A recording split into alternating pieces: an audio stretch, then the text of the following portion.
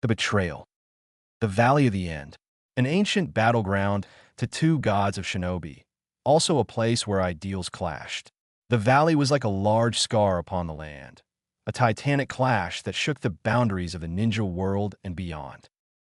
Madara Uchiha engages old friend and rival Hashirama Senju, the first Hokage, in a battle to the death to decide who would be the Hokage and lead the village of their dreams, the dreams they created as children. Armed with the power of the eternal Mangekyo Sharingan and the Kyuubi no Kitsune as his pet, Madara could very well win if he was battling a normal opponent. Hashirama Senju was known as the god of shinobi, the strongest man in the world. The Hokage was known for having a powerful Keki Jinkai. The wood release by simultaneously using water release and earth release was the Senju leader able to create forests and jungles in a barren landscape. The wood release also allowed him to restrain and control Biju, tailed beasts, chakra monsters, whatever you want to call them. The Kyuubi no Kitsune, one of the Nun Biju and the most powerful among them, was used as a tool by a human with amazing visual prowess. If there was one thing the Kyuubi hated, it was humans. If there was one thing the Kyuubi despised, it was the Sharingan. The damn copy will I. Put these two together, and you have something the Kyuubi loathed with all its being. The giant fox with its massive 9 tails that could crush mountains and create tsunamis. With its breath, it could forge hurricanes or produce infernos, would never allow itself to be subjugated, especially to an Uchiha. It would not become like the rest of its brethren, caged. However, that's exactly what happened, and now it was helpless unless someone freed it from its chains. History was repeating itself yet again. The descendants of the two sons of the Rakudo Sannin, sage of 6 paths, were spilling blood again thanks to their different ideals. The older son's belief that power secured peace became the curse of hatred that most, if not all, Uchiha would inherit. While the younger son's belief that love was the true way to achieve peace transformed into the will of fire, an ideal that all in the Hidden Leaf Village would learn and accept. The two powerhouses assaulted each other with powers none thought were capable. Cutting mountains, splitting the landscape, and overall destruction was what created the valley. But even with the power of the Kyuubi under his belt and the strength of the Sharingan at his beckon, Madara lost the battle. Stabbed in the back by a man that was once his friend, betrayed by his clan, his family, seen as a pariah who would rekindle the flames of war, called the person that stole his brother's eyes, had lost everything when he felt the cold metal of a sword pierce his chest. In remembrance of the conflict that happened all those years ago, 2 statues were erected, one of Hashirama and the other of Madara, holding the seal of confrontation. The place where Hashirama Senju defeated the Kyuubi, and the place where Madara died, or so everyone thought. Present day, the valley was quiet. Nothing could be heard, except for the loud chirping of birds emanating from within the valley itself. Sasuke Uchiha, the last loyal Uchiha of Konohagakure, had fled his village in order to gain power from Orochimaru of the Sannin. The reason why he was joining the treacherous snake was so he could become stronger to kill his older brother Itachi and avenge his clan that were massacred by said brother. He knew that at his current level, he could never defeat Itachi, even with the cursed seal of heaven, and he knew it. So he sought ever more power. Sasuke also left for other reasons, such as his teammate, Naruto Uzumaki, becoming stronger than him in a few months, and if there was one thing Sasuke disliked, it was being weak compared to other combatants, especially the dead last of his academy years. Naruto Uzumaki was a hyperactive, unpredictable, knucklehead blonde ninja that wore a hideous orange jumpsuit that screamed "kill me." How he was able to evade the Chunin and the Anbu of the village was a total mystery to everyone. Naruto is the Jinchuriki of the Kyuubi. The massive fox the size of the Hokage mountain was sealed into him when he was a newborn by the Yondaime Hokage, Minato Namikaze. The blonde had been ostracized his entire life. He would be subjected to glares of hatred and fear, or his entire existence would be ignored altogether along with the rare beatings he would get from the villagers. So he created a psychological mask to hide his pain and anger, and later that mask became his personality. Naruto's skill as a shinobi wasn't very good to begin with. The teachers at the academy would tamper with his tests and sabotage his learning. Only Iruka was willing to teach him. while Iruka was one of the only people to acknowledge Naruto's existence and see him as him instead of the fox. But now he was at the mercy of a comrade that was like his brother. When Sasuke left the village, Tsunade, the Godame Hokage assigned recently promoted Shikamaru to create a retrieval team to bring Sasuke back, taught the village. Although she preferred to lock up the spoiled brat or give him a massive beating. Shikamaru brought along a highly capable team of genin. Kiba Inuzuka, a heavy hitter and great tracker. Choji Akimichi, just your well-rounded ninja, though not too bright. Neji Hyuga, the prodigy of the Hyuga clan. His Byakugan would be a major asset, and our favorite blonde ninja Naruto Uzumaki, the Jinchuriki of the Nine Tails. They pursued Sasuke endlessly through the Land of Fire, where each squad mate sacrificed themselves to battle the members of the Sound Four. But some unforeseen complications arose with the arrival of Kimimaro Kagaya. Naruto wasn't a challenge to subordinate of Orochimaru, and he was wasting time by battling him. He had to get to Sasuke. But with the timely appearance of Rock Lee, was he able to go after Sasuke directly without interference. And now, we find ourselves at the current time and place. Sasuke holding up Naruto in his right hand with the power of the cursed seal, empowering him. A Chidori in his left hand, the signature technique of Kakashi Hitaki of the Sharingan Eye. Naruto was thoroughly dominated by the Sharingan user. He could barely fight back thanks to the speed and strength the cursed seal gave the Uchiha.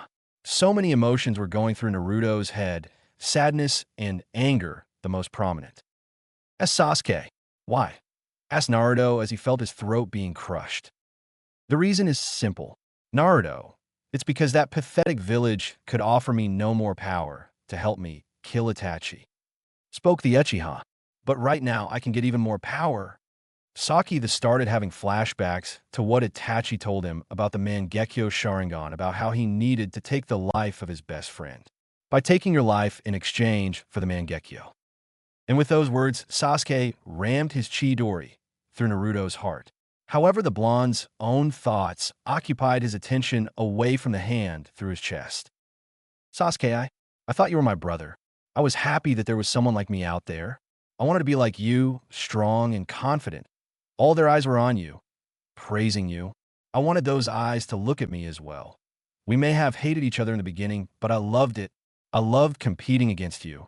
And someday, I wanted to be acknowledged by you. Sasuke, thought Naruto as his eyes closed.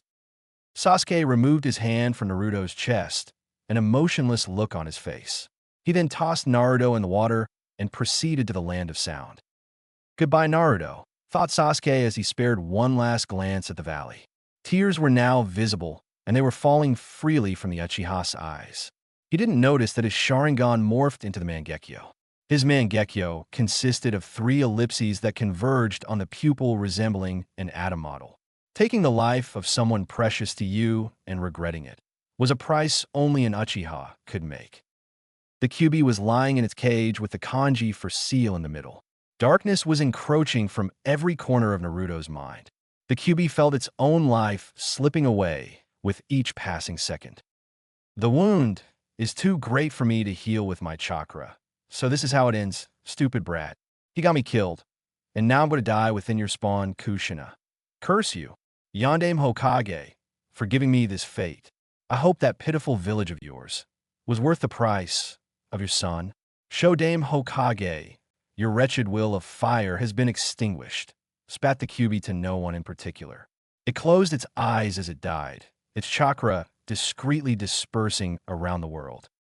As Naruto was floating above the river, a gaping hole within his chest, his thoughts were occupied by his pink-haired teammate. I am Sorisekure. I wasn't able to bring him back. I just wanted to make you happy, and that I never got to tell you how I felt.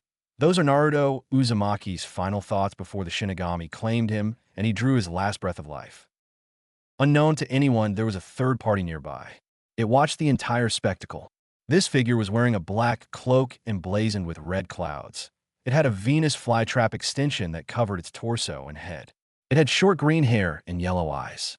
One half of its body was completely white, while the other half was black and lacked any facial features except a round eye. That was quite the fight. Shut up, That was the most one-sided fight I've ever seen.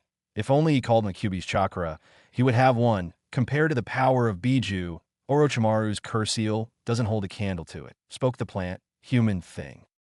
Although, this could present us with an invaluable opportunity, spoke the black half. What do you mean? Inquired the white half. Although the Kyuubi's chakra has dispersed toward the corners of the world, its Jinchuriki's body is still, mostly intact, uttered the black half. Can you still elaborate? Asked the white half. I thought you were smarter than this. It doesn't matter. Jinchuriki are known to have massive supplies of chakra because their coils have to harden in order for their bodies to cope with the stress of the Biju's chakra, stated the black half. So this boy has large reserves of chakra. The black half seemed to sigh at its counterpart. Isn't that what it just said? Yes, the average chakra reserves for a Chunin-level Jinchuriki are greater than that of a Kage, said the black thing. However, there's more, because that Jinchuriki was among the last members of the Uzumaki clan, continued the black half. Who were the Uzumaki clan again? Probed the white half. They were extremely powerful shinobi clan of Fuinjutsu users, sealing jutsu, answered the black half. Fuinjutsu, an extremely powerful ninja art, spoke the white half. The Uzumaki also had great stamina and life force, coupled with their extremely powerful and large chakra reserves. A Chunin-level Uzumaki had the chakra reserves of a Kage, and so on and so forth. I see. Then if this kid lived well into his adult years, he would have Biju-level chakra reserves, spoke the plant thing. However, there's more, said the black half, garnering the white half's attention. The Uzumaki were also an offshoot clan of the Senju, who broke away from the clan when they tired from the fighting with the Uchiha. They later fled to an island which they dubbed the Land of Whirlpools and created powerful seals and jutsu. However, they also had close ties with the Senju. This friendship was strengthened even further when Mito Uzumaki married Hashirama's Senju. So this boy is a descendant of the younger son of the Rakudo Sannin, they said. I see now. If we were to bring the boy to him, he can get what we wants, and we can finally finish what he started. He could combine the sage's body and the sage's eyes, uttered the white half. Exactly. So shall we do it? Asked the white half, even though it already knew the answer. Yes. The plant man thing made its way down to the valley and walked across the water, using its chakra, where it picked up Naruto's body that was still floating on the surface. It headed to the bank of the river, where it melded with the ground and disappeared along with the body of Naruto. Kakashi Hitaki, prize student of the Yondaime Hokage, was running with the wind at his back, and desperation filled his heart. With him was his personal summons, a pug dog by the name of Pakin. It's not much farther, their scent is getting stronger, shouted Pakin. Good Pakin, I just hope we make it, said Kakashi, fear evident in his voice.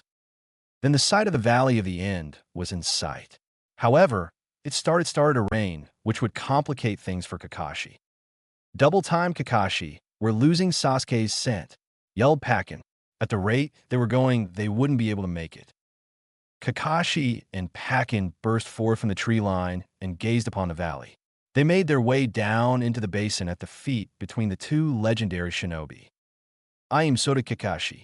I've lost his scent. The rain will wash away any trace of his scent, spoke Pakin dejectedly. But Kakashi didn't appear to hear him. The silver-haired man was searching the valley for any inkling of another person. Where's Naruto? Kakashi asked out loud. From what I can gather with my nose, Naruto's scent stops here. Even with the rain, I would still be able to get a general direction, but it's as I said, informed Pakin. It's likely that Naruto ended up in the river, where his scent would be untraceable.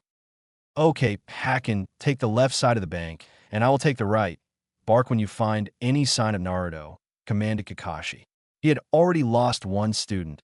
He wasn't going to lose another. The shinobi and his dog summon searched along the river for hours on end. They didn't find anything. In fact, they found nothing that can prove if Naruto was alive or dead. After 6 hours of scouring the banks of the river, they decided to head back to Konoha and see if any news on Naruto had survived. Or at least that was what Kakashi hoped for. Sasuke, Kabuto, and Orochimaru, who had recently traded bodies, were walking through their underground hovel. They passed by multiple people. Men, women, and children were locked behind bars, moaning and crying in pain and sorrow. Sasuke seemed unfazed by all the torture. He was seeing his own pain was far greater than theirs. I'm so glad you were able to make it to my base relatively unharmed. Sasuke-kun, drawled Orochimaru in his heavenly but vile voice. Just give me the power I desire, soon, spat Sasuke. Kabuto, who had been watching the interaction, was not impressed. Should I remind that you are speaking to Orochimaru-sama and that you should show proper respect? Snapped Kabuto as he grabbed Sasuke's shoulder, but flinched when he felt the intensity of the Uchiha's chakra. As such strong chakra, thought Kabuto as he shuddered from the touch. Yes, he's the one that shall be my next vessel. These next 3 years in the future are going to be quite intriguing indeed, thought Orochimaru gleefully as he licked his lips. How right he is. Kakashi had just returned to Konoha, where he met Sakura at the gate just like she was last time. When she asked where Sasuke and Naruto were, he responded with, I don't know. Kakashi also noted that the rain that was at the valley seemed to follow him all the way back to the village. As he walked to the Hokage Tower, people were running around taking shelter, hopefully to escape the downpour. Kakashi himself was cold and drenched to his very core. His gravity-defying silver hair was downcast and dark. Even though you couldn't see his face, you could tell that Kakashi wasn't doing so well on the inside. When he reached the tower, he was about to knock, but hesitated at the last second. How would he tell Tsunade of Naruto's disappearance? He knew that she didn't care about Sasuke at all, but the blonde, orange-wearing knucklehead was like a son to her. How would she take the news? Gathering all his confidence, he knocked on her door twice. He heard it come in from the other side. When he entered, he saw Tsunade working behind her desk, a bottle of sake on her right side. But something wasn't right. She had bags under her amber eyes as if stress had really gotten to her, and you could see some wrinkles on around her face. It seemed that she had dropped her special hinge just a little. Anything to report, Kakashi? She asked in a stalwart voice, snapping Kakashi from his wandering eyes. Yes, Tsunade-sama. I tracked the scent of Sasuke Uchiha with my personal ninkin, Pakin. We found a scent when it started to rain that eventually diluted his scent, making it untraceable. Reported Kakashi. Tsunade noted that something seemed off about his report, like something was eating at him. She looked down at her desk. She pondered asking this question, but she needed to know. And what of Naruto? Kakashi didn't say anything, but a red flag popped up in his head. What do you mean? Didn't Naruto arrive with the rest of his squad mates? Asked Kakashi fearfully. Tsunade seemed to deflate at this. He wasn't found with the others? Asked Kakashi, fearing the answer. No. Please tell me. Tell me, Kakashi, did you find any trace of him? Implored Tsunade. No. Pakin and I searched the valley and the riverside, and we found no remnants of Naruto, only his scent which stopped at the valley. But Sasuke also wasn't there, but he's alive, replied Kakashi. I don't care about the spoiled Uchiha. Where is Naruto? Tell me, roared Tsunade. He's spoke Kakashi, but he was interrupted by the arrival of a new voice. He's dead. Kakashi and Tsunade turned to see Jiraiya sitting on the windowsill, his arms crossed, and he was angry unbelievably, so his visage was marred in an eternal sneer. What? The two other ninja said at the same time. Thunder struck in the background, creating a sense of foreboding. It's true, I was contacted by Fukusuka-sama telling me that Naruto's name was taken off the summoning registration board at Myobo-Kuzen. He really is dead, said Jiraiya angrily. And he was killed by Sasuke Uchiha. Jiraiya spat the name like it was venom in his mouth. Stood Kakashi, but he was silenced by Jiraiya. Shut up. Remember back on the hospital roof on how you berated me on trying to teach Naruto how to protect himself, for he would need it when the Akatsuki would come after him, growled Jiraiya. But what did you teach Sasuke? That's right, you taught him a bunch of fire jutsus and the Chidori, jutsu designed for killing. You may have sealed the cursed seal's dark effects, but you gave him the power to wield. It almost sounds like you wanted Sasuke to use that power. Kakashi just looked down at the floor in guilt. You didn't even bother to learn what nature affinity Naruto had. You just pushed him to the side and gave him to someone that openly despised him. While you taught the Uchiha how to properly kill someone, scolded Jiraiya. Minato never showed favoritism, not to you or any of your other teammates. This just proves to me that you're not fit to be a sensei, and now Minato's legacy is dead. All because you weren't bothered to teach him. I can understand because of Obito, but still the level of attention to Naruto was barely minimal. Jiraiya's words was like a sword piercing Kakashi's heart. The only thing you did teach him was to climb trees with your chakra, which is the basic necessity for all ninja and all those useless teamwork exercises. Look how that turned out. I'm the only person that really taught him anything. I taught him one of his father's treasured jutsu, the Rasengan, and you berate me for teaching him what was rightfully his. Jiraiya nearly shouted. Tsunade didn't choose to intervene because Kakashi needed to hear this. She agreed on Jiraiya's assessment. Even though Sarutobi praised Orochimaru, he never showed any favoritism to him or her or Jiraiya. You can add this to the list of all the failures you have made in your life. You failed Minato, you failed Kushina, and you also failed Obito and Rin. Jiraiya stopped his verbal assault and turned toward the window. Minato would be disappointed. Kushina would be disappointed. Sarutobi Sensei would be disappointed. They would all be disappointed in you. I hope you have the guts to face them when it's your time to go, said Jiraiya as he jumped away from the Hokage tower. It's Hokage-sama, said Kakashi. Just leave. I want you out of my sight this instant. Don't show your face to me in another week, ordered the Hokage. Kakashi didn't look up, he just dragged himself out of the office. If you would look closely, you could see tears falling freely like a waterfall. Tsunade had her hands intertwined together. Her eyes were overshadowed by her hair. Silent tears were crawling down from her eyes as she silently cried. Her cursed necklace had taken another one of her precious people, the boy who was like a son to her.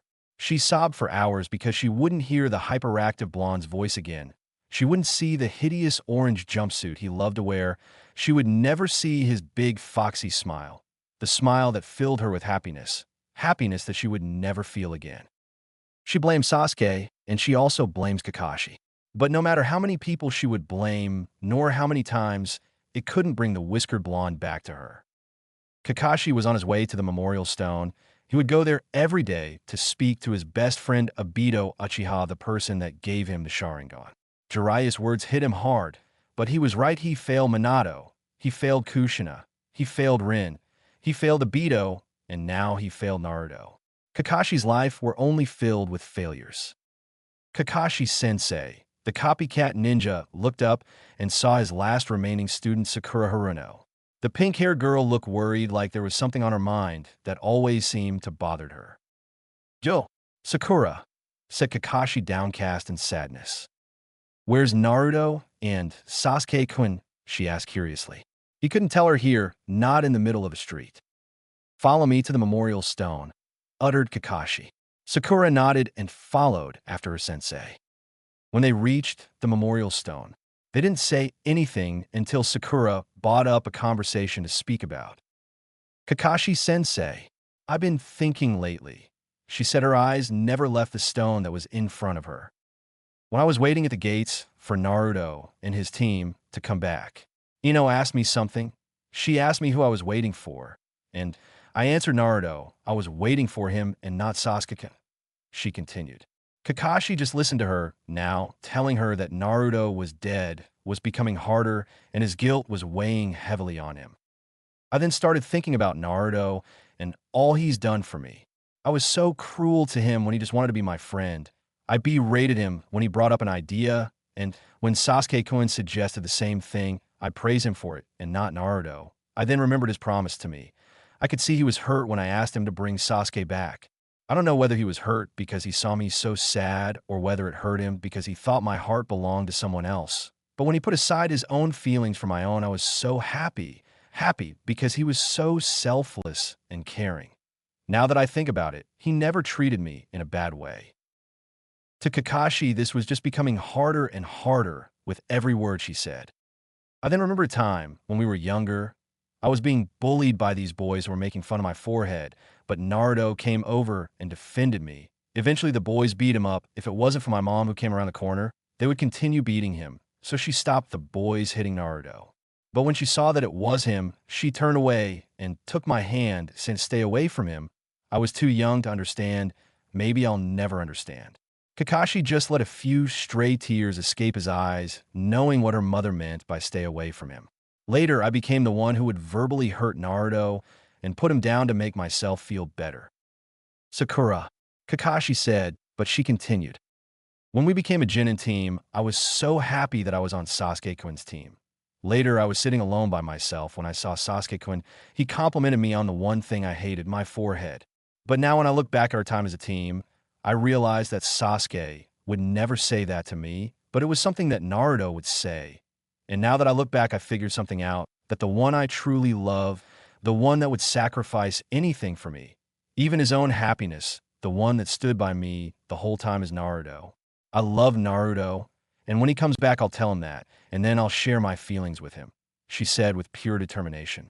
I used to think that I knew what love was, but it was just some wayward crush. True love is putting one's happiness above your own, and that's what Naruto would do for me in a heartbeat. But I want to be happy with him. This was too hard for Kakashi. He would have to tell she deserved to know. So when will Naruto-kun and Sasuke-kun be back? She asked with unrestrained glee. That's the problem, Sakura, said Kakashi. The pink-haired girl was confused. Why was Kakashi so sad? There were complications on the retrieval mission, spoke Kakashi with his head still down. What do you mean? She was fearing the worst. What did Kakashi know that she didn't? Naruto is dead. Those words seemed to shatter glass. No, it can't be, she muttered as she took some steps back. Her eyes were now watering, and she felt this pain in her chest like someone clenching her heart. He was killed by Sasuke. That was the final nail in the coffin as Sakura's waterworks started to flow. She ran out of the training ground, leaving Kakashi alone. Kakashi didn't make a glance at the memorial stone. He was just filled with guilt. He dropped to his knees as his tears started again. Minato-sensei, I'm sorry I failed to protect your son, said Kakashi as he freely sobbed. No one had ever seen this side of Kakashi, not since Obito died. Shikamaru Nara was waiting in the hospital. No news had come in from his teammates. Even worse, there was no news on Naruto. He battled a powerful member of Orochimaru's elite followers. She used summons and a strange flute. If it wasn't for the arrival of Gaara's sister Temari, then he would be dead. The only injury he suffered was a broken finger. He saw something in the corner of his eye. Tsunade, the Godame Hokage, walking towards him. He could see visible tear streaks. Shikamaru, we need to talk. She now had his undivided attention. It's about Naruto. Hope seemed to fill Shikamaru until it was knocked down by the news she gave him. It can't be no, he shouted within the hospital. I will call a council meeting, and then I will inform the village. I'm truly sorry, she said as she started crying again. She turned her back on the young Nara, as kept chanting no. The council room was filled up. The semicircle-like table was in the middle with the heads of the respective shinobi council on the left and the civilian council on the right with the elders in the middle. Then Tsunade walked in slowly, her head down, which seemed to spark something in the minds of the shinobi council and the elders. Why have you called us today, Tsunade-sama? Asked Kohor Utatane, one of the Hokage's advisors. I came to inform you of the results of the retrieval team, tasked with capturing Sasuke Uchiha and returning him to the village, she said emotionlessly. So has Uchiha-sama been returned to the village? Asked a fat member of the civilian council. No, the mission was a failure. It resulted with a shinobi being mildly injured, to another that would require care for a few weeks, 2 critically injured and 1 death. So who were the shinobi that were wounded? Asked another civilian member. The one that was mildly wounded was Shikamaru Nara. The other that would require some treatment is Kiba Inuzuka, and the 2 that were critically injured were Choji Akimichi and Niji Hyuga, informed Tsunade. And who was the one death? Asked Hayashi Hyuga, generally curious. Naruto Uzumaki, he was killed by Sasuke Uchiha, choked Tsunade. When the civilian council heard the news, they immediately started to cheer, happy that the demon was gone and that Uchiha-sama saved us. When the shinobi council heard this, they were both saddened and repulsed. Saddened by the blonde's passing because they believed he was a pure soul who couldn't do anything that would make him evil. Because they weren't idiots. They knew the difference between a kunai and the scroll it was sealed into. And they were repulsed by the civilian council's total disregard to the blonde's life. The elders were worried. They had lost their Jinchuriki. Their military power had taken a nosedive. If word spread to the other nations that Konoha had lost its Jinchuriki, then the other nations may attack. Tsunade was barely controlling her anger at the stupidity of the civilians, until one of them asked a stupid question. Hokage-sama, we the civilian council request that a statue be erected to honor Uchiha-sama's great deed. Shut up. No, I will never create a statue for that spoiled brat. He just abandoned the village, joined Oro Kaimaru, and killed the Konoha Nin, and I the Go-Dame Hokage hereby declare Sasuke Uchiha a wanted nuke Nin. Announced Tsunade, her anger overweighing her sadness. The Shinobi Council seconded this declaration, said Shikaka Nara. All this other Shinobi clan heads nodded at this. Later the village was informed of Naruto's death and Sasuke's defection. Half the village were cheering and throwing parties in celebration of the death of the demon, while the other half were sorrowful because the blonde had done so much for them already. When Gaara heard the news, he was crushed. The first person that treated him like someone worthy of existence was dead. He made a vow that he would strive to become great to serve Naruto's legacy. He would not allow revenge to consume, but should he come across Sasuke Uchiha, he would not hesitate to kill him. Irika was angry and sad, but mainly angry. The person that was like a younger brother to him was dead, and the idiotic villagers were celebrating. He knew what kind of life Naruto led. He acknowledged his suffering. But he was even more disappointed that Naruto's death was at the hands of another of his students. He decided to lock himself in his apartment, and no one had seen the scarred Chunin for a whole week before he revealed himself. To everyone around him, he was a mess. He had bags under his eyes and his cheeks, and eyes were red and puffy, probably from all the crying. Out of everyone that was informed of Naruto's death, Konohamaru took it the hardest. He locked himself in his room and hardly came out for a week until Naruto's funeral. The whiskered boy was like an older brother to him. Now he was gone, just like his grandfather, the Sandaime Hokage. He wasn't for a long time. The smell of ramen didn't jolt him from his depression, and even the mention of Naruto's name around him made his depression worse and worse with each beating second.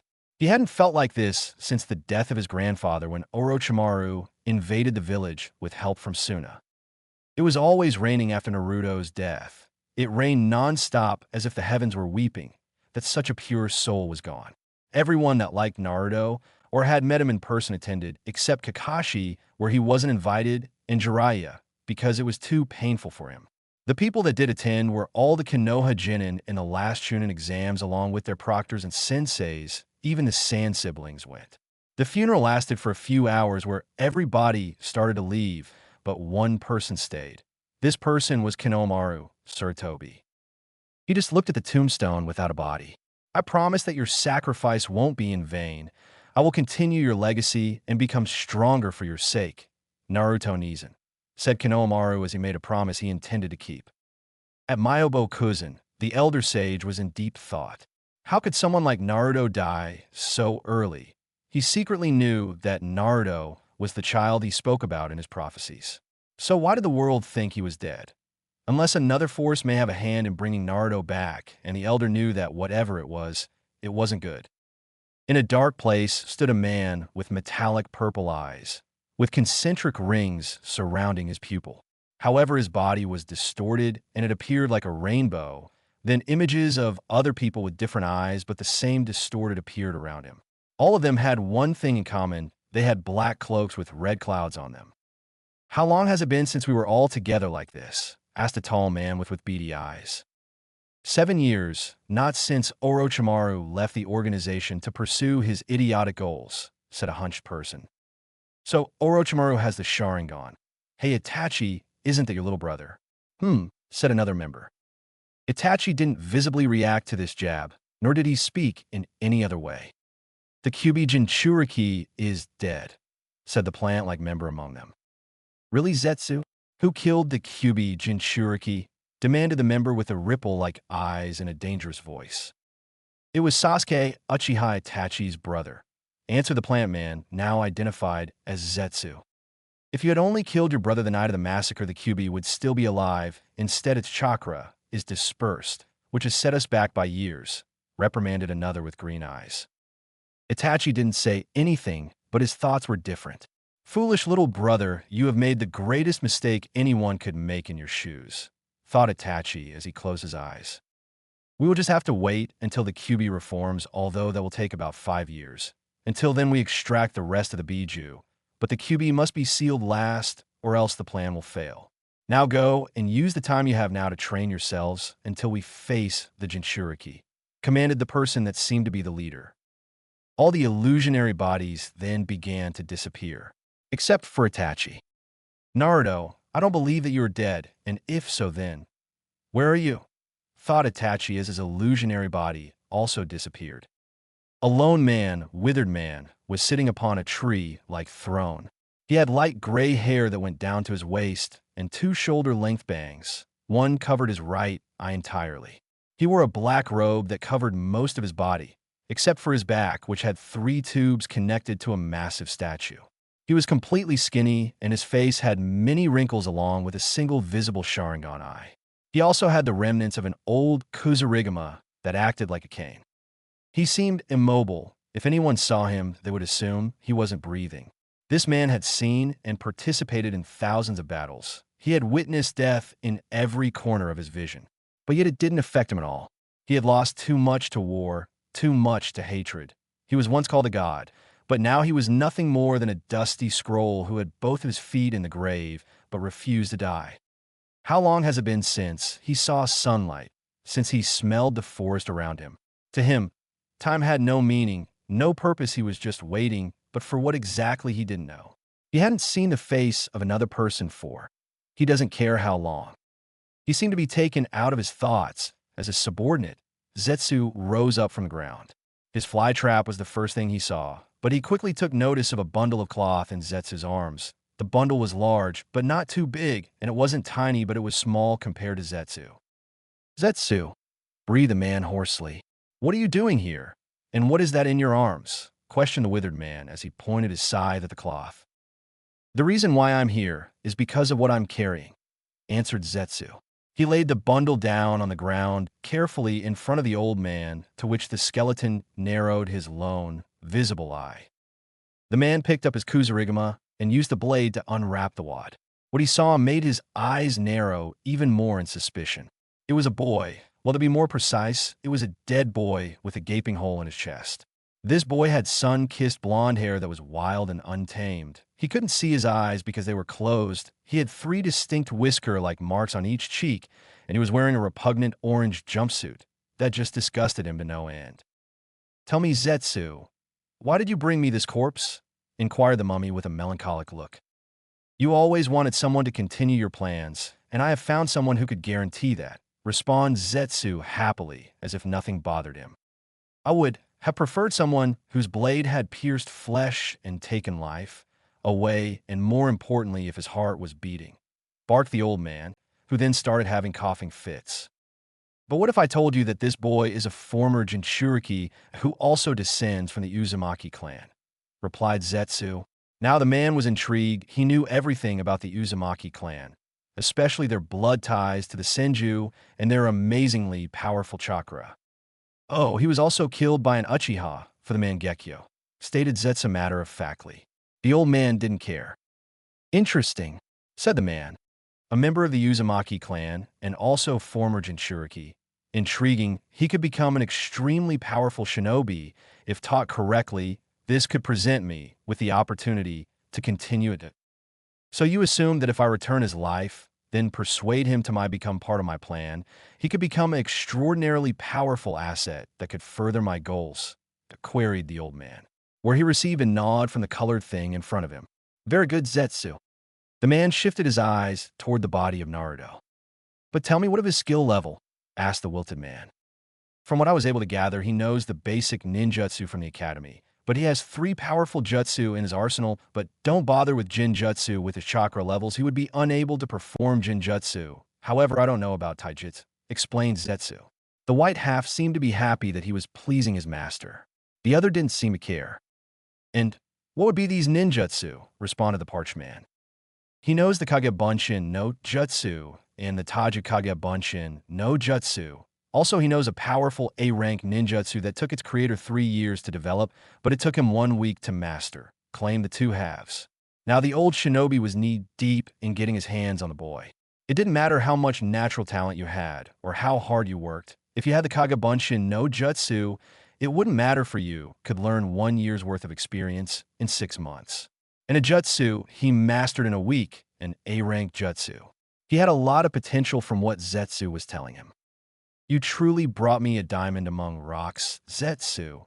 My faith is not given out easily, but you have earned it. His lone Sharingan shifted into a purple eye with multiple rings around his pupil, resembling a ripple pattern. He went through a few hand seals before stopping at the snake seal and focused his chakra intensely. Head, Rina Tensei no Jutsu. A demonic head faded through the ground.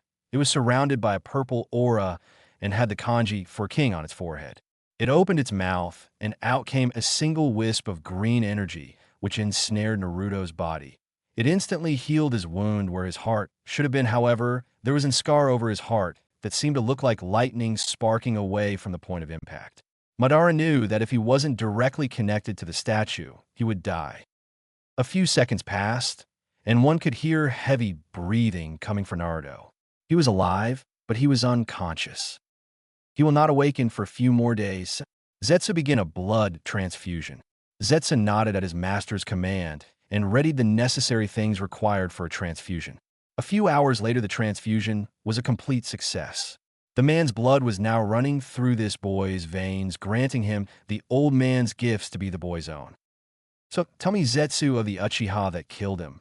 The old man was curious, but he needed Zetsu to confirm his suspicions. Who can I tell him, please see? Begged the white half to its black counterpart. Knowing that its other half was going to interrupt when it talked the black half, just let it speak whatever was on its mind. Fine. Well, the Uchiha was just, and he.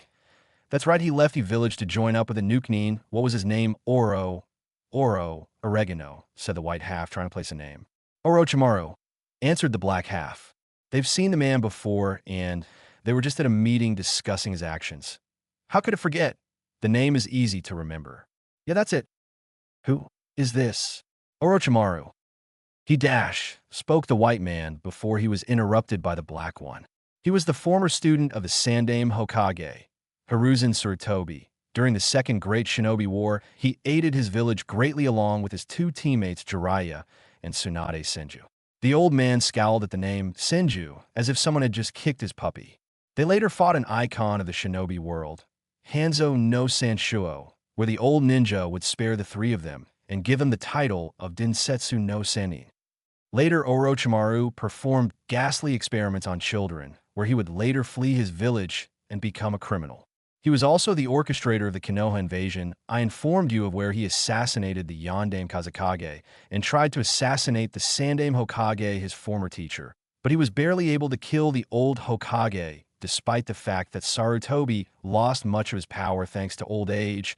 Orochimaru even went as far to revive his two predecessors, but their power was being limited at the time. Even still, the Sandaime came out on top when he sealed the two Hokage and took away the ability to wield hand seals by sealing Orochimaru's arms. This Orochimaru was barely able to kill Tobirama's monkey, even when old age had affected him, and he couldn't kill this Hanzo, a shinobi from some backwash village, even with two others, among them Senju. The old ninja was quickly gathering his thoughts. Orochimaru doesn't sound like much of a great shinobi. I know that Sarutobi is strong. He may be stronger than Tobirama, but he is still far from comparing to Hashirama's or my own level in power. My future student will become much greater of a threat than his pet of an Uchiha, said the man as he chuckled darkly. A few days later, Naruto awoke, and he saw nothing but darkness. He adjusted his eyes to become accustomed to the rare light in the dark place. Where am I? Am I dead? Whispered Naruto to the void, hoping for someone to answer him. He just wanted to hear a voice that would assure him, to ease him. He believed himself to be dead, but was he truly? Then a voice cut through the air like a knife through butter. In the realm between that which is eternal. Naruto looked up and saw the oldest man he had ever seen. This guy topped the Sandaime Hokage in old age easily, and he was standing over him like a statue. This guy, he has Sasuke's eyes. Is he an Uchiha like him? thought Naruto as he stared at the man with half-lidded eyes. His whole body was numb. He couldn't really move. He couldn't feel anything other than the air and dust on his skin. A realm between that which is eternal. Just what kind of place is it? Queried the blonde as he stared at the man, tired and numb. The light did not obey Naruto's whim, as the realm was dark, too dark.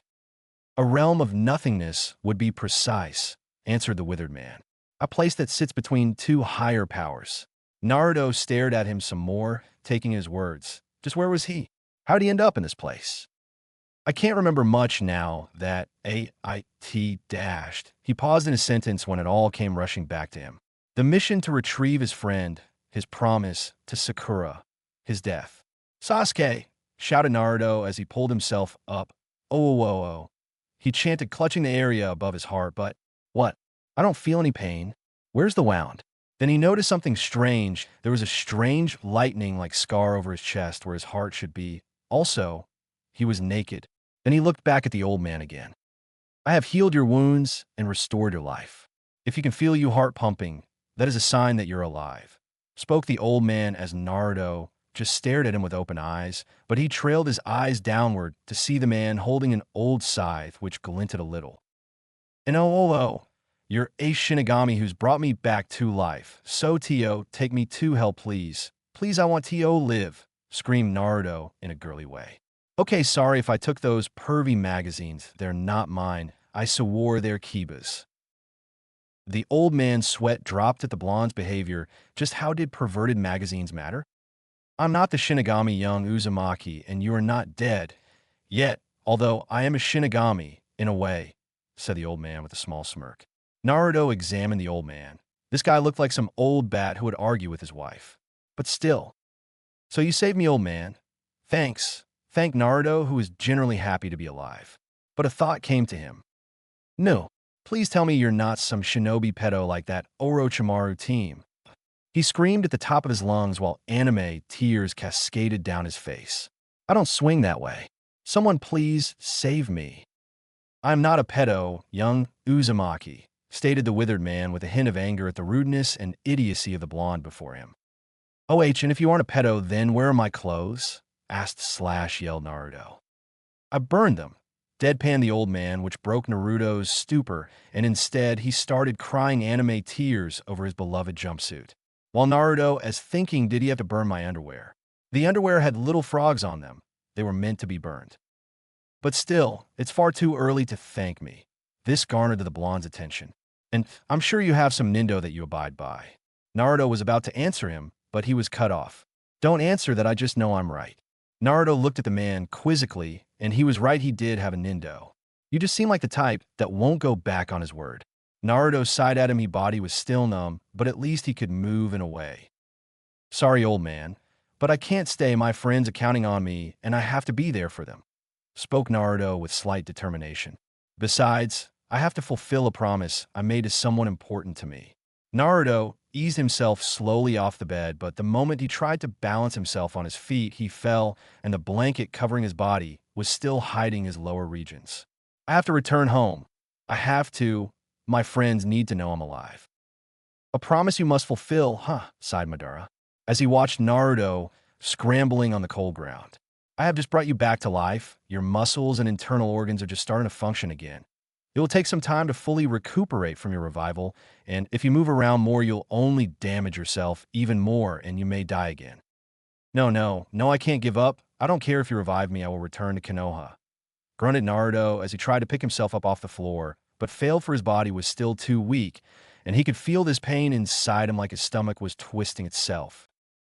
The old man sighed as he continued to watch the boy try and fail to leave the dark hovel. But the blonde could barely lift himself up off the floor, and he would kill himself unless he got rest. Why do you repeat the same action but expect a different result?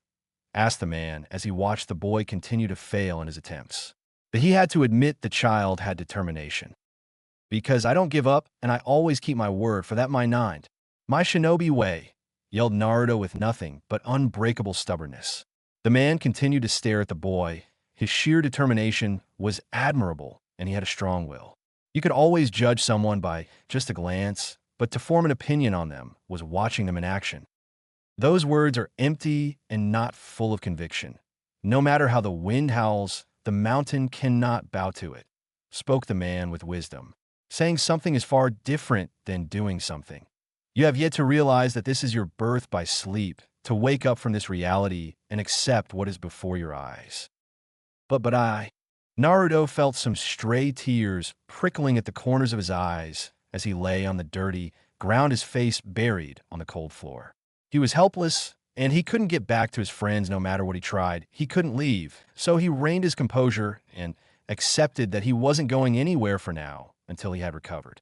The old man placed his scythe/cane by the bed and helped Naruto back onto the bed gently. "Just who are you?" whispered Naruto as he laid back on the bed. He deserved to know the name of the person that brought him back to life at least. The man walked over and sat atop his root-like throne and cleared his throat, amassing the boy's attention. "As to who I am the ghost of the Uchiha. I am Madara Uchiha," said the man, now known as Madara, as light seemed to fill the dark. Naruto, with his eyes adjusting to the room, saw and beheld a large flower as tall as a mountain with a massive statue sitting in a lotus position with its hands chained together. And there were small tubes connecting the statue to the man. Naruto looked back at the legendary shinobi dumbly, and then he laughed. "You're right, you're Madara Uchiha." As if Madara is dead. Madara's sweat dropped to the blonde. First of all, it was easier for him to believe that the old man was the Shinigami. Second, he originally thought he was a pedo. And third, he had the Sharingan. "Look into my eyes, Uzumaki." Naruto saw and beheld Sharingan eyes. One was hidden behind his bang. Naruto had forgotten about those eyes where he chanted stupid multiple times in his head for not noticing them. "So you are Madara Uchiha," stuttered Naruto as he peered into the blood-red eyes that reflected anger and hatred. "Yes, and I have also given you the power of the Uchiha clan," spoke Madara with little emotion. "I can awaken the Sharingan?" asked Naruto with a hint of excitement. "Yes, and you can use the bloodline like any other Uchiha," replied Madara. "Cool," said Naruto with a small smile. "You know, old man, you ain't half bad." Naruto was smiling his foxy grin. He didn't care now. He could get those cool eyes, and maybe he could perform Jinjutsu. Yes, but young Uzumaki, tell me, what do you think of this reality?" asked Madara. He needed to know if he was going to coerce the blonde to help him. "What do you mean?" inquired Naruto as his happy expression faded away. "What I mean is, what do you expect from this world?" pressed Madara. "Well, I expect love and friendship in this world, and hopefully a place where people would understand another and not have to fear and hate each other," responded Naruto, but Madara scoffed at the idea. "In this world, people don't get what they wish most, and that is a fact. We are subjected to the whims of this reality that is filled with suffering and hatred. When there is light, there is also darkness. One cannot exist without the other. This world is full of pain and futility. Those are the only things that exist in this reality," uttered Madara. "There are only winners and losers in this world, along with the selfish desires to create a lasting peace. But there can be no peace when the world is flooded by rage. The selfish desire of peace will only be temporary, and war will rise. Hatred is birthed from the protection of love, and more hatred will follow after it like vultures. Everything I have said is nexuses, bound together by an unbreakable chain that keeps adding on to its links. The chain cannot be broken, for we all wear it. There is nowhere to break the chain. Normally. What you say has some truth to it," muttered Naruto as he looked away from Madara. "I hate this world. I loathe it with every cell in my body. This world is hell, and I have been condemned to live in it. Only the powerful decide fate, and not the weak. Without strength, you will become a slave to those who are. I have cheated death too many times to know that I am strong enough to decide my fate, but still I'll be dead soon, for immortality doesn't truly exist. But even still, the strong can only do so much when compared to the power of the world. Time is every man's enemy, for it devours all things, and nothing remains afterwards. I despise this world with all my being. That's why I want to change it, change what has been fated for this world," announced Madara. "I will create a world of peace and love where there is no hatred and no pain." "That sounds wrong," said Naruto. "You will think like that, for now," assured Madara. "However, you could have anything you ever wanted in this dream world. I know how you Jinchuriki are treated, Sorry, former Jinchuriki. They saw you as nothing more than a constant reminder of their pain. Explained to Madara. Let me guess. The villagers, they feared you, hated you, denied you the right to live, the right to love, and they ignored your existence altogether. You were nobody. Am I correct? Asked the shinobi. Well, whispered Naruto as his eyes were overshadowed by his hair. Then those people were stupid. They let their fears rule them, and their hatred blinded them. Assured to the omniscient Uchiha. As long as there are things in this world that people don't understand, they will always live in terror. Finished the Madara. But there are people I still care for, shouted Naruto. Like who? My fellow clan member. That killed you. Bit back Madara. Naruto then started having flashbacks of his time with Sasuke. And he was right. Sasuke's hatred had consumed him. It became him, where he would hurt anyone if it meant he would gain power. I see that you understand.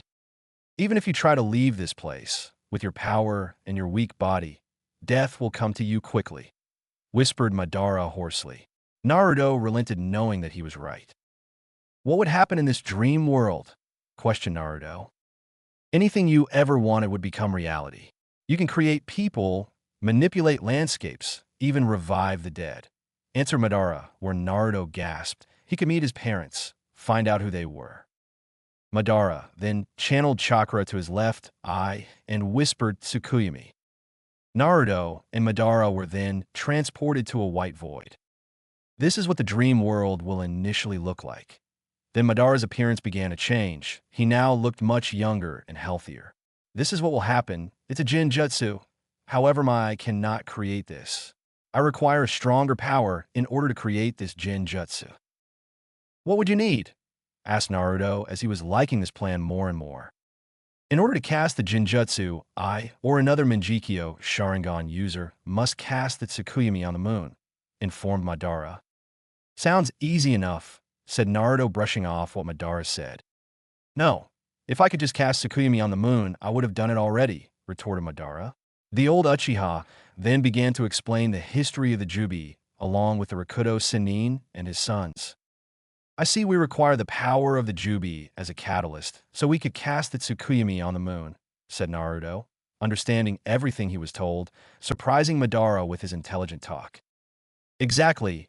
However, in order to revive the Jubi, we need to combine the 9 Biju and seal them within the Geto Mazo, and then one of us would become its Jinchuriki, and we'd cast the Jinjutsu on the world, forcing everyone into the dreamscape, explained Madara. I have given you my blood, which will allow you to control the Geto Mazo. However, you require the Rinnegan to summon it. Naruto and Madara were now out of the Jinjutsu. Uzumaki, I gave you a second chance. So will you repay me someday? Queried Madara. Naruto's eyes were downcast, and his hair was covering his eyes. But he nodded his head. This was the perfect chance for revenge against all those idiotic villagers. So, now is the time to ask. What's your first name? Asked Madara. My name is Naruto Uzumaki, announced the blonde Uzumaki, dropping his psychological mask. Maelstrom, that's a strong name, a good one too. And do you have any regrets? Pressed Madara. I regret not killing Sasuke Uchiha, proclaimed Naruto as he made eye contact with Madara. However, instead of the ocean blue, they were now blood red with 3 tomo surrounding the pupil. However, the pattern changed into a 3-pointed sides surrounding his red pupil. The eyes pattern almost looked like they hungered for death, to take lives almost like a Shinigami. Eyes reflected the person's soul. Those eyes reflected the need to harvest life itself. Very well. From today you are now my student. Naruto, said Madara with a small smile. Today we will commence the Eye of the Moon plan, said Naruto, and bring peace to this world. Heart of Fire. She was crushed. Why? The boy that had apparently loved her was dead. It hadn't been a month since a certain blonde ball of energy passed on. She wasn't the only one suffering. Hinata was too. She had a crush on the idiot, but she never had the courage to tell him. Now she had lost her chance as well. She was so useless. If only she may have been stronger, she could have been there to help Naruto. But no, she was busy fawning over someone that hated her.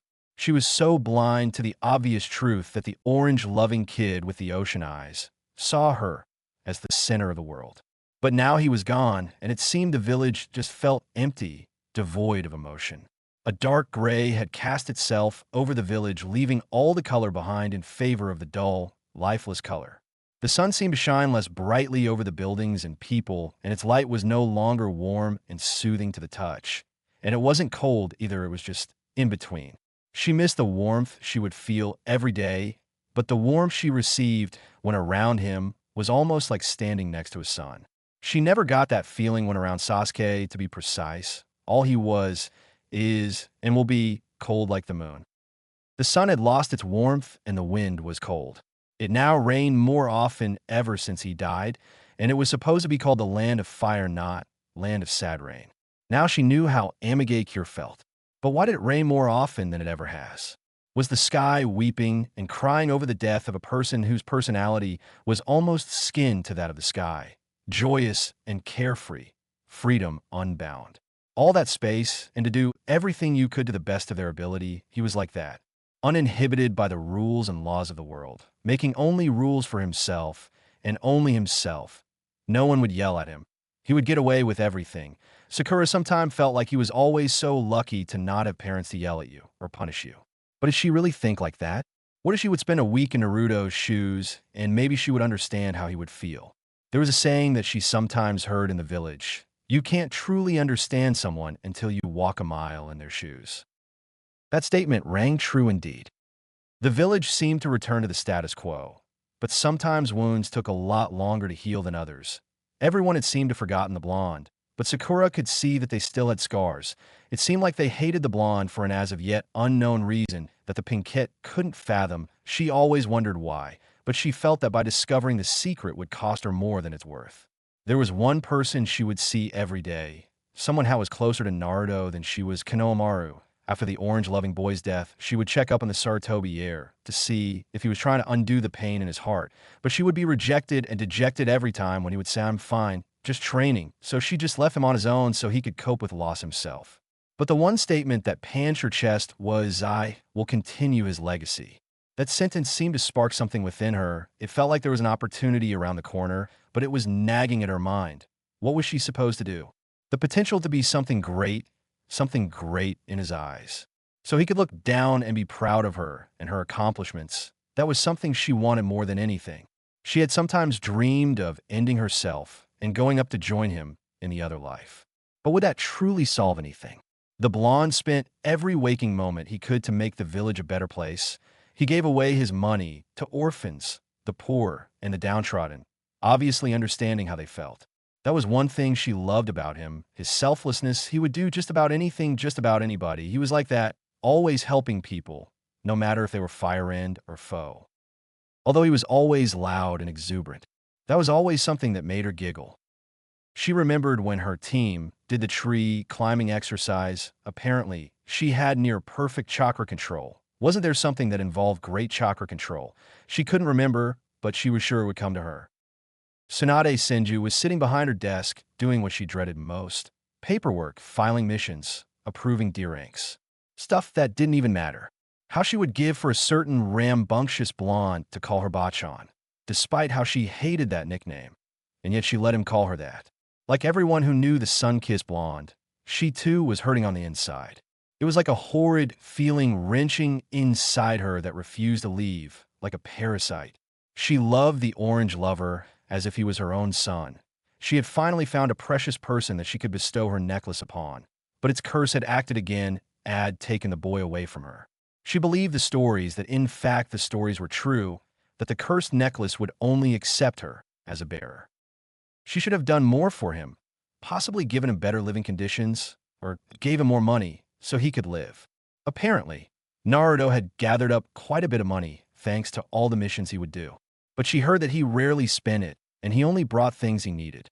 But there were other things he needed, such as friends, family, and love. He spent his money on others' needs that he didn't focus on his own. He had plenty of money, and he rarely met up with his friends, that he never really formed bonds with them, or his friends just thought he was a nuisance and idiot and avoided him like all the others. He could have gotten better clothing than that jumpsuit, she thought. Naruto, whenever he had gotten any money after becoming a shinobi, he gave it away to orphans and the orphanage. But after he died, the orphans stopped getting any funds. Even a matron that run the place came in and told her about it, though when she asked, she always said it was signed as anonymous. That boy, heart of gold indeed. That knucklehead was nothing but a kind of spirit, filled with nothing but everything positive, and he was the purest soul you could meet. She believed that he would earn the acknowledgement of the village someday, but now today, or any other day. She turned her head to the left and picked up a picture. It was her and the sun-kissed blonde on the road back to Konoha, where she would become Hokage. In the picture, she was hugging him, and they were both smiling wildly. He really was like a son to him, but now he was gone. Thanks to the Uchiha, she issued a capture on-site order if her ninja ever saw him. She wouldn't kill him, that's not what he would want. Plus, the civilian council and the elders pulled some strings and passed her judgment because they needed the Sharingan. What a load of bull. She thought angrily. The Sharingan was an asset the counselors believed was vital to the power of Konoha. They also claimed since the Sharingan could control the tailed beast that they don't even need the Kyuubi. But there has never been an Uchiha that could fully control the power of a Bijuu since Madara Uchiha, so therefore it was unlikely. Tsunade was brought out of her musings when she heard a knock at the door. Wondering who it was since she sent Shizen on an errand that needed to be done, she ushered the person in. To her surprise, it was Sakura Haruno, Naruto's teammate. Now she was confused. What does she want? When Tsunade first laid her brown, honey eyes on the pinkette, the very first thought that came to mind was fangirl. That thought was even furthered when she saw Sakura embrace Sasuke, as if her life depended on it. She also saw the pained expression Naruto had when she hugged Sasuke, that spoiled brat. Tsunade had met and seen many fangirls in her long life, and all were obsessed with their love interests, looks, talent, and coolness, most of which didn't matter, and most times the catcher of their eyes weren't interested in them. So basically they were chasing after mirrors. Sakura was no different. She was probably the biggest fangirl the girl had ever seen. And there wasn't anything special aside for Sasuke other than he was an Uchiha. If he had the Mangekyo Sharingan, then he was worth something. Her thoughts were broken when the pink-haired girl's voice broke the silence like a stick. "Tsunade-sama, I wish to speak with you," she said. The busted blonde-haired woman could tell that she was nervous. For one, their eyes hadn't connected, and two, the girl's body language was screaming guilt. She hadn't really met Sakura aside from seeing her the few times around the village and seeing her with Naruto. But still she would listen to the girl. Tsunade fell into her stalwart Hokage demeanor, where she had a stoic face and judging eyes. "Do you require something, Sakura?" she asked in a way that only a leader can speak with. "Tsunade-sama, I ask of you to take me on as your apprentice," pronounced Sakura. Sakura's heart was beating hard and fast. It took all her courage just to stand in front of the woman. Why did she agree to this? Why did she come before the Hokage, the leader of her village? Her courage was leaking from her like water through a crack. She felt like she was going to shatter at any moment like broken glass. Even walking to enter her office felt like she was stepping on needles. But she had something to prove, something to make everyone proud of her, to make him proud of her. She wanted to stand tall as a kunoichi, a strong, confident one, which was not at the moment. Tsunade was genuinely surprised. She never expected this question to come from her. But still, why? She understood the request easily, but there must have been an ulterior motive behind it. But why herself? There were plenty of other tutors in Konoha. Even Kurenai would be acceptable. But training directly from the Godame Hokage herself, the strongest woman in the world. This was no coincidence, and why did she get the feeling that it was connected to a certain someone? "Shizun," shouted Tsunade in a commanding tone. Her assistant/apprentice came running through the door, carrying several stacks of paperwork to which she was sent out for, and had just returned, and somehow Tsunade knew she was there. "Yes, Tsunade-sama," she asked. Whenever her Mazer used this tone of voice, she was always a bit peeved. "Please bring me the file on Sakura Haruno," she ordered, still in her stalwart face. Shizen nodded and quickly left the room for the file. The two kunoichi left in a room were quiet like the grave. Tsunade intertwined her fingers and placed her hands in front of her face. She was studying the girl in front of her. The first thought that came to mind was fangirl, the bane of all true kunoichis. It was because of ninja like this that gave the word kunoichi a bad name. and that's why they were never taken seriously. Not only that her figure was too skinny and there was barely any muscle on her, was she dieting? The Pinkette needed to get rid of that, because in battle it would sap her energy and make her a slow, easy target. And if she didn't build muscle, then how was she going to defend herself from enemies? Without a healthy body, the shinobi or kunoichi won't be much use whether or not they have strong ninjutsu and chakra. Sakura was being scrutinized before. Tsunade, she didn't know her thoughts or feelings, but she knew that they weren't good because of the look that she was giving her. She couldn't back down. Now she had something to prove, and if she broke down in front of Tsunade, then nothing will be achieved. Shizen returned to the Hokage's office with a folder in hand and then gave it to her master. Tsunade ordered her to leave, for what was about to transpire must be done privately. Tsunade examined the folder before opening it. On the page, there was a picture of Sakura after she had recently become a genin. She scanned every page, every word that was within the file, every little detail. She scanned the folder. Tsunade snapped the folder shut and turned her gaze back on the girl in front of her. Sakura Haruno, your file says some things that are truly dissatisfactory, were the words that Tsunade used. Sakura was hurt, but she knew it was true. If she denied it, she would only be a fool. It says, doesn't take shinobi skills and training seriously, too obsessed with personal affections that get in the way of teamwork and concentration, spoke Tsunade blankly. It also has reports on your missions and Chunin exam preliminary battle with Ino Yamanaka. In your mission reports, mainly your first rank turned A rank, it explains in detail about how over-reliance on teammates when faced with a superior adversary clouded judgment and stay behind the scenes without participating once in team action to save their sensei, who was trapped. Then there's the report on your prelim match with Ino Yamanaka. Chosen words are pathetic by Kurinai Yui. Barely has mastery of the basic academy jutsu, and showed no other skills other than below-average taijutsu, says Asuma Sarutobi, and disgrace to all kunoichi, says Anko Mitarashi, and who let her in the academy, says Ibiki Marino. Sakura's confidence was breaking fast. Everything she said was right, and she can't dispute that. But this is not important, spoke Tsunade as she finished reciting the report. Why do you wish to become my apprentice, Sakura? That was the question Tsunade wanted to know the most.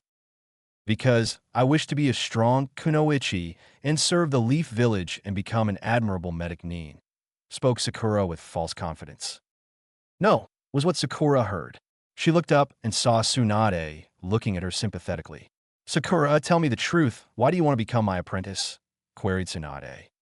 Sakura gasped at the answer. The Hokage knew she was lying, but she just wants to know the real reason why. I want to become stronger. I want to learn medical ninjutsu, so I can save people. People die, I know that, but doesn't mean we can't give them the chance to live. I don't want people like Naruto to die. She started freely sobbing. I want to become strong to make him proud of me. I want my life to have a purpose. I don't want Naruto's death to be for nothing. I want his will to carry on through me and all the others. So please take me on as your apprentice, pleaded the pink-haired genin. Tsunade expected that answer, but still seeing Sakura break down in before her was almost a mirror image of the time Dan and Nawaki were killed during the Second Shinobi World War. Those two were her life, and when she lost them, a piece of herself followed after. Very well, Sakura Haruno. You are now my apprentice. We will start tomorrow, but don't expect me to go easy on you. My training will be hard and rigorous, spoke Tsunade seriously. Sakura steeled herself and faced her new teacher. Yes, Tsunade-sensei, I won't fail you. And with that said, a new promise was made to a blonde-haired boy. Somewhere dark and cold was an old man sitting on a wooden throne, a kuzarigama in hand that substituted as his cane. This man was Madara Uchiha, and he was watching his only student Naruto Uzumaki going through physical torture. Technically, it was a physical workout. It was a week ago when Naruto's rehabilitation finished and his muscles and internal organs started working properly. The first thing he started on was Naruto's physical muscle.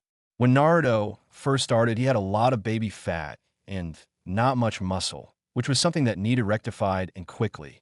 Madara knew that the blonde needed to be in peak fighting condition where he one day shattered stone with one of his punches. So he forced Naruto into his training by doing 1,000 push-ups, 1,000 sit-ups, 1,000 squats, and 2 hours of nonstop running. To Naruto, Madara was a slave driver, but the blonde never complained. After Naruto had woken up, Zetsu brought him some new clothes after his old ones were destroyed by his new sensei. His new attire consisted of a leather vest, umbu-style pants, fingerless leather gloves, and a pair of black ninja sandals. When questioned how Zetsu got them, it didn't answer, but the white half did. It explained that the big flower was growing even more white Zetsus, and that the artificial humans can turn into other people, and they bought the clothes with fake money. So that was how Zetsu got the clothes. No more questions were asked. Surprisingly, Madara had a quaint knowledge of Fuinjutsu. He immediately created gravity seals designed for Naruto to increase his speed, strength, and physical mass. And it was a great plan. Already Madara was able to see the results of the torture training he had Naruto undergo. There was the faint build-up of muscle where the body parts that Naruto targeted someday, that muscles would become hard as wood. Over the week, Madara had gotten to know the hyperactive blonde, and he was intriguing. Even after dropping the psychological mask, Naruto still held on to some of his tendencies. He had a peculiar obsession for ramen, calling it the food of the gods. He still liked the color orange, despite the verbal beating he got from Madara saying that orange was a stupid and useless color, to which the two argued for hours on end saying whether or not orange was or was not a stupid color. But Naruto sported a small smile afterwards. But now Naruto was a quiet and reserved individual. He never complained, well, not to Madara, anyway, and he smiled less. And it seemed like Naruto was really bitter towards the people of Konoha, which was what the old Uchiha wanted. A great change to Naruto now was that he was a perfectionist that didn't stop until he fully mastered what he was learning, which reminded Madara of himself. But the most amazing thing about his student was that he had untapped potential lying within him, as if a great flood was being held back by a wall made of sticks. You didn't need the Sharingan to see it. Even without the Kagebunshin no Jutsu, it was there. He was pleased that Zetsu brought him the boy. He now had a powerful weapon to carry on his legacy and will and complete what he had been planning for years. But one thing he did take offense to was the quality of the shinobi of the current age, where the elites were unable to capture a blonde-haired boy wearing a bright orange jumpsuit in the middle of the day. But now he was pondering whether or not to start teaching Naruto elemental manipulation. But to do that, he would need to discover Naruto's chakra nature. For if he was going to use the boy, he was going to make him as strong as possible, because he was now unable to do much. In a way, Naruto reminded Madara of his younger brother Izuna, in more ways than one. They shared the same determination and quiet nature, and were similar when it came to fighting, focused and quick thinking. But one thing about the blonde that surprised Madara was Naruto's deceptive nature. The boy was cunning and tricky. Madara likened him to a fox. Ironic considering he was a container for massive orange fox with 9 tails. Maybe that's where he got his love for orange. But this talent would certainly be a boon in the future. Madara never knew what Naruto was scheming. It was well hidden by a wall of words, but Madara had a feeling that Naruto was planning something. And speaking of the fox, it seemed that Naruto was able to retain his incredible healing ability. Now he could use the Shadow Clone Jutsu to full effect without any negative drawbacks. The future, thought Madara. The ancient Uchiha knew he didn't have much time left, even while connected to the statue that was keeping him alive. He had about 3.5 years left before the statue stopped, giving him chakra to sustain himself. But there was one thing on Madara's mind that gave him pause. The Kyuubi attack. The beast was sealed in the boy by the Yondaime Hokage, but why would the fox just randomly attack the village when it had the chance to escape and be free? By attacking the village, it had another chance to be sealed again. Unless someone was controlling it, couldn't have been his enemy, Hashirama, because he was dead and Zetsu told him he was sealed. So who could it have been? Another Uchiha. Zetsu, yelled Madara hoarsely. In a few minutes, he could see the Venus flytrap that opened up to expose his head. Yes, asked the black half.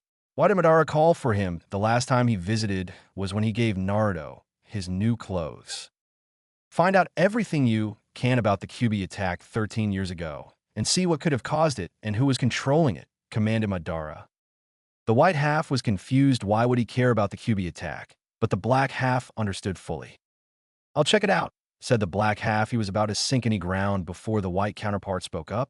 Oh, and hey, erase the papers you wanted. spoke the white cheerfully. It handed Madara the papers and sunk into the ground. Madara examined the papers. Yep, perfect. Naruto, called Madara. Naruto stopped on his 924th push-up and just stared at his sensei curiously. Madara called him over and began to explain chakra natures and affinities. Naruto, you see this in my hand, said Madara. Naruto just stared at the papers. What was so special about them? They were just papers. Pieces of paper, he answered blankly. That was another thing about him that was new after dropping the mask. Naruto was now devoid of emotion, or he just never revealed his emotions, but Madara believed it was the latter. Yes and no. These are chakra papers, spoke Madara, but Naruto didn't seem like he was following on with the same thought. These papers are grown from a tree that is infused and grown from chakra. They're able to tell you what affinity you have to one of the basic elements: fire, water, wind, earth, and lightning. Each one has their own strengths and weaknesses and other special relationships with one another. Naruto just nodded, now knowing that they were quite interesting papers. Now, I have little doubt that you have a fire affinity in part to my blood that's running through you, spoke Madara. Wait, sensei, asked Naruto. Now he had the old man's attention. How do you tell what chakra nature you have with these papers? Madara was getting around to that. He handed Naruto one of the papers and held onto to another. Like this, said Madara. He channeled a small amount of chakra into the paper. What happened first was half of it ignited and turned to ash, and while the second half split in two. You see, Naruto, this paper is sensitive to chakra, and when you channel even the smallest amount, something will occur. Now tell me what happened to my paper. Naruto just recalled what he just saw. First half of your paper ignited and turned to ash. Then after that, the second half split in two. Exactly, which means I have two affinities: fire and wind. Naruto just nodded. At least he had a teacher that was skilled in fire jutsu. Now to find out your affinity, 5 things will happen to your paper. If your affinity is fire like mine, your paper will burn. Wind, also like mine, will cut in half. Water, it will become wet. Earth will crumble into dust, while lightning, it will wrinkle, explained Madara. But my main affinity is fire, since it was the first to appear. Naruto nodded and looked at his paper. He channeled his chakra into it, and 3 things happened. First, the paper split in two. The 2 halves that were left, one burned and turned into ash while the other wrinkled up. Madara stared at the paper. 3 chakra natures. That was rare, and they all appear to be natural too. It seems you have 3 affinities, Naruto: wind, fire, and lightning, praised Madara. Cool. So when do we get started on elemental manipulation? Asked Naruto. He was really tired of doing all these exercises. You don't, said Madara. What? Spat Naruto. Why was he even doing all those punishing exercises? But I have the Sharingan, I can just predict my enemy's attacks, stated Naruto. He didn't notice the wrinkly hand coming at him, aimed for his head. A loud slap was heard as Madara's hand came into contact with the back of Naruto's head. Don't question your master, bellowed Madara. The blonde was lying on the floor, clutching the back of his head. This was the first time Naruto was being rebellious in front of Madara, and then he said something stupid. I just did, you old goat. Several tick marks appeared on Madara's face. He didn't mind being called old, but an old goat was something he didn't stand. He gripped his Kusarigama and started whacking Naruto with it multiple times on its blunt end while Naruto was repeating, "Ow, I'm sorry, ow, ow." Around about this time, Zetsu retuned and was treated with a rather amusing sight. Madara was hitting Naruto with the blunt side of his Kusarigama. Although the hits didn't really hurt Naruto, he just wanted to stop being hit by an old man. It was breaking his reputation. The 2 halves chuckled at the scene, since it was rare when Madara would become so active. After a few minutes of discipline by Madara, the old Uchiha sat back down in his throne-like chair. Naruto, there's a limitation to the Sharingan, said Madara, gaining the blonde's attention. Even though we can see all our opponent's movements, doesn't mean we can intercept them all the time. You must train your body to be able to overcome every threat, and the Sharingan will be your tool to further overwhelm your opponent. Because even if you could track their movements, your own body will not be able to keep up with your opponents, explained Madara. That's why I gave you weight seals, to increase the amount of speed and strength within you attacks, while your other exercises are to increase you stamina. Now Naruto understood if he only explained that to him in the beginning. You could have just said at the beginning, mumbled Naruto. I wanted you to figure it out, said Madara. But Naruto was surprised by that statement. I want you to be able to figure these things out yourself, for if you're going to deploy the Eye of the Moon plan, then you will face powerful opponents like the Kages, clarified Madara. Now get back to your training, or do you want me to hit you again? Said Madara with an evil glint in his eye. Naruto nodded and went back to training. Madara faced Zetsu. That didn't take long, commented the former Uchiha leader. Zetsu just stared impassively at its creator. That's because of what I found was quite interesting. And what did you find? Asked Madara, raising his gray eyebrow at his subordinate.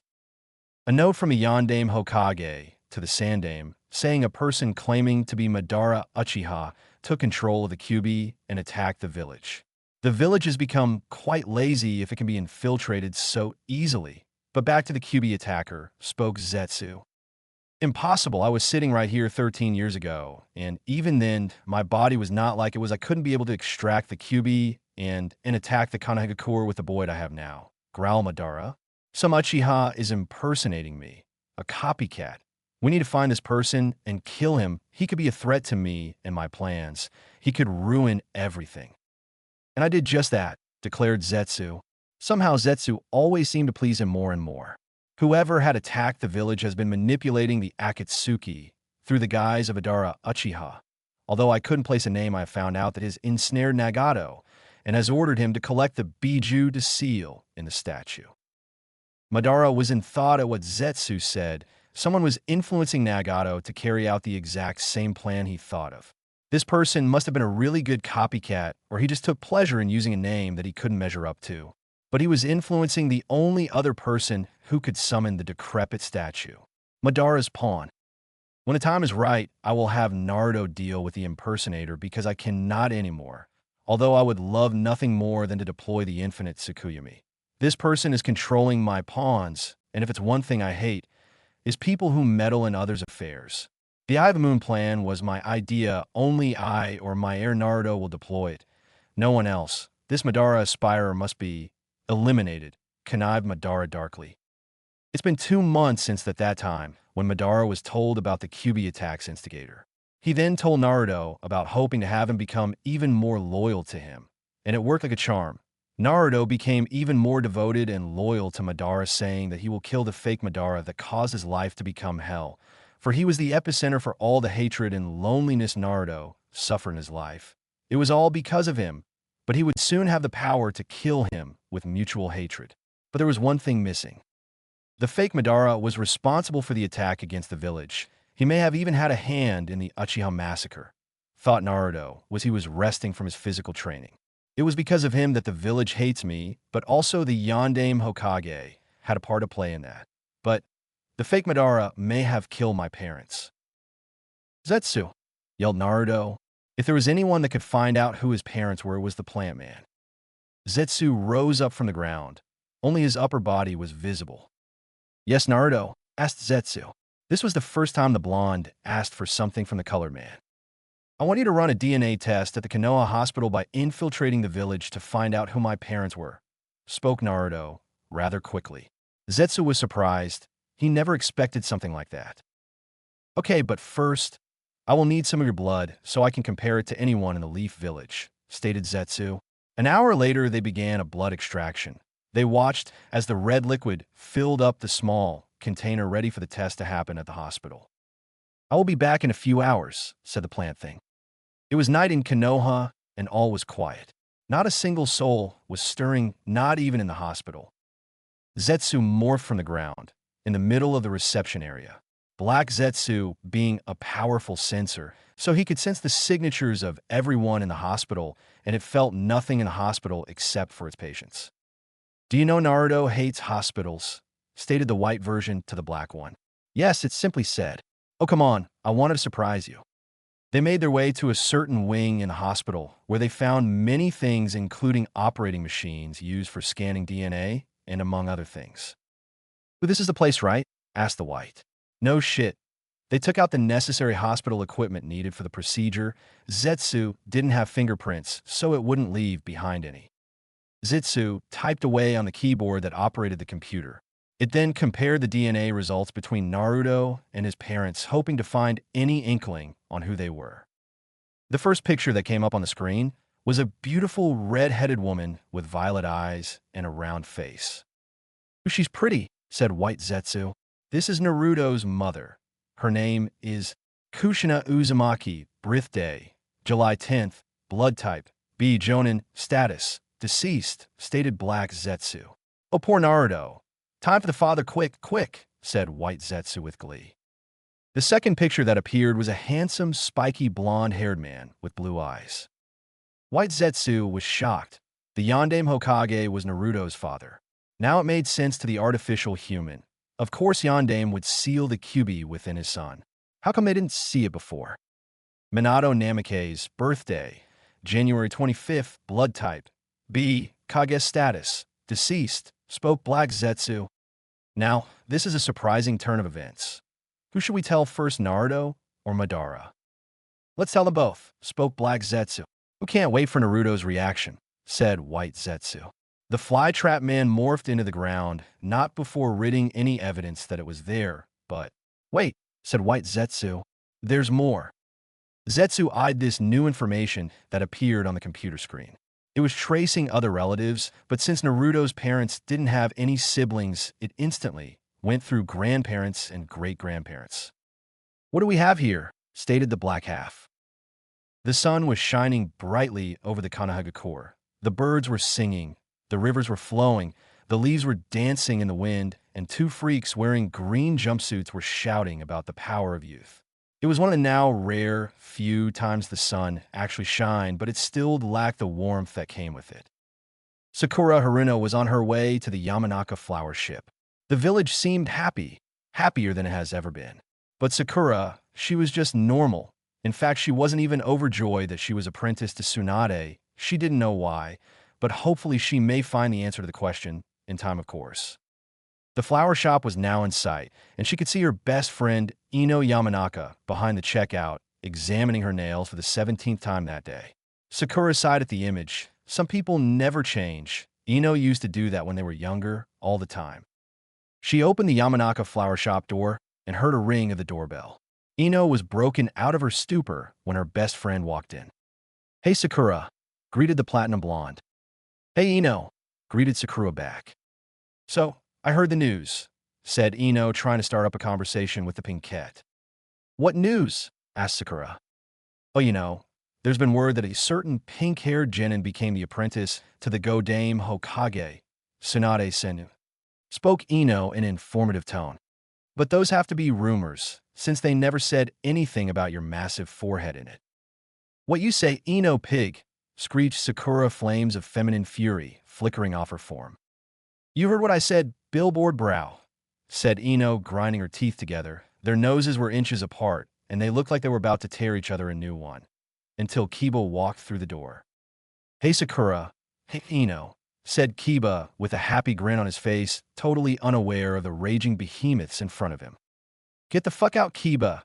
They both yelled at the same time as they threw bouquets of flowers at him, which somehow, against the laws of physics, propelled him out onto the street, a trail of blood flying of his lip, and his eyes were wide and white. Kiba felt like a mountain had just hit him while being kicked in the gut by a donkey. Today just wasn't his day. At the same time, Shikamaru walked around the corner and saw Kiba unconscious on the ground, sporting a large bump on his head and a trail of blood at the corner of his lip, and possibly some cracked ribs. When Shikamaru looked to his right, he saw Ino and Sakura arguing, more like screaming like raging banshees and calling each other names. "Troublesome," muttered Shikamaru as he stepped over Kiba and continued on his path. Whoever had the thought that women were sensitive creatures by nature must have been stupid at the time. I mean, seriously, this is why I don't get my mom mad. She's dangerous enough as it is. But back to Sakura and Ino. "You are so lucky, Sakura. I mean, being apprenticed to this Tsunade of the Sannin. Do you know how many women would kill or maim for that position?" commented Ino. "I know, but I'm not doing this for myself or anybody else," pronounced Sakura. Ino was taken back at what Sakura said. Then why is she doing it? "But if not for anybody or yourself, then why?" inquired Ino. Sakura looked down at the ground. Ino got the message that it was incredibly painful to talk about and taboo around her. "I'm doing it because of a promise I made," said Sakura sadly, deciding to drop the topic. For now, Ino instead asked a different question involving her best friend. "Okay, Sakura, what kind of flowers would you like today? Can I get some white roses?" "Please, Ino," asked Sakura in a sincere voice. "White roses, great. The symbol of passion, remembrance, happiness, and love. You chose well, forehead," said Ino as she tied a bouquet of white roses together. "So who's the lucky guy that's got your eye?" asked Ino, knowing this would be good gossip. "They're for Naruto," said Sakura quietly. Ino gasped a little loudly. She knew she had just treaded on unwanted ground. And with that, Sakura left the shop with Ino watching her retreating form. Ino was in the same boat as Sakura. Even though she wasn't close with Naruto, she still regretted all the times she'd make fun of him and punch him. If only she could take them back and tell him how sorry she was. She felt guilty over the fact that she was a bully towards him and her mother encouraged her to bully him, while her father disapproved of it, knowing something she didn't. The walk to the cemetery was quiet and quick. Sakura was on autopilot, her mind preoccupied with everything she wanted to do with her former blonde teammate, but now that would never happen. When she reached the cemetery, she walked over to the Naruto's headstone, but she wasn't the only one that was there. Hinata was standing there as well. Everyone in their academy days could see that Hinata liked Naruto, and somehow Naruto was so dense that he never noticed. Sakura walked up to the tombstone and laid the white roses in front of it. Hinata didn't seem to acknowledge her presence. When Hinata had heard that Naruto died, she didn't cry. She didn't vent her frustrations. She didn't blame anyone. She just became detached from everyone. A few minutes of silence, Hinata left the cemetery, maybe to give Sakura some alone time, or just because she wanted to. Deciding that now that they were perfectly alone, Sakura said what was on her mind. "Hey, and Naruto-kun," she started off. "I came to visit again, and I brought flowers." Ino says hello. She smiled, thinking of the memories she had with the blonde. "I went to Tsunade-sama today, and I asked if she could take me one as her student, and she said yes. I'm going to mainly be training in medical ninjutsu, and possibly Tsunade-sama's incredible strength. I want you to know that. I'll visit once every week if I can so we can just talk, you know?" She giggled for a second. "I really miss you. I miss your smile, that atrocious jumpsuit you always wore. I miss your competitive rivalry with Sasuke. I miss that loud voice of yours." She smiled as she lifted off some of the qualities Naruto had. "Just so you know, I'm sorry how I treated you. I never really bothered to get to know you, though now I wish I had." She was looking for more words to say, but she was running out of words to say. "I'll come by again next week, okay? Bye, Naruto," she said. She turned and left the cemetery slowly, but not before sparing a glance at the headstone with a melancholic look. But she didn't notice Kakashi standing a bit away. He watched everything, and now he had even more regrets. He felt like it was because of him that Naruto won't be living life with someone that loved him. He also possibly stopped a future life ever growing in the future. And if he could rank his regrets, Naruto's death was one of Kakashi's greatest. He walked up to the headstone and just stared at it impassively, no thoughts running through his head. He was standing there for hours on end, unflinching and silent, not even thinking except for the memories of his time with the sensei's son. Believing he had spent enough time at the cemetery, he walked away, saying a silent prayer for his student, until he was shaken from his thoughts by a loud voice. "Kakashi, my eternal rival, today we must bathe in the springtime of your youth," roared an enthusiastic voice. It seems he was going to do another of Guy's challenges today. His shoulders slumped in depression. He was going to be hounded by Guy until he did one of his challenges again. Tsunade was sitting behind her desk doing the bane of all Kage's paperwork. She opened her drawer and took out a bottle of sake that she got for herself. Even though she would get a tongue lashing from Shizen for drinking on the job, it didn't matter since she wanted alcohol and it was her favorite pastime.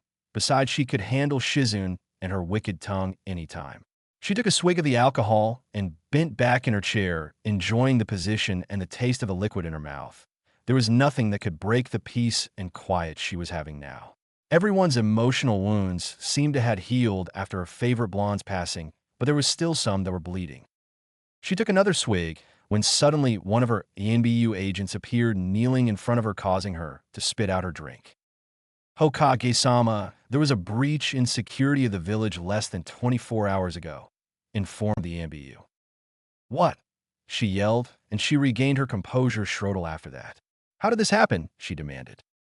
"Less than half an hour ago, a Chunin station of the hospital searched over the video recordings last night, and he found the intruder on the video strolling through the hospital. This person was wearing a black cloak emblazoned with red clouds," continued the ANBU agent. Akatsuki, but what would they want with the hospital, she thought. Bird, was there anything else that the camera feeds picked up? The ANBU agent, now identified as Bird, nodded. After the Chunin reported the disturbance to the ANBU, a team was sent over to study what was found, but what we found should only be for your eyes, only, Hokage-sama, said Bird. Tsunade thought over what she would need to do. "Give me Shizun, Shikaku, Kakashi, and Jiraiya." Knowing the pervert, he could be at the hot springs, ordered Tsunade. "At once," said Bird as he disappeared in a whirlwind of leaves. Tsunade got up behind her desk and started walking to the hospital. When she arrived, there was already a team of ANBU members waiting for her. They bowed in respect and took her to the security room where all the tapes at the hospital were made. When she entered the room, Shizun was already waiting for her, with her master's pet pig Taunton in her arms, along with Shikakanara, who gave her a nod. Though she expected Kakashi to be late, but Jiraiya wasn't here, until the door opened behind her and trotted in Jiraiya with a serious expression carved into his visage. "Okay, Hama was so important that it had to interrupt my research?" asked Jiraiya, a little peeved at the situation. Tsunade gained a tick mark on her forehead at the pervert's words. Even after Naruto's death, he was still focused on writing those perverted trash. "The village had been infiltrated during the night. We're soon going to look at the footage, but I want Kakashi here for this," said Tsunade as her annoyance over the toad Sannin faded. Jiraiya, Shizun, and Shikaku were surprised and worried. Kanahagakure was one of the most difficult places to sneak into. It was just as hard to get into like Amigakure and their security. You needed to be a master of stealth just to get past the sensory barrier that surrounded Konoha, but to freely walk in with a black cloak with red clouds on it without drawing attention to yourself was near impossible. When Itachi, Uchiha, and Kisame Hashigaki entered the village looking for Naruto, that was different. Itachi was a former Konoha ANBU captain, so of course he knew of the village's defenses and the way to get around them, and Kisame had assassinated other countries' daimyos and gotten away, so he at least was an expert at stealth. An hour passed, and yet Kakashi had yet to arrive. Tsunade gained a tick mark at his tardiness. Another hour passed, and Tsunade had gotten another tick mark at Kakashi being 2 hours late. By the time of the third hour had passed, Tsunade now had 3 tick marks on her face, which was throbbing wildly, and boy was she pissed. The door opened to reveal Kakashi reading that stupid orange, smutty red. He greeted the 3 others in the room with a casual yo, and I smile, but instead of a hello back, he got a punch in the face by Tsunade. Lucky for him, it wasn't chakra-infused. Kakashi got up off the floor and dusted himself off, but was still surprised that Tsunade just attacked high out of the blue. "Now that we are all here, let's get Kakashi up to speed," said Jiraiya, trying to defuse the situation since things have been tense between the two Sannin and Kakashi. Jiraiya cleared his throat and spoke to Kakashi, since it was better if he did it, and not Tsunade. Over the night, the Leaf Village was infiltrated by an unknown assailant. Who they are and how they got in still remains a mystery, as they penetrated through the sensory barrier with relative ease. However, they weren't really careful when they arrived here at the hospital, where we caught them on the building's video surveillance. But what we do know is that the assailant was wearing a black cloak with red clouds. They now had Kakashi's full attention. If it was anything concerning the Akatsuki, it wasn't good. Shizun tapped a few buttons on the keyboard, activated the monitor, and selected the recorded tape. When the image came to life, the first thing they saw was the reception area. Then what looked like a Venus flytrap-like thing started morphing from the ground, and then became a full body, and as clear as day, they could see the black cloak with the red clouds. "The Chunin was right, it is the Akatsuki," said Shizun, and Taunton oinked worriedly.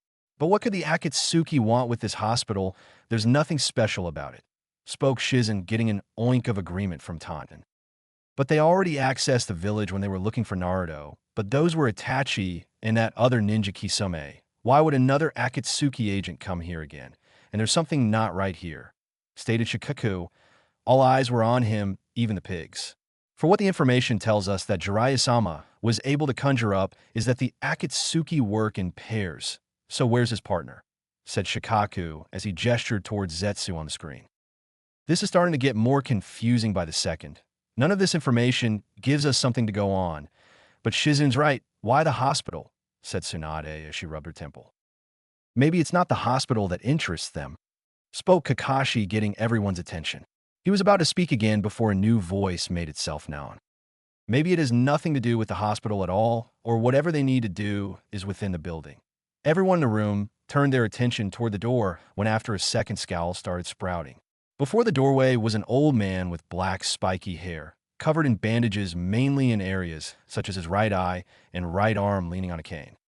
Danzo, growled Jiraiya. The darkness of the shinobi was standing before everyone, his impassive face unreadable. Along with him were the Hokage's two other advisors, Hamura Mitokado and Koharu Yuditane. What are you doing here? Asked Shikaku. Anyone could see that his body was tense, but it was always tense around Danzo. We received a message that the village had been infiltrated by an agent of the Akatsuki, stated Hamura. Is this true, Tsunade? Asked Koharu. Yes, answered Tsunade, her unease and annoyance just rippling off her. Then you have also yet made another lapse of judgment on the security of Konoha, spoke Danzo. The scowls just got a whole lot bigger. First, the Sharingan abandons the village, and not a day after we lose our weapon, the Jinchuriki, and now a wanted group of missing ninja are now able to waltz freely from within and out our village. Those circumstances were not her fault, defended Shikaku. It was the Uchiha's own choice to leave the village, and it was his choice to kill Naruto, and we have no idea about the capabilities of the rest of the Akatsuki. Danzo didn't seem fazed, but he knew this was not a battle he could win at the moment. All the 7 people in the room turned their attention back to the screen where the plant thing opened up to reveal a man, one half completely black and the other white with green hair. Peculiar, said Hamura. This person's appearance was strange to say the least. But being half-colored was not the weirdest to Hamura. It was the fly-trap-like appendage. They watched as the black and white man walked through the hospital to a certain wing. When he arrived, Shizun and Tsunade instantly recognized it as the room where all the blood tests and all other things concerning blood is performed. Then the plant thing took out a small vial of red liquid and scanned its contents into the monitor. And what appeared next made everyone freeze. It was a picture of Kushina Uzumaki, the red-hot blooded habanero.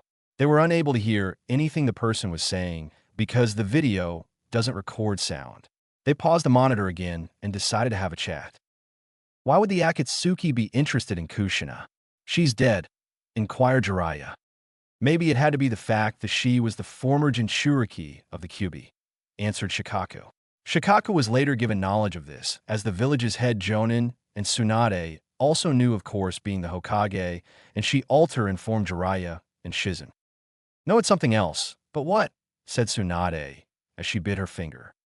They continued to play the tape where they saw something else that shocked them. An image of Minato Namikaze appeared on the screen. Okay, that's it, I give up. What do the Akatsuki want with dead people? Yelled Tsunade. The pieces of the puzzle were not fitting together. None of this made any sense. Tsunade studied the image of her predecessor and Jiraiya's former student.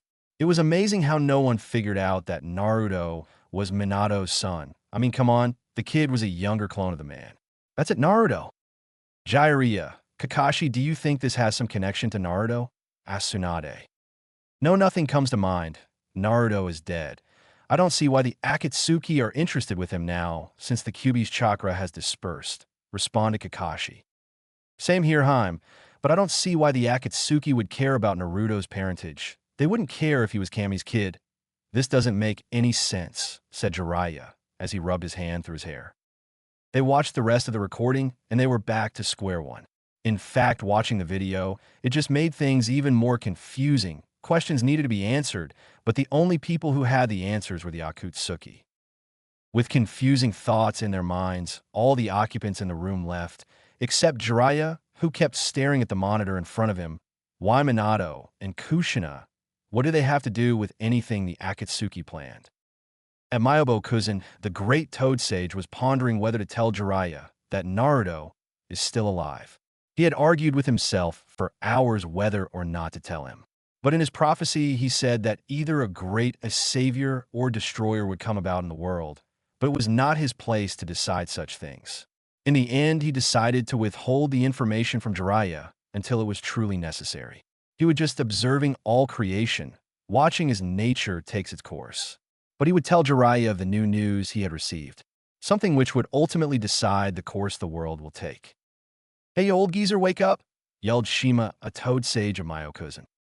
"Ma, you shouldn't call the Honorable Sage such a disrespectful title," berated Fukasaku, another sage of the Maze Mountain.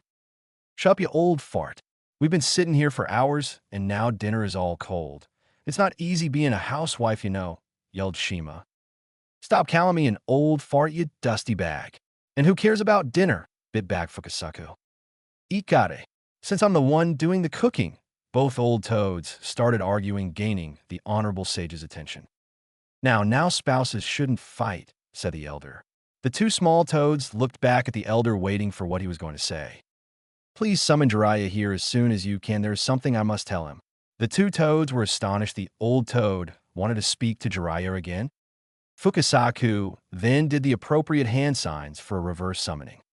"Gyaku Kuchiyos no Jutsu," yelled Fukasaku as he slammed his hand down on the ground, where multiple symbols appeared on the ground. Smoke appeared, and it revealed the form of Jiraiya. The Sannin was flabbergasted. He never expected to be back at Myobo-kuzen.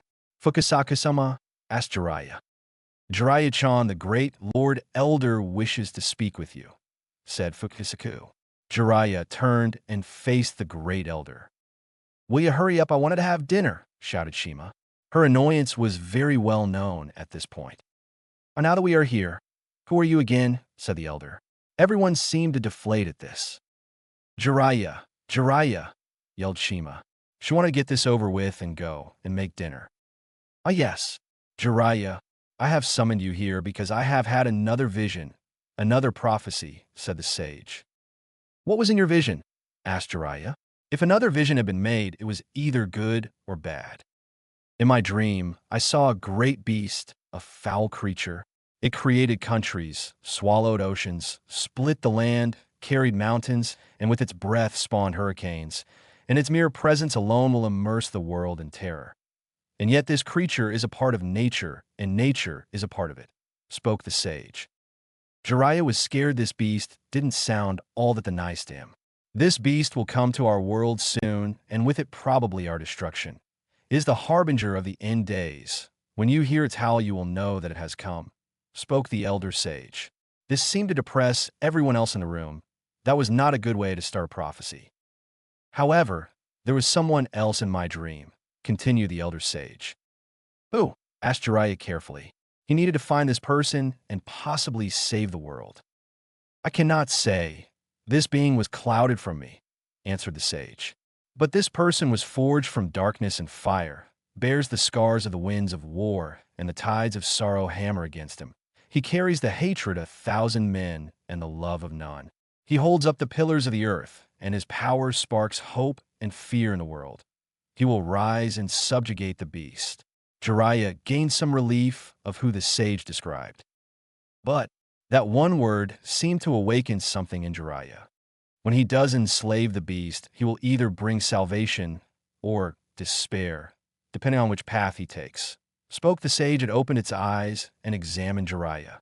"To unearth this person, you must stare into the eyes of the abyss and shadows, and it will find you." "Is that it?" asked Jiraiya. "Yes, that is it," spoke the sage. "But Jiraiya, this person may be an even greater threat than the beast." With those words, Jiraiya was sent back to where he was summoned. Jiraiya found himself in the Hokage's office. His sudden reappearance startled Tsunade. "Jiraiya, what happened? Where did you go?" shouted Tsunade. Jiraiya cowered under the glare. He then started to tell her everything the sage told him about the great beast and the person of fire. A great beast that swallows oceans, and a man that bears the scars of the winds of war. Tsunade was baffled. "Jiraiya, do you think this beast is the QB?" asked Tsunade. No, I don't think so, Haim. I believe that this beast is even a greater threat than the Kyuubi, answered Jiraiya. And what of this mysterious person, the one with eyes like the abyss, said Tsunade.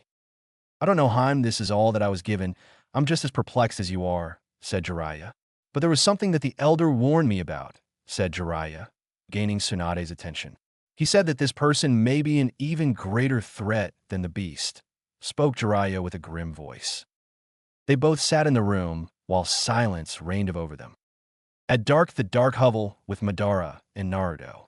Madara was having a nap, since he's old. Naruto was resting, sleeping soundly, until Madara got up and whacked him over his head with the blunt side of his Kusarigama. Ow! What was that for? Yelled Slash asked Naruto. We are now going to begin the first part of your true training.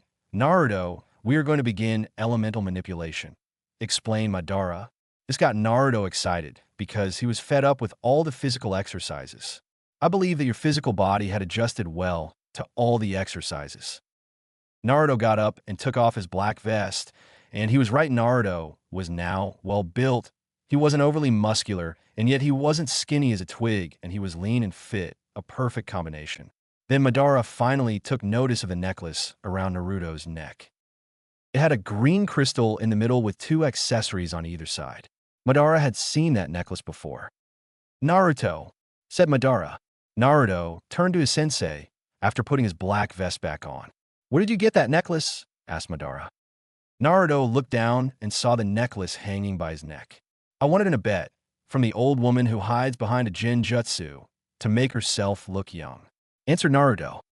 Tell me, I wish to know, did that necklace belong to the first Hokage? Inquired Madara. Yeah, it did, answered Naruto confusedly. Madara didn't respond, but he was thinking of something that could work. Doesn't matter.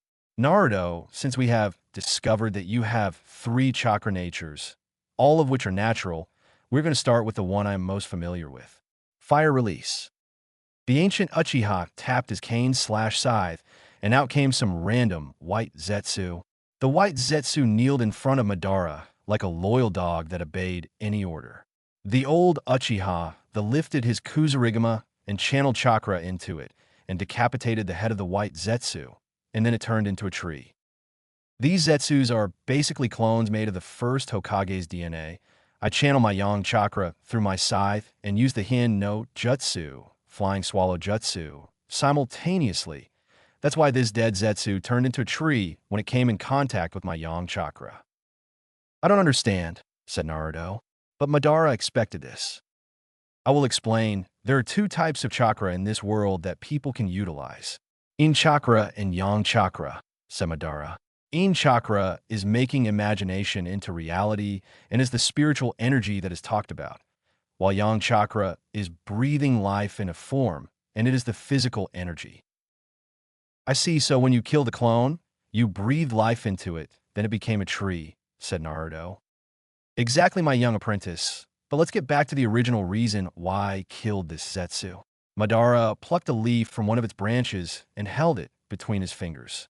In order to strengthen your fire jutsus, you must be able to take fire manipulation to the highest level. In order to do this, you must be able to convert a certain amount of chakra into fire and burn this leaf fully. Madara then plucked 2 more leaves. For wind and lightning, you must do the same. However, each element has different personalities, you could say, for usually our chakra nature is taken right out of our general personalities. So what is the personalities of fire, wind, and lightning? Asked Naruto. For fire, imagine your chakra as a ball, then compress the ball and release all that energy at once. Although I don't have lightning nature, I can still teach it to you. For lightning, imagine your chakra as fast streaks arcing about at irregular intervals. And for wind, cut your chakra in 2 and then grind them together like sharpening a blade. You're quite lucky, Naruto. Why? Asked Naruto. The 3 natures we have talked about happen to be the most offensive and combative elements of the 5 basic natures, explained Madara. He coughed a little after the sentence. Zetsu calls them the triple threat. But when I need to learn any defensive jutsus? Questioned Naruto. That's why we have the Susanoo, clarified Madara.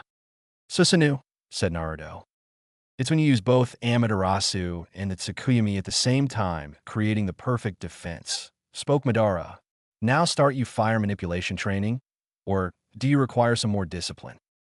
Naruto nodded, and he was about to start training when Zetsu appeared between the two. Zetsu, said Madara curiously. Hello.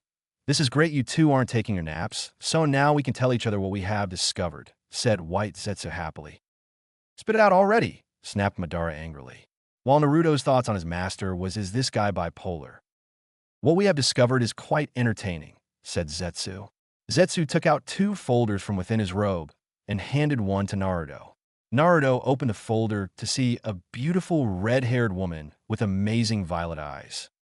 Who is she? Asked Naruto. This woman was amazingly beautiful. That is your mother? Kushina Uzumaki, said Zetsu. Naruto gasped and his eyes widened.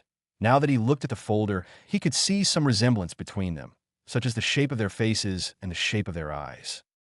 There's more. Once we infiltrated the hospital, I allowed myself to be viewed by the security surveillance where later the Hokage and several high-ranking shinobi went to watch the tape, and I discovered something. This gained Naruto's attention. It turns out that your mother was the Jinchuriki of the Kyuubi before you. That seems to explain a lot of things, said Madara now that he thought about it. Maybe when your mother was carrying you within her womb, you subconsciously absorbed or inherited some of the Kyuubi's chakra, resulting in those whisker marks, continued Madara. This could present ourselves with an opportunity to fuel the Geto-Mazo with the Kyuubi's chakra. Yet, it could cause you to lose your startling recuperative powers and other powers you inherited. Naruto was absorbing everything. His mother was the container of the Kyuubi before him, and they now had the chance to further the Eye of the Moon plan, but at the cost of all the powers the Kyuubi gave him. And for what the folder said, his mother was dead. Yes, but that is not the most surprising thing, spoke Zetsu, cutting everyone off from their thoughts. It's who your father is that's the most surprising. Zetsu then handed Naruto the other folder he had. Naruto took the folder and opened it up, where he received the shock of his life. There right in the folder was a picture of the Yondaime Hokage, Minato Namikaze. Is this my? Said Naruto with a cold tone of voice. Yes, answered Zetsu. Naruto stared at the picture of his father. So many feelings running through him, but mainly anger, rage, animosity, and hatred. Madara was watching his student carefully. He then turned his gaze upon 4 more folders within the plant man's hands. Back to Naruto. Without even knowing, Naruto channeled chakra to his right, where the pattern of his Mangekyo took shape. His 3-pointed scythe pattern appeared in his eyes. Whenever Madara saw those eyes, the air would become denser and the light would become darker. His left eye started to bleed as he performed the first of his Mangekyo abilities. Amaterasu, whispered Naruto. Instantly, the folder of his father was set ablaze by the black flames being reduced to ashes in seconds. Naruto was angry. His rage was consuming him. His own father was the one that condemned him to a life of misery and loneliness, and the Sandaime Hokage said that he didn't know who his parents were, that he found him in a forest. But he lied. He lied right to his face. He knew all along. Jiraiya, he knew. Of course he knew. Kakashi Oswell, he must have known. And Tsunade, she was in on the loop too. He should have seen it sooner, all the attention that Jiraiya and Sarutobi gave him. They wouldn't care about some random orphan. They would care about the son of the Yondaime and the Kyuubi container. They all knew. The Sandaime, Jiraiya, Kakashi, Tsunade. They all knew, but they kept it from me. They kept the identity of the people most important to me, thought Naruto. Then he screamed at the top of his lungs, letting out all his anguish, and yet he unconsciously activated both Mangekyo. A white skeletal ribcage started to form around him, protecting him like armor. Then 4 white skeletal arms grew tied together by bolts, and finally came the head of Naruto's Susanoo. Naruto's Susanoo was completely white in color. It had 4 skeletal arms, and in its ribcage had 4 horizontal, curved spikes on each rib. Its skull had 4 glowing yellow eyes, and 2 forward-facing bull horns along with sharp fang-like teeth. After Naruto had stopped screaming, he examined his Susanoo, and he was impressed. Before he looked at Madara, his teacher. I am the curse of hatred, said Naruto grimly and with a dark look in his eye which was only enhanced by the Susanoo surrounding him. Then his Susanoo roared as well, howling like a wolf. Madara just smirked. He now had the blonde's full loyalty and devotion, and his Susanoo was rather impressive as well. "Zetsu," commanded Madara still with that unrestrained smirk. Zetsu jumped a little at Madara's tone. "Get ready to transplant my eyes," ordered Madara. Yes/yes, both have said at the same time. "I leave my legacy to you, Naruto, and when the time is right, I will repay you for your aid, someday," thought Madara. Dragon of the Night Wind. His breathing was calm and even. You couldn't see any inkling of fear and anxiety on his steady form. He had been training for the last 2 years for this, to become stronger, to kill. He had been put through the toughest training. He suffered broken bones, concussions, overwhelming blood loss. You name the injury, and he had it. But not once did a wound ever leave a scar. There was no mark of battle or proof that he was wounded. Only his skin, which had one scar, a scar that looked like it was hit by a lightning bolt and arced outwards. Ever since that time, 2 years ago, he had become a changed person. He held no remorse, no hesitation. There was no shred of forgiveness in his heart. There was nothing in his heart. He doesn't remember what the trees looked like, nor the sky. He hasn't breathed in the scent of flowers in eternity. He couldn't remember what leaves sounded like when they flew in the wind. He hadn't felt the light of the sun beam down upon him. He couldn't remember what shape were the clouds. He wouldn't remember the feeling of glory the mountains gave off. He couldn't remember the faces of the people he called friends. No, family. The only thing he could remember from coming to the place he was at now was blood-red eyes and a chirping hand. The only thing he knew what was certain at the moment was the sweat on his body and the katana in his hand. The blonde, spiky-haired boy was now a man. At the age of 15, he could pass off as a 19-year-old. He was shirtless, and you could see all his rippling lean muscles, even through clothing. Muscle he had gained after intense training routines and exercises that many would believe he would die from such a workout. He had bloodied bandages on his hands, signs that he would hit something until the breaks. The attire he was wearing was black armored pants that covered his thighs and calves, black snug boots with claws on the toes and spiked spurs on the heel, and a light blue rope belt with the end hanging between his inner thigh and crotch ending below his knee. The katana's blade was silvery blue and the sword had no guard, just the way the blonde man liked it. Instead of the usual grip for katanas, this one was completely metal and had a gray grip, and to top it off, the sword had a long 23-inch blue rope that was connected to the hilt. He wondered how strong he really was. He had no one to compare his power to, except for the old man. But he was old, and he couldn't fight anymore. His withered body could barely walk 5 meters in a distance, so he really did have no one. Time was every shinobi's enemy. It was always ticking for everyone, even him. He believed he was extremely powerful, given the amount of chakra he has and the way he could use it. That was another thing he had improved, was his chakra control. Previously, he had quite horrendous chakra control, but that wasn't his fault. It's just he had too much chakra, and he couldn't really use like all of his classmates. He created Kigabunshin's every day until he worked his chakra control to perfection, whether it was by climbing waterfalls while balancing kunais on his fingers at the same time and simultaneously floating leaves all over his body. Some could think that was overkill, but he needed the training. His control was now flawless. He could utilize the Hokage's great strength if he wanted to, but he preferred quick, quiet kills over slamming your fist into someone's face and breaking their jaws at the same time. That's why he chose to take up Kenjutsu, because it complemented his wind nature perfectly. His skill in nature manipulation had taken the most leaps and bounds. He could now cut raging infernos 3 times his size in half with his wind nature.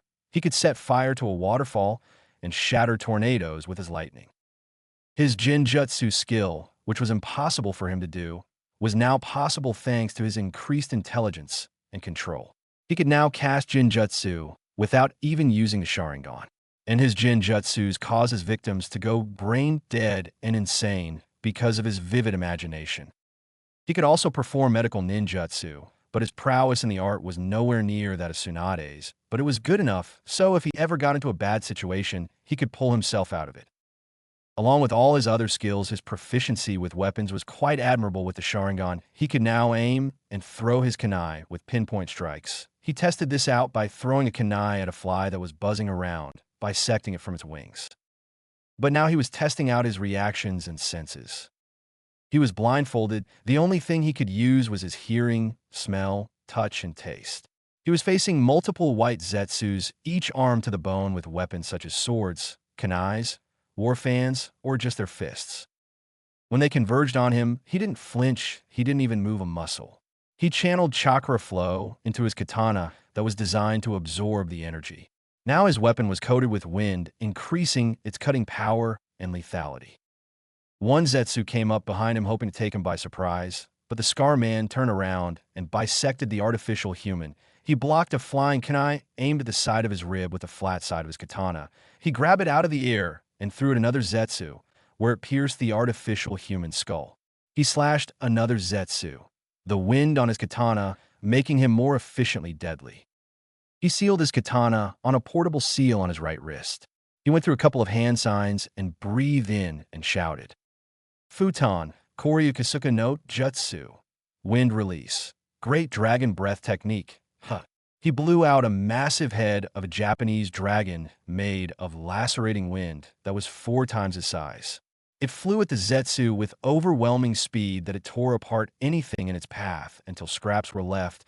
The Zetsu didn't have time to blink before they dropped to the ground dead, bisecting cuts all over their bodies, and if they had blood, he was sure the ground would be coated with it.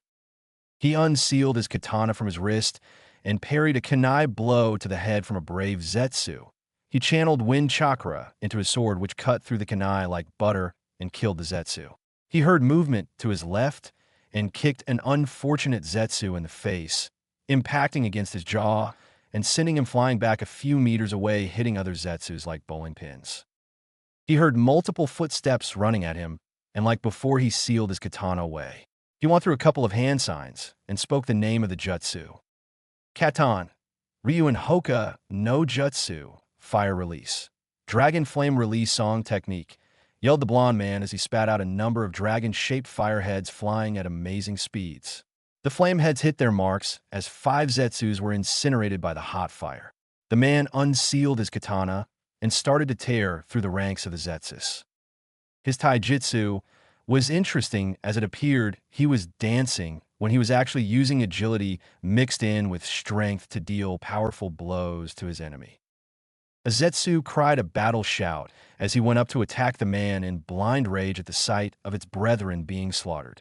But its surroundings changed all around it. It looked back behind itself to see all the other Zetsus, but now they looked like the blonde man with his eyes blindfolded, each holding a katana in hand. Enraged at the sight, the Zetsu started to ruthlessly attack its comrades, hoping to find out which was its real target. The Zetsu was sadly caught in a Jinjutsu, where he was killing its friends as if they were the blonde himself. The man in a swift motion stabbed his katana in the ground where an unsuspecting Zetsu was trying to crawl his way over to him, but it was rewarded with a sword penetrating through its skull. The blonde then quickly went through some more hand signs. Raiton, Jabashi, lightning release. Electromagnetic murder, yelled the man as he slammed his palms on the ground as an electric wave burst forth, shocking everyone that was caught before their nervous system was fried. They soon dropped to the ground, dead, with heavy thuds, and they were smoldering a little, and lightning was coursing around their bodies. The man picked up his katana again and started channeling his chakra into it. He stabbed a Zetsu behind him without even turning around. The clone of Hashirama had tried to sneak up on a man, but it had failed in its attempt. The blonde took the kunai that was in the Zetsu's hand, channeled some lighting chakra through it, and threw the knife at another Zetsu, penetrating into its skull and out the other end and stabbing another in the head as it stopped its flight. The man couldn't see his handiwork, but he knew he scored some points in when the chakra signatures disappeared. 3 Zetsus jumped him from behind, where the 4 combatants were locked in close combat. The man dodged a kunai attack from a Zetsu and let it slide past him, where he kicked the Zetsu and killed it with a lighting charge kunai he had unsealed from his wrist seals. He then killed the other 2 in a horizontal sweeping slash, where it bisected the 2 plant men in half as their torsos fell to the ground, leaking white ooze. A large group of Zetsus started to rush at the lone man with angry looks on their faces, The blonde, in retaliation, unsealed a Fuma shuriken from his left wrist.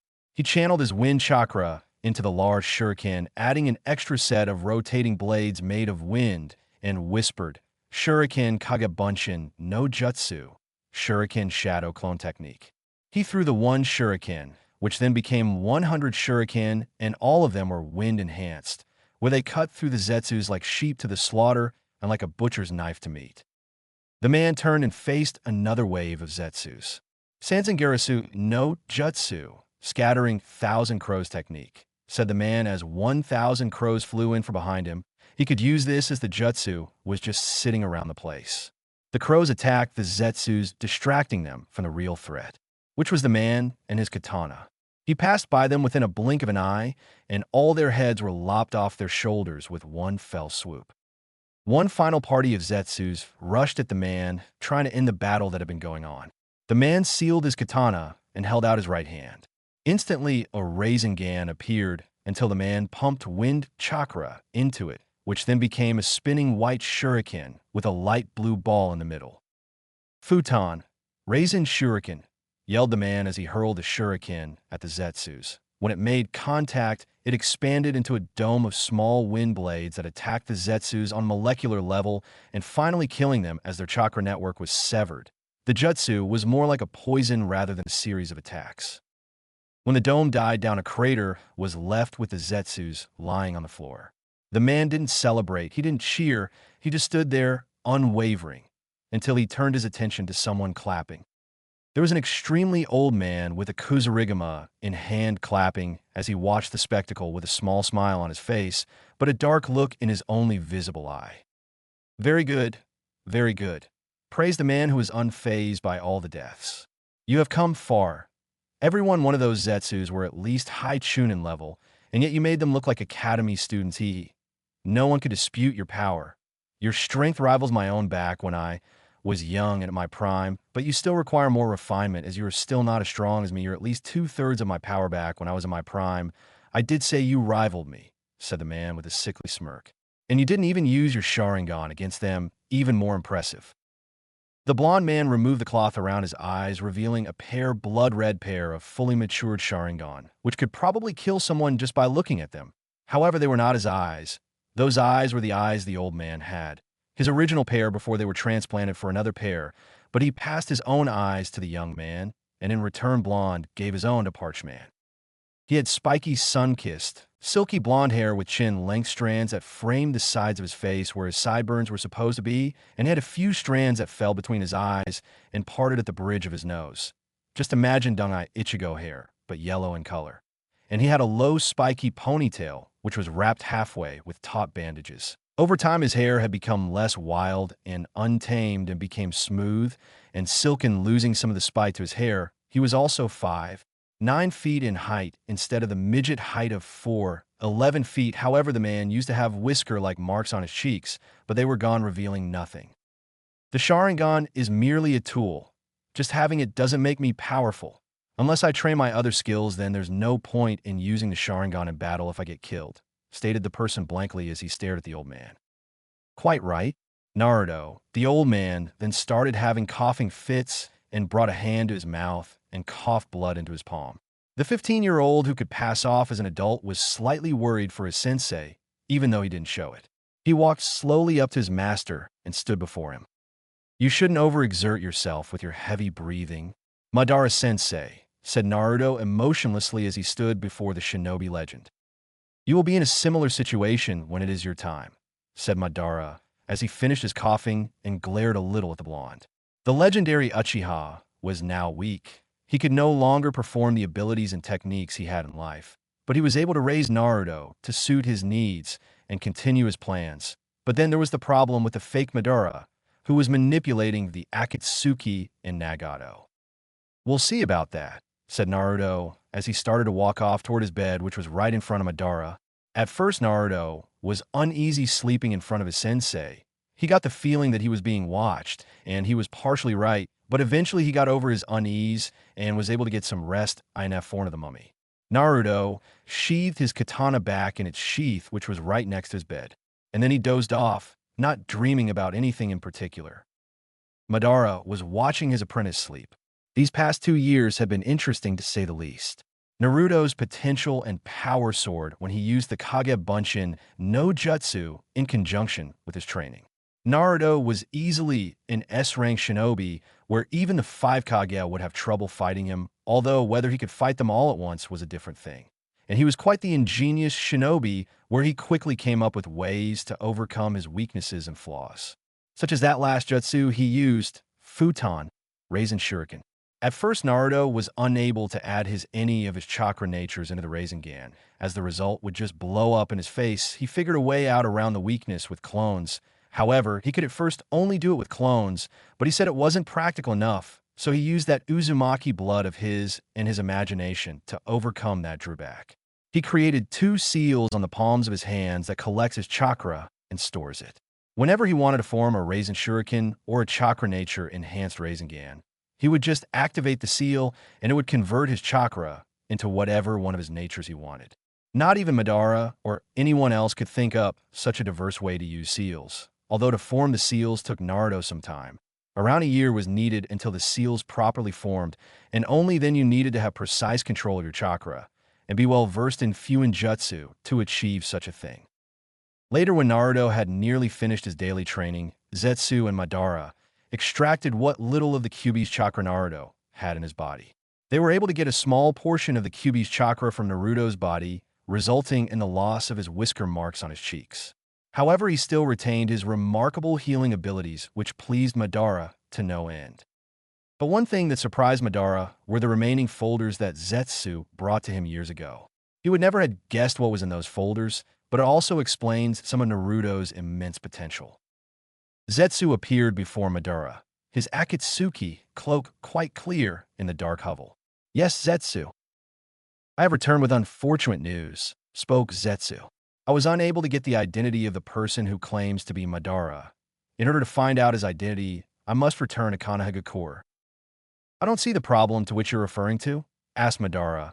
He didn't see how hard it was to go in and get information. "The problem is that the top-ranking ninja of the village have seen me on their video surveillance. You don't forget a person like me any day. It's also likely that the Hokage has informed the Jonin of the village about my appearance and infiltration, and they have now stationed their EMBU Black Ops around the village, keeping even greater watch than they did 2 years," explained Zetsu.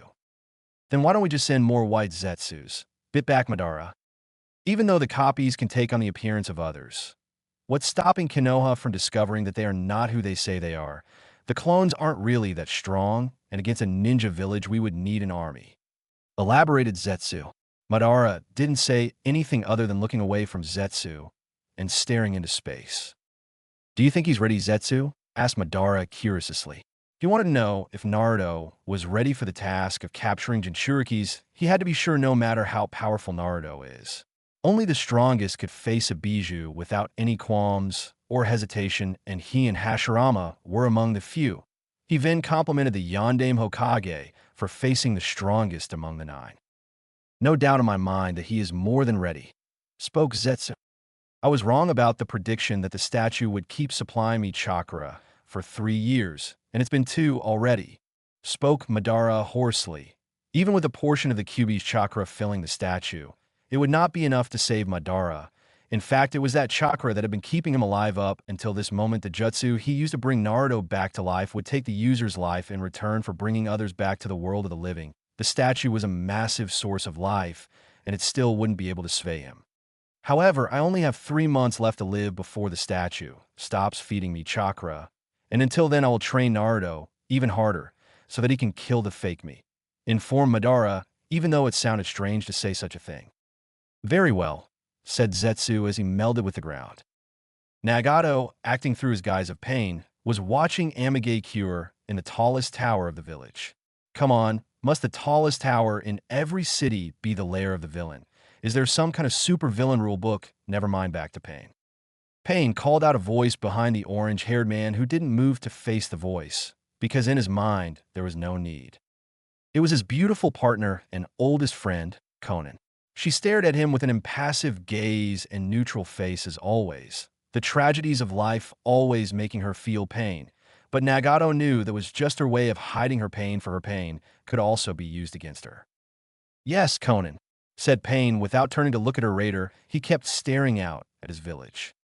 We need one more member among the Akatsuki, informed Conan, bringing up a subject that was on Pain's mind. I am well aware. With Oro Kaimaru's defection from the organization, we do need to fill his place, but we also need to get the Sky Ring from his possession before we allow any other member in the Akatsuki. But finding him is like trying to find a speck of salt on a beach, and if we do find him, he'll most likely escape like the scavenger he has always been. Spoke Pain with contempt as Orochimaru want on his friend list. Zetsu has informed me of a potential candidate, but he has yet to tell me this person's identity, nor his capabilities, or anything else, said Conan, still with that neutral tone of speaking. Zetsu, he always did have an eye for talent, as a few years ago it was him that informed us of Deidara as a potential member. And he was right.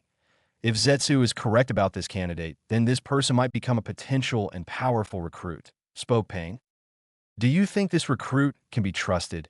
And even if we do let him into the Akatsuki, will he be able to meet Dash? But she was cut off by Pain. Conan, I understand that you have doubts about some of the less savory members of the Akatsuki, such as Sasori and Haiden.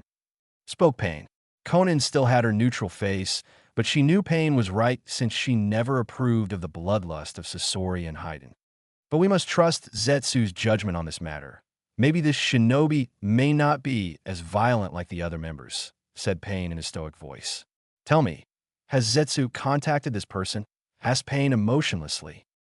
Zetsu has told me that he has not set up any contact with the candidate, and it will take at least 3 months before he can discern the person's of interest location, notified Conan.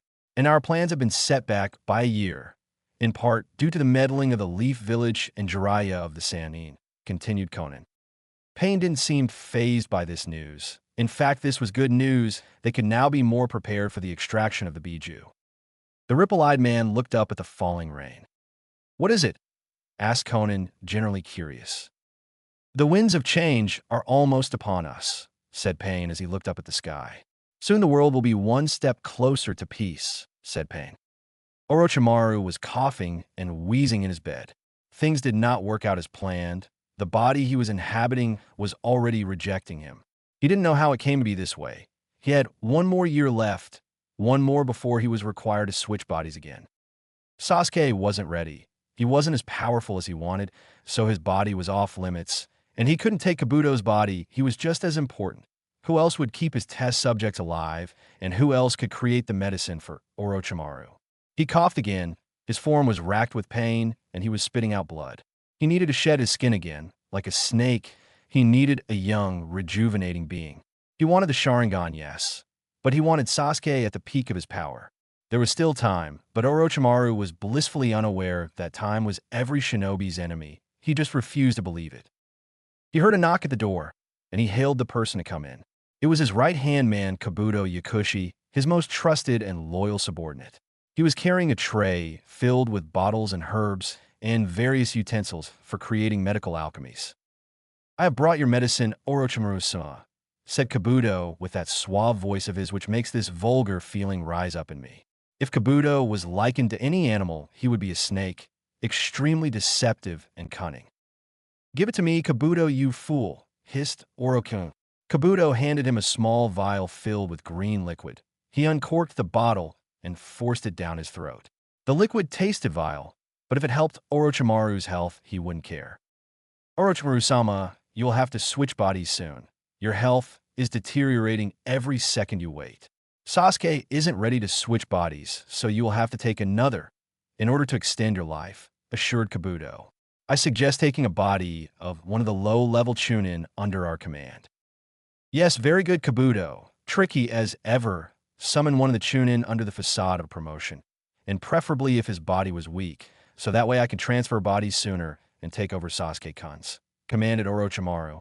Kabuto left to select one weak Chunin for his master.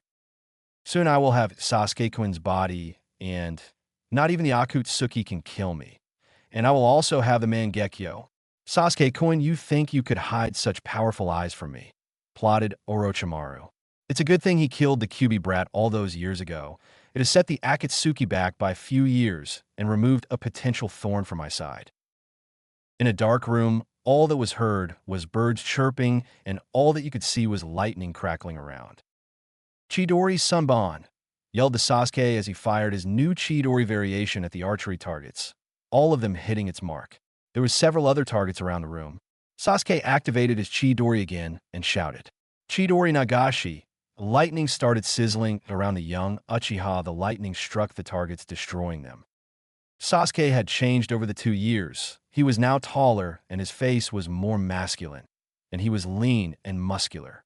He now wore a white, long-sleeved shirt which was open at the torso with a small Uchiha crest near the collar.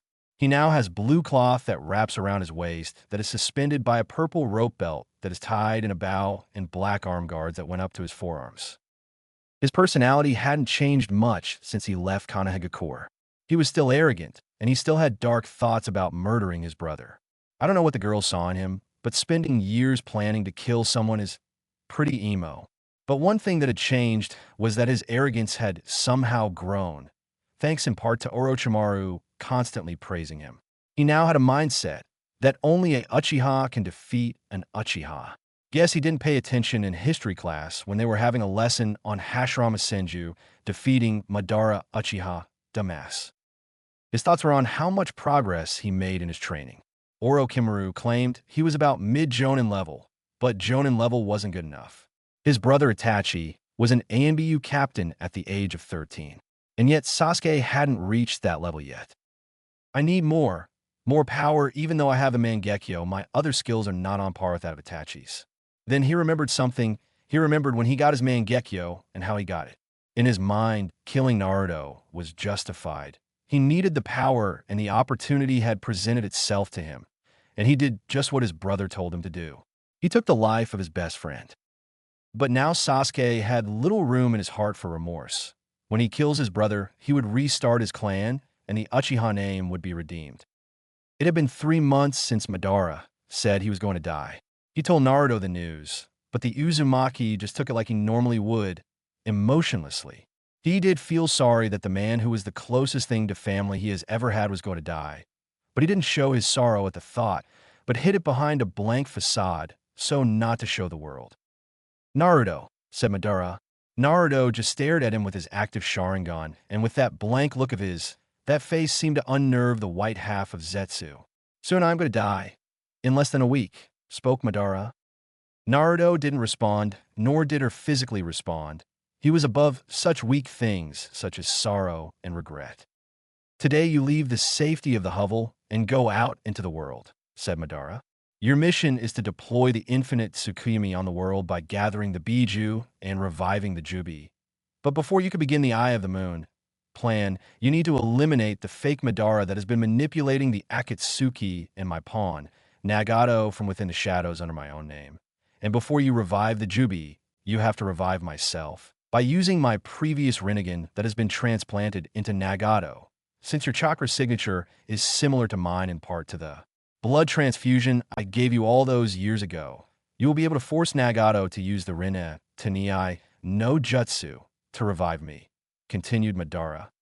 I understand what I have to do, spoke Naruto darkly and with the utmost confidence and determination, his Sharingan blazing. Very good. Zetsu will be assisting you with everything. He is now your subordinate and will obey any command you give out. Even your own voice will silence Nagato's should Zetsu be ordered by the Akatsuki to do anything. Zetsu is exceptional at infiltration and espionage, spoke Madara, where Zetsu melded from a wall and opening his flytrap appendage. You can count on me, shouted White Zetsu gleefully. The black half seemed to sigh at its white half. But he's fucking weak, hissed Madara at his failed experiment, obviously irked by the clone's blatant rudeness and for interrupting him. Naruto slightly nodded at his teacher, who was right about Zetsu. He is weak. Zetsu deflated a little, but quickly broke from his slight depression and smiled widely, happy and cheery as always. Very well, said Naruto, understanding what was required of him. The blonde watched as Madara disconnected himself from the statue via unplugging the tubes, cutting off his chakra supply that was keeping him alive. Now go, my apprentice, my legacy, my heir, and do not fail me, said Madara, and, as his final action, The old man grasped at the sockets of his eyes and pulled out the twin Sharingan from his sockets and grasped them firmly in his hands just before his life passed on, the Shinigami claiming his soul. "I want Sensei," said Naruto. Naruto, after 2 years and 3 months of living in a dark cave, was going to leave. He walked up to a large rock that blocked the exit to the outside world and his own freedom. If Naruto was hesitant about leaving the hovel, then he wouldn't show it. Hesitation was a weakness that didn't have.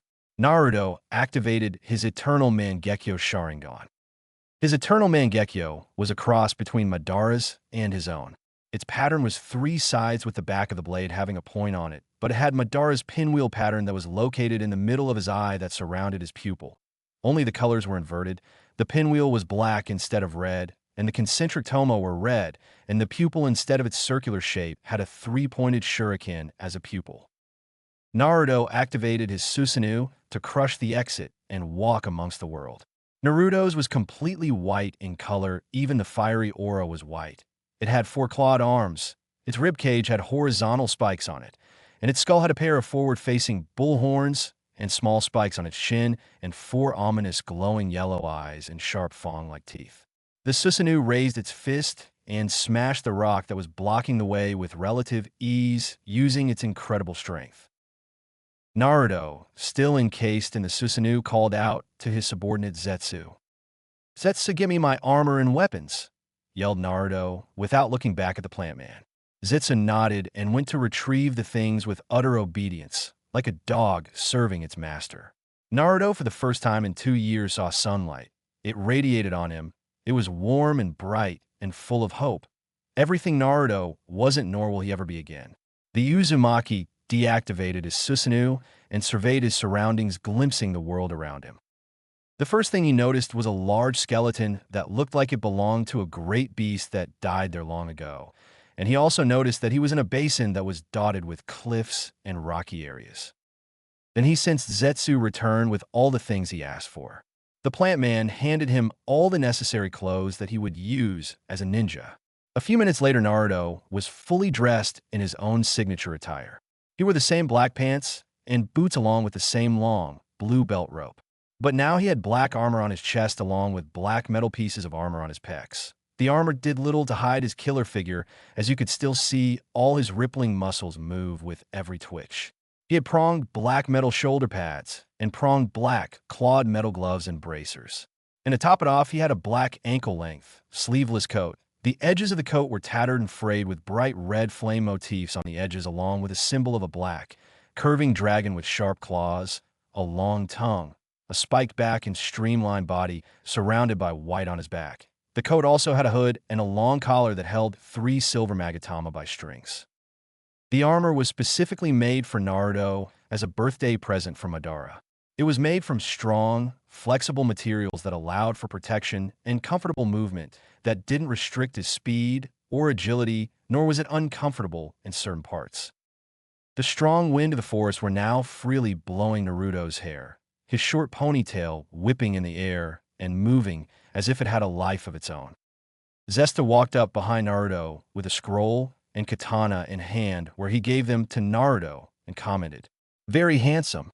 But the blonde thought that comment would be weird if Zetsu wasn't a clone.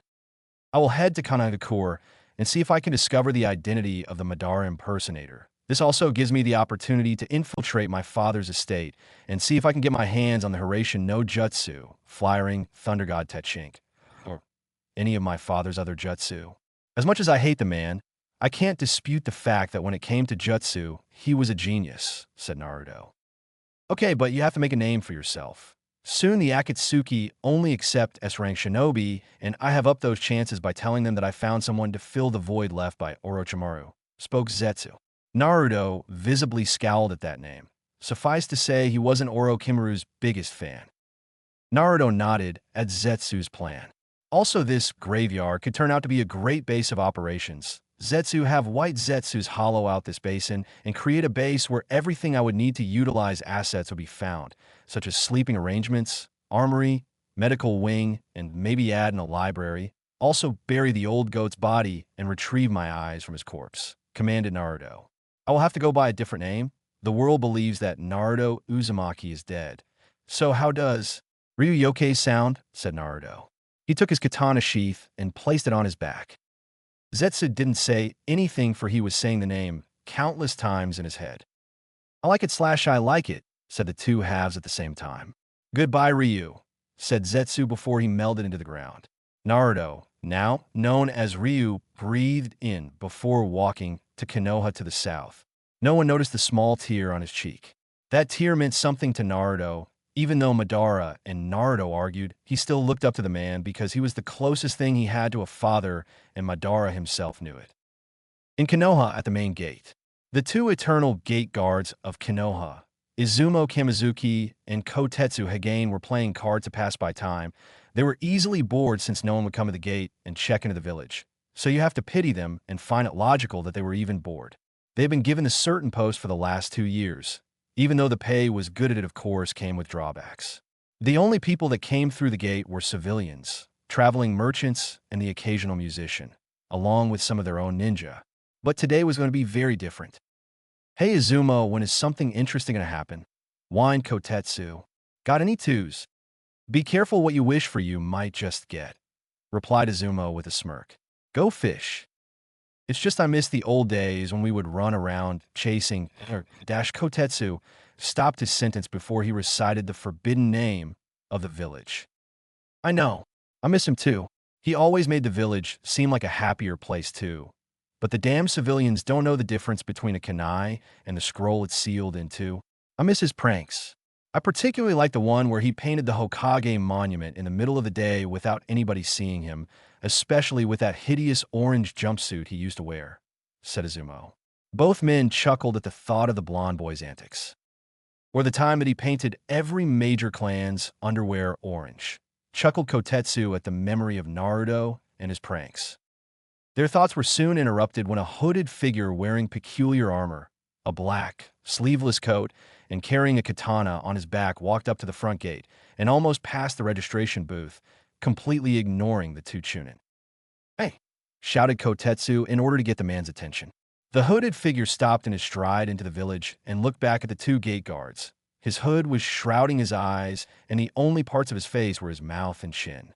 When Izumo and Kotetsu looked at him, both men could see a man who had the aura of a powerful shinobi. But the hooded man looked at them, all he could see were weak shinobi who would fall on their own kunais. You have to register before you can enter the village, continued Kotetsu. The figure just stared at him blankly, which seemed to unnerve both men as it felt like the void was staring back at them.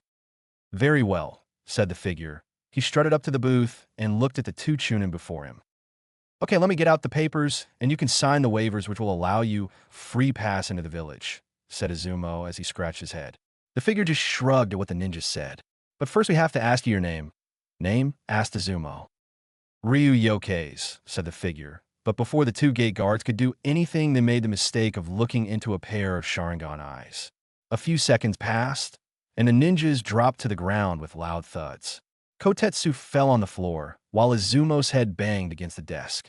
Naruto/Ryu checked Izumo's pulse to see if he was dead or alive. Sometimes he could accidentally kill people when using his Jinjutsu, where they became brain dead. Naruto could feel the even rhythm of Izumo's heart, signifying that he was just unconscious. He knew that AMBU teams are dispatched every 2 hours according to Zetsu's information, so that leave a limited amount of time to get the information and get out. His father's estate was secondary. Also, he was purposely cloaking his chakra so the barrier core wouldn't detect him, but the Hyuga clan would be a thorn. He'd have to watch out for them. Ryu walked away from the booth and continued on into the village, intent on discovering who his teacher's fake was. Zetsu was right. The village has become lazy in the years of temporary peace. I wonder if the village will fail to function as a hidden village, thought Naruto as he walked through the streets of Konoha. No wonder Orochimaru was able to get in easily and launch an invasion at the same time. As Ryu walked among the people, they didn't see his face because of his black hood, but some glanced at him because of his samurai-like armor and long katana. Naruto didn't care why they were looking at him. All that matters is the fact that his goal was more important. If I was to take a guess where they register ninjas in their ninja log, it would be around the MBU headquarters or the Hokage Tower, mused Ryu. Hokage Tower first, then head to ENBU HQ when I don't find anything. Shouldn't be that hard. He was so caught up in his thoughts that he didn't register the shoulder that bumped into his. He heard a rude shout saying, "Watch it, buddy," from behind him. A few minutes earlier, Shikamaru, Choji, and Kiba were walking down the street reminiscing about their recent missions and the exciting things they did. And I was all like Kachao, and Hinata was popping the dudes with her Jukin and Shino. Well, he was just being Shino, said Kiba, excited by wallowing in his own glory. Shikamaru didn't seem to care, and Choji was stuffing his face with chips, again, and he wasn't listening to what Kiba had to say. "Troublesome Kiba, why can't you tell a story normally like the writer of this story that we're in?" said Shikamaru lazily and looking up at the sky. Probably at me, the writer. His fellow shinobis looked at Shikamaru as if he had lost all his intelligence, which was truly something to behold, as a dumb Shikamaru was hard to imagine. "A Shikamaru were not in a story," spoke Choji as he stopped eating his chips when he heard what Shikamaru said. Screw what Shikamaru said back to Dash, but he was cut off as a shoulder bumped into his own. Now, Naruto stopped his track and turned to who he bumped into when the person rudely addressed him. And he was a little surprised when he glanced at Kiba. Of all the shinobi he had to bump into, it had to be the one covered with fleas and plagued with perverted thoughts. Not to mention Kiba's voice was loud. He liked quiet people, like Zetsu, when the plant man was not all hyperactive. Naruto ignored Kiba and kept on walking. He didn't want to deal with people he disliked. Besides, he had something important to do. Besides, he had other problems like finding out about the identity of the fake Madara and taking what was rightfully his. When Ryu started to walk away, that was indeed a move that pissed Kiba off. "Hey," yelled Kiba at the black-clad mystery person who ignored him and just kept on walking. Kiba, I don't think we should pick a fight with him," said Choji as he was a little intimidated by the samurai, like shinobi, especially that pointy katana he had. "Maybe you should forget about him," suggested Choji. "No, someone's got to teach this prick some lessons in manners," said Kiba as he stomped off after the man. Akamaru, who no one had noticed till now, just paw-palmed his face. His master was always getting into trouble. Maybe the dog should put Kiba on a leash. "Troublesome. Come on, Choji, let's hope he doesn't get into too much trouble or gets himself killed," said Shikamaru as he lazily walked after Kiba with Choji and Akamaru following behind him. Naruto had the Hokage Tower in his sight. Things were going smoothly for him and his mission. He then felt a hand clasp his left shoulder, which also made him stop in the middle of the road. And when he looked back, it was Kiba, who was very angry as he was grinding his teeth and his eyebrow was ticking. Thankfully, the hood Naruto had on still overshadowed his eyes, so nobody could see his Sharingan. The reason why I didn't turn them off is because he was just far too awesome for that. "Hey guy, I think you should apologize," said Kiba sternly. Ryu couldn't care less, so he was just going to play dumb if that was possible for someone like him. "Apologize for what?" "Walking on the street," said Naruto. This statement pissed Kiba off some more, and he felt obliged to choke the man for his rudeness, and also his thoughts were on the line of this fucking smartass. "You think you're funny, huh?" said Kiba sarcastically. Ryu just responded with another smartass answer. "No, I think I'm a comedian. I can be quite funny at times," answered Ryu with an annoying smirk. What he said just sent Kiba over the edge, who was barely restraining his anger. Kiba tightened his grip on Naruto's armored shoulder and was digging his claws into the armor, which was barely scratching it. "Listen here, you will AP dash," but he was cut off as Ryu got out of his grip by spinning to his back, grabbed his right arm, and pinned him to the ground with his left hand clutching Kiba's skull and his right hand holding Kiba's arm in the air. Everyone that was on the street turned and saw some stranger pinning Kiba on the ground as the Ninkin user was currently eating dirt. "Holy shit, he's fast. I barely saw him move, let alone flinch." "Who is this guy?" thought Kiba, as all he could see was the dirty ground below him. Shikamaru and Choji arrived along with Akamaru, where the two shinobi and the ninja dog all sighed at the scene in front of them. Shikamaru was right on the money about Kiba getting in trouble. "Troublesome. Mister, could you get off my friend, whatever he's done? Then I formally apologize for it. Troublesome," muttered Shikamaru as this whole situation was troublesome to him. In fact, his whole existence was troublesome. Naruto just looked back at Shikamaru, and he sighed at the shadow user. He let go of Kiba, who scurried off and rejoined his two friends and dog. Keep your dog on a shorter leash. I have little tolerance for stupidity and ignorance, spat Ryu at the three shinobi. Shikamaru and Choji were taken back by this comment and decided to back down from the fight. Kiba just scowled at his dog comments and growled a little. Unfortunately for him, Naruto heard the growl. Watch it, mutt, before I neuter you, threatened Naruto while leaking a bit of killer intent, which made everyone on the street sweat a little and take a step back in fear. Naruto restarted his trek back to the Hokage Tower, not looking behind him, not bothered to look behind him. Wait, yelled Shikamaru, which was weird because Shikamaru was never a loud person. Naruto halted in his stride and turned to Shikamaru. What's your name? Asked Shikamaru. Ryu Yokeis, said Naruto simply. Deciding he had enough with idiots, Ryu turned his back on the trio of shinobi and continued on his original path towards the Hokage Tower. But Shikamaru narrowed his eyes at him, as if there was something about him that was strange. With the Hokage Tower in sight, Naruto took to the rooftops and he whispered the name of a very useful infiltration jutsu. Maisegikure no Jutsu, hiding with camouflage technique.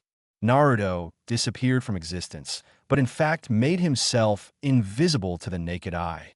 Naruto practiced this jutsu with Black Zetsu, who was an amazing sensor and could detect chakra from even lands as far away as the land of water.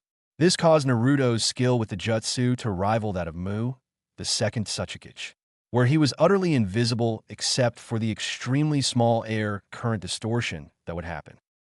Ryu snuck into the tower with relative ease, getting past the ANBU easily, who were busy doing what ANBU did best.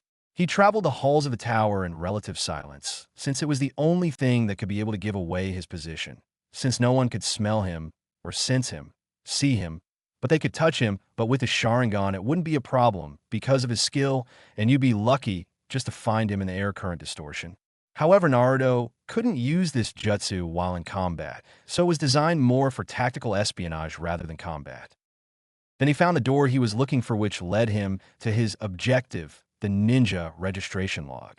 He opened the door and tried to hold back a sigh of relief since no one was inside. He closed the door behind him and deactivated his invisibility, allowing his form to be viewed. Luckily, there was a computer in the room for processing shit.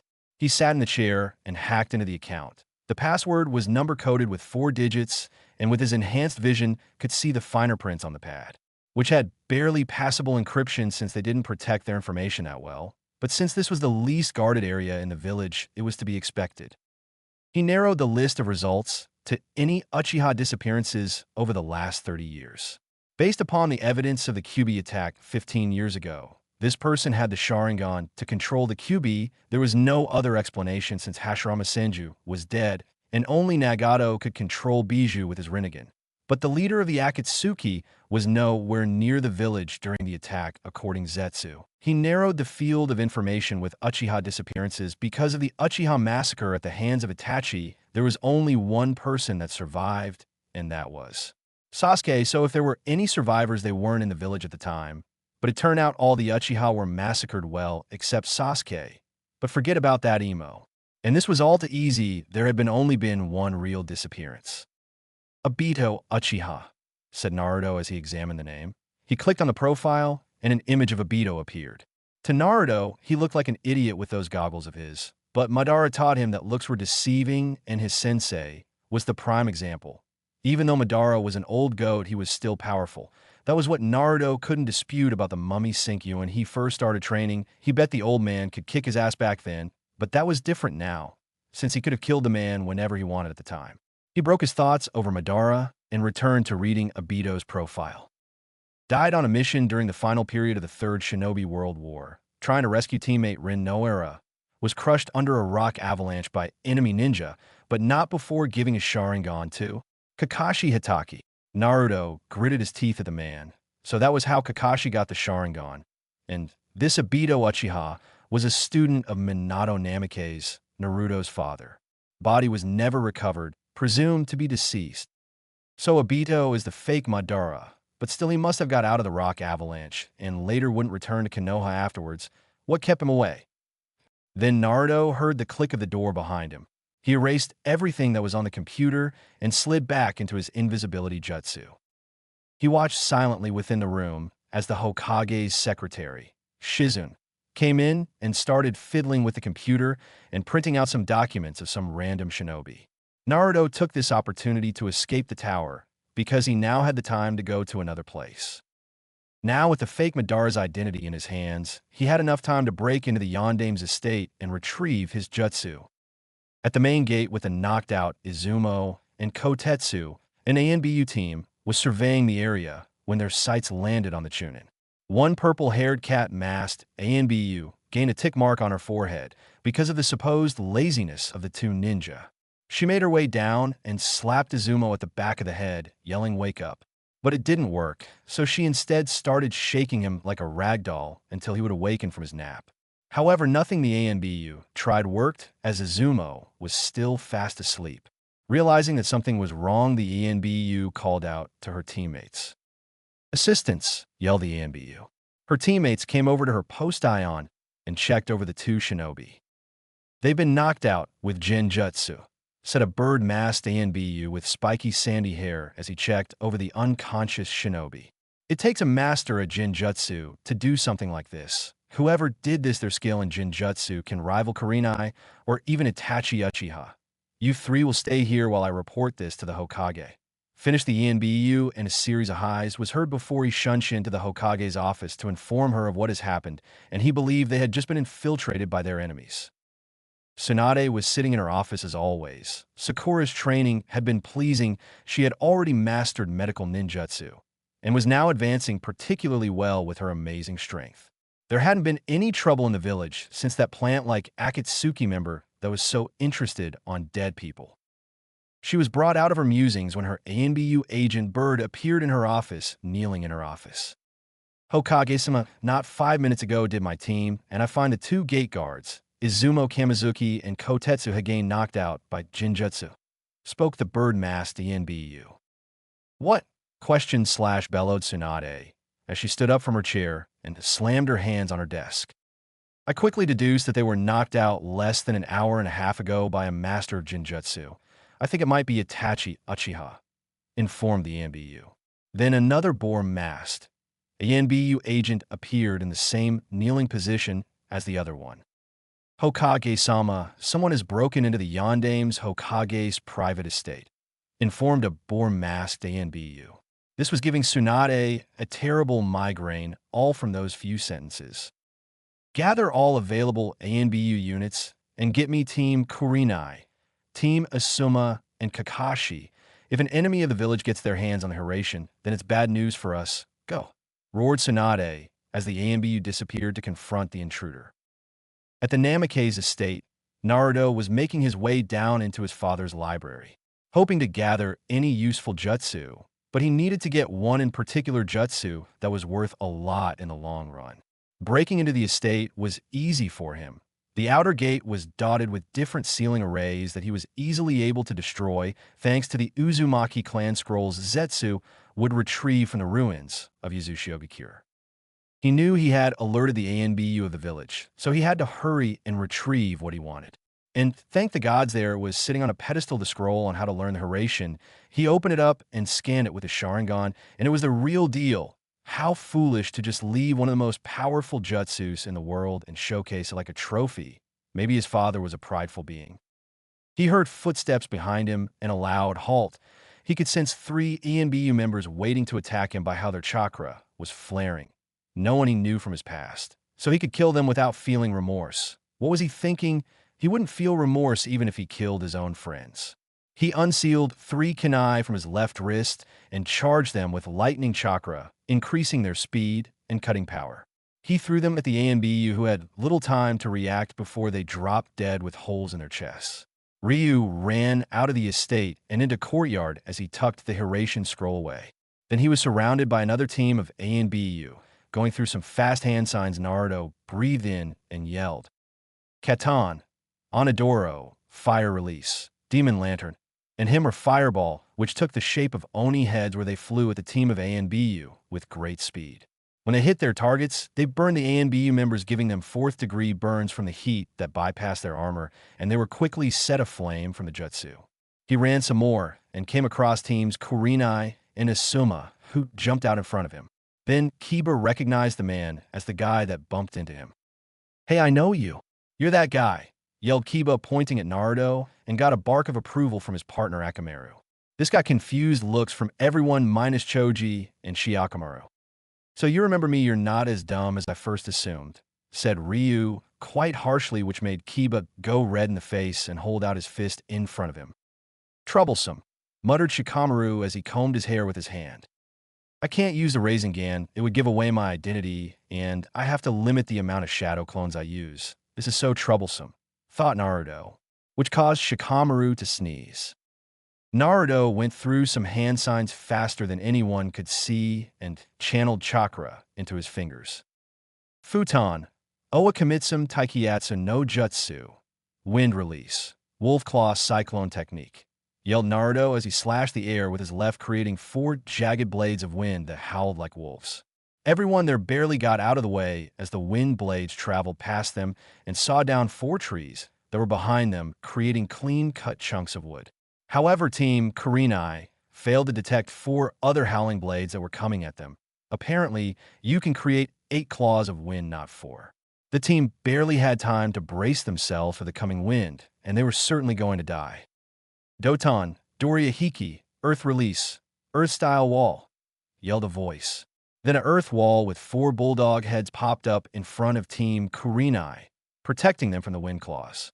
However, the wind-sharpened blades cut deep into the wall. If it wasn't chakra-enhanced earth, then it would have cut clean through. It was a miracle that the wall held its stability because it was 1 inch away from penetrating. Kakashi appeared before everyone, his Sharingan blazing, and holding a kunai in hand, ready to battle the combatant. "Is everyone all right?" asked Kakashi. "Yeah, we're fine," answered Asuma as he jumped next to Kakashi. "Okay, what can you tell me about his guy that I don't already know?" inquired Kakashi, and Shikamaru answered. "His name is Ryu Yokeis." Everyone looked at him with wide eyes, surprised that he even knew the person. "Kiba, Choji, and I bumped into him earlier," continued Shikamaru, which made everyone nod their heads in understanding. "What we have seen already is that he has a wind and fire affinity. The katana on his back signifies at least expertise in Kenjutsu, but other than that we have no idea of his other skills." "All of those are correct, however there are a few things that you left out," said Ryu, but he was interrupted as a tree grew behind his back and its branches coiled itself around him. "Damn, I was hoping to not reveal my Sharingan, but it looks like I have to if I want to escape this Jinjutsu," thought Naruto sadly, as if he pitied whoever trapped him in a Jinjutsu. Kurenai then appeared from the trunk of the tree, a kunai in hand, ready to slit Naruto's throat. Megan, Kyo Tenshi Ten, Demonic Illusion, Mirror Heaven and Earth Change, the thought Naruto as he looked into Kurenai's eyes. Now it was Kurenai who was trapped by a tree. But that wasn't what shocked her, it was the fact that the man before her had the Sharingan, whispered Kurenai. Kurenai then found herself back in her own body, and she turned her head to see Hinata, funneling her chakra into her, breaking her from the Jinjutsu. But she had to relay this new information. It was vital everyone knew about the new development. "Everyone Jinjutsu doesn't work against him," shouted Kurenai. "Why?" shouted Kiba back. "Because he has the Sharingan," screeched Kurenai. Everyone was immediately shocked by this. Another Sharingan user, but how all the Uchiha corpses were burned, so someone wouldn't be able to transplant the Sharingan into their eyes. So how did this guy have it? And who was he really? The wind seemed to react to everyone's shock as it frayed about more frantically. The chin-length strands that framed the sides of Naruto's face fluttered around, and the strands that fell between his eyes and parted at his nose ruffled a little. His black cloak with flame motifs whipped in the air wildly. "Yeah, I have the Sharingan. It was a gift from someone important to me," said Ryu cockily. "Oh yeah, and who?" shouted Kiba. "What does it matter? The person is dead, just like you're going to be soon," said Naruto darkly. He went through some hand signs. Raiden, Reiju Hashiri Paku, no Jutsu, Lightning Release, Beast Running Pack Technique, bellowed Naruto as he held out the palms of his hands as 10 pale wolves made of lightning rushed at the group of shinobi. Naruto was controlling the wolves thanks to lightning chakra connected to his hands, and he was able to control the wolves and have them attack the group of shinobi. Asuma, in gratitude to his quick thinking, saved the lives of his team, and Shino by utilizing a wind jutsu. Futon, Kaze and Gai no jutsu, wind release, wind dome technique, yelled Asuma as a wind dome shielded the 5 shinobi. But the others weren't as lucky. The wolves were sharper than katanas, and they easily clawed past everyone else, causing eviscerating damage to all of them. 5 against 10, including Akamaru, wasn't a good number. Whenever they dodged, they were attacked by the striding onslaught of the hounds, and the lightning numbed their bodies, causing them to become slower and their reactions to be slower than they were. How could they escape this? If they didn't escape, they would surely die. Ryu was about to finish them off when a shadow above him caused him to look up, and he was blinded by the light of the sun where a shadow hovering beyond it could be clearly seen. Satenkyaku, heavenly foot of pain, yelled the shadow. Naruto canceled his jutsu, and with his Sharingan narrowly dodged the chakra-enhanced falling axe kick that would have probably crushed his skull. Dust instantly filled the area. It was so thick that only a Hyuga's Byakugan could see through it. Naruto was unfazed by the dust, stinging his eyes, as he just watched the handiwork of someone he used to call Bachan. When the dust cleared, it revealed the silhouette of Tsunade Senju, the Go-Dame Hokage. Naruto would never forget about that monstrous strength anytime soon. But he just smirked. This day turned out to be quite entertaining and made his day all that more interesting. "Who are you? And why did you attack my ninja?" spoke Tsunade with a voice that proved she was worthy of being a leader. Naruto just smirked. Weren't they the ones that attacked him? He couldn't remember.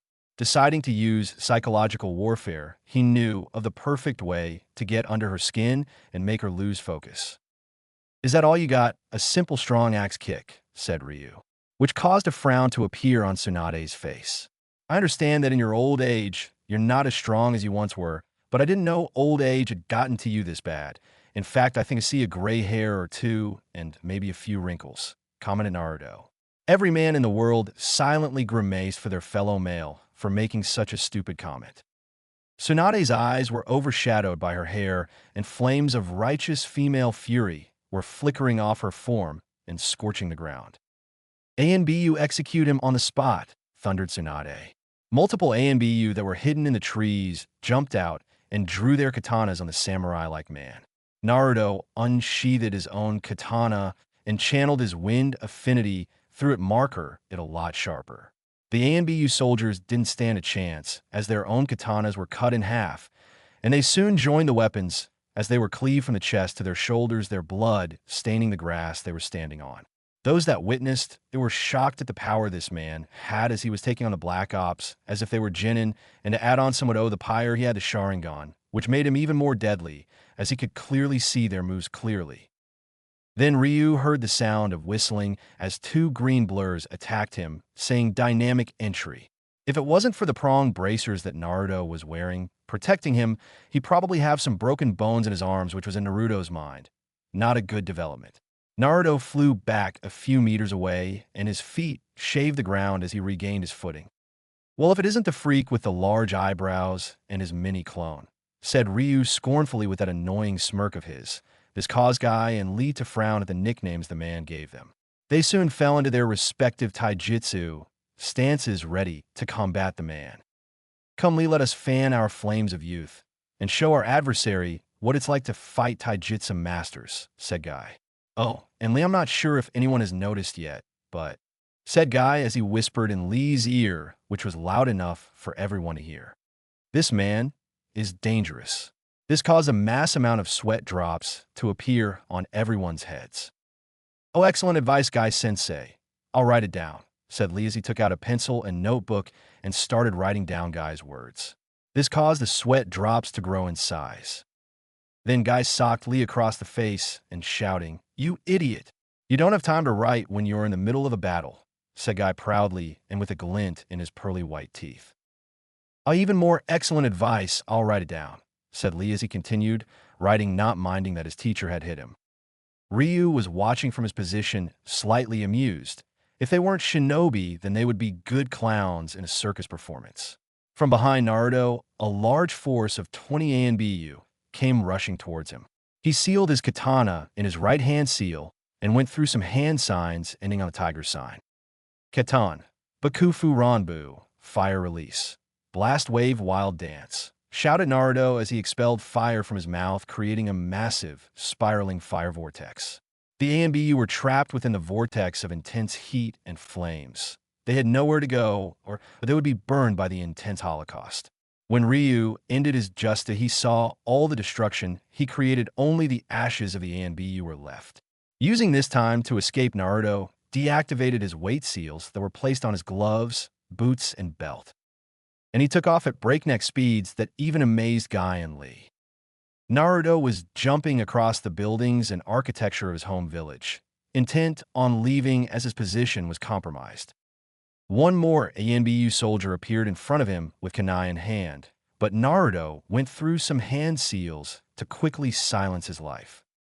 Right on, Hekurekurein Shigekiha, Lightning Release, Thunder Lion Shockwave, yelled Naruto as he held out his hand, as a wave-like vortex made of lightning with the head of a lion in the center hit the ANBU head-on as the unfortunate shinobi was obliterated by the lightning. Ryu continued running out of the village without any interference. My Segakure no Jutsu, thought Naruto as he disappeared while running through the village. The Konoha forces that were chasing after him lost his presence not long after he used his jutsu because of the invisibility it offered him. Tsunade watched as the black-clad man vanished from everyone's sight. The last thing she saw was the symbol on the back of his coat.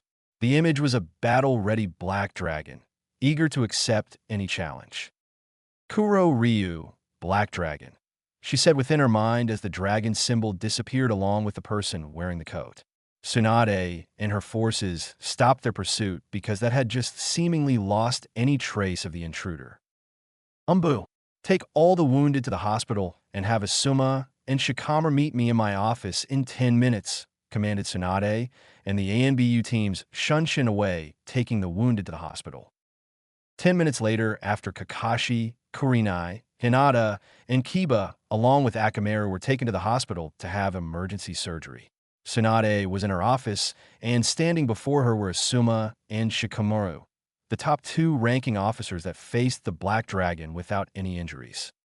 Tell me everything you learned about this Ryu Yokeis when battling with him, ordered Tsunade, and Shikamaru stepped forward ready to answer her. From what we learned from our fight, Hokage-sama, is that Ryu Yokeis has 3 nature affinities: fire, wind, and lightning, and he displayed immense control over each, said Shikamaru. He also seemed adept at Jinjutsu as he used the Kyo Tenchi Ten against Kurinai-sensei with relative ease, but I'm not sure if he did that himself or the Sharingan did it for him. Oh, and yeah, he has a Sharingan, said Chikoro. But everyone in the room thought he just said he had the Sharingan. Then Asuma stepped forward and he took a drag out of his cigarette. From what I was able to observe, is that he has extraordinary stealth and infiltration skills, as he was able to slip past the ANBU in the village with effortless skill, coupled with the fact that he is a master of Fuinjutsu, as he was able to get into the Yondaime Hokage's estate, which is known for having every kind of defense seal there is. He was also a master at Kenjutsu, as well as the way he wielded that katana had the look of a master with years of experience. We weren't able to see taijutsu skills because we engaged him in long-range attacks, but his speed was tremendous as he outran Guy and Lee easily and dodged your chakra, enhanced falling axe kick. Informed Asuma, and he used psychological warfare to great effort. When he called you old, said Asuma, and Tsunade gained a tick mark, but right now, this was not the time to be punching Asuma through a wall. And he's quite the smartass. Tsunade sighed this man. Everything they learned about him, about the dragon, spoke of a man trained in every art of shinobi combat and warfare, a man trained to kill. And what of his physical appearance? Asked Tsunade. We weren't able to get much because he wore a hood that shadowed most of his face, said Shikamaru. But I will tell you what I know. He has light skin, in between tanned and pale and sun-kissed golden blonde hair. Is that it? Asked Tsunade. Yeah, replied Shikamaru. The physical information wasn't much, but it was useful enough. Ok, I will be adding Ryu Yokeis into the bingo book immediately since he was able to kill numerous ANBU and critically injure Kakashi. I will be placing him as a high-ranked shinobi in the bingo book, said Tsunade. Shizen called Tsunade to her assistant, and Shizen came running into the room with a frantic look on her face. Yes, Tsunade-sama, asked Shizen. Create a profile on everything we have collected on Ryu Yokeis, commanded Tsunade as she folded her arms under her sizable bust. Yes, Tsunade-sama, acknowledged Shizen. Tsunade let her thoughts wander. She was just hoping that Ryu Yokeis didn't acquire what she hoped he didn't acquire. A few days later, Zetsu was reading the latest update on the Konoha's bingo book, but only one shinobi really caught his attention. The Akatsuki. Pain was staring out at Amage Kirigan. His thoughts were upon the new candidate in the Akatsuki, Ryu Yokeis, an S-ranked shinobi who had recently infiltrated the Hidden Leaf Village. He killed and injured many of Konoha's top shinobi, and almost killed the Hokage, Tsunade Senju. He also had the Sharingan, one of the most powerful Keki Genkai in the entire world. He may even have the Mangekyo Sharingan. Zetsu was correct in his assumptions of Yokeis. He was a powerful shinobi, although he didn't know which village he hailed from. But it didn't matter as long as he was an S-ranked shinobi, he was welcome among the Akatsuki. He had told Kakazu not to go after the bounty of Mr. Yokeis. If a shinobi who had 700 million bounty on his head, Kakazu, the Akatsuki treasurer, would stop at nothing to retrieve that money. But then came the problem of his current status within the organization. He had no partner to be paired with, and he lacked one of the rings that linked him to the demonic statue. Orochimaru was in possession of the Sky Ring. Without it, Ryu Yokeis couldn't become a true member of the Akatsuki, and he already had in mind his perfect partner. Despite not meeting the man for himself, he could trust the person with his chosen partner, and possibly eliminate a thorn in their side. Tsunade was currently massaging the migraine that was slowly coming at her. Ryu Yokeis had caused quite the stir within the village, especially among the ENBU, Rookie 9, and Team Guy. Well, now it was Rookie 7 since Sasuke's defection and Naruto's death. She had contacted Jiraiya immediately to discuss the over-successful infiltration. And what she heard and saw of this Yokeis was something that needed to be discussed behind closed doors lest Danzo and the elders get wind of it. But despite all the information she was able to put together, it felt like what Yokeis showed was only the tip of the iceberg of his power, and she had this nagging feeling that Ryu was just toying with all the ninja he fought. There was only one question. Who is Ryu Yokeis? Hopefully Jiraiya had the answer. And speak of the devil when the old pervert came through her window. Sup, Haim, you wanted to speak with me? Greeted Jiraiya in a happy manner. Wait, don't tell me. You finally came and want to confess to me that you love me, continued Jiraiya. Tsunade snorted and gained a tick mark at Jiraiya's behavior of a serious matter. No, that's not what I called you for, Jiraiya, said Tsunade. Jiraiya adopted his serious demeanor. How is the monkey brat's training? Asked Tsunade. Who? Konohamaru. If you told me that he might be an idiotic genius, I would have spat sake in your face, said Jiraiya. But seriously, his training has been good, and this is a great way of repaying Sensei by training his grandson. But his current power level would be that of a low Genin, give me another year, and he may be low Chunin level, said Jiraiya. Tsunade nodded at this. She remembered when a young Sarutobi barged into her office 2 years ago and demanded that someone train him so that he could avenge Naruto and bring his killer to justice. Flashback. It had been a month since Naruto's death, and Tsunade had been working tirelessly since she took up the god-awful position of Hokage. Konohamaru Sarutobi was an interesting case. For being one of the biggest prank stars in the village, he now became determined to exact justice on Sasuke Uchiha for killing his surrogate brother Naruto. Ebisu, his personal trainer, would come over and tell her of his training and saying how he was glad that the demon brat was gone and that he was not corrupting Konohamaru. Technically, Naruto was helping the kid in his usual way. Tsunade heard this, and he landed in the hospital for 3 months. She was just approving a B-ranked mission when the boy she called Monkey Brat came barging into her office. Hey, you old hag, yelled Konohamaru. Tsunade reined her temper, but she did have 2 prominent tick marks on her forehead. There was only one person who was allowed to call her old, and any copycat of that person just pissed her off even more. Konohamaru Sarutobi was definitely a second Naruto Uzumaki Namikaze, because that was the blonde's true name. Yes, monkey brat, answered Tsunade with Konohamaru's nickname. She was busy, she had no time to be dealing with this. I need a new sensei, since you're the one that put the closet pervert, Ebisu, in the hospital, said Konohamaru while pointing his finger at Tsunade. Then opportunity hit her like bricks. Well, there happens to be a certain shinobi that can take you on as his apprentice, said Tsunade with a glint in her eye. Yahoo! Asked Konohamaru. If this guy was a better teacher than Ebisu, then he would not use the sexy jutsu again. You can find him at the hot springs, can't miss him, said Tsunade. Konohamaru walked out of the office and went on his way to the hot springs. Flashback end. Jiraiya took Konohamaru on a training trip, thereby killing two birds with one stone. The hot springs were safe from the world's biggest pervert, and she got an annoying brat out of her hair. Tsunade, back to the real reason why you call me back to the village, said Jiraiya. Tsunade was about to answer when the very people she didn't want to see walked in her office. Danzo and her personal advisors. Hokage-sama, we need to talk, said Koharu Yuditane. Just great, as if I had enough to deal with, thought Tsunade. We received reports that the village had been infiltrated again, said Danzo.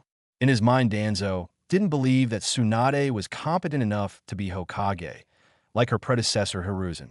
The Sandaime should have given Danzo custody of the QB container the moment the beast was sealed, and he should have given the last Uchiha as well to undergo emotional training and become a tool of the village loyal to him.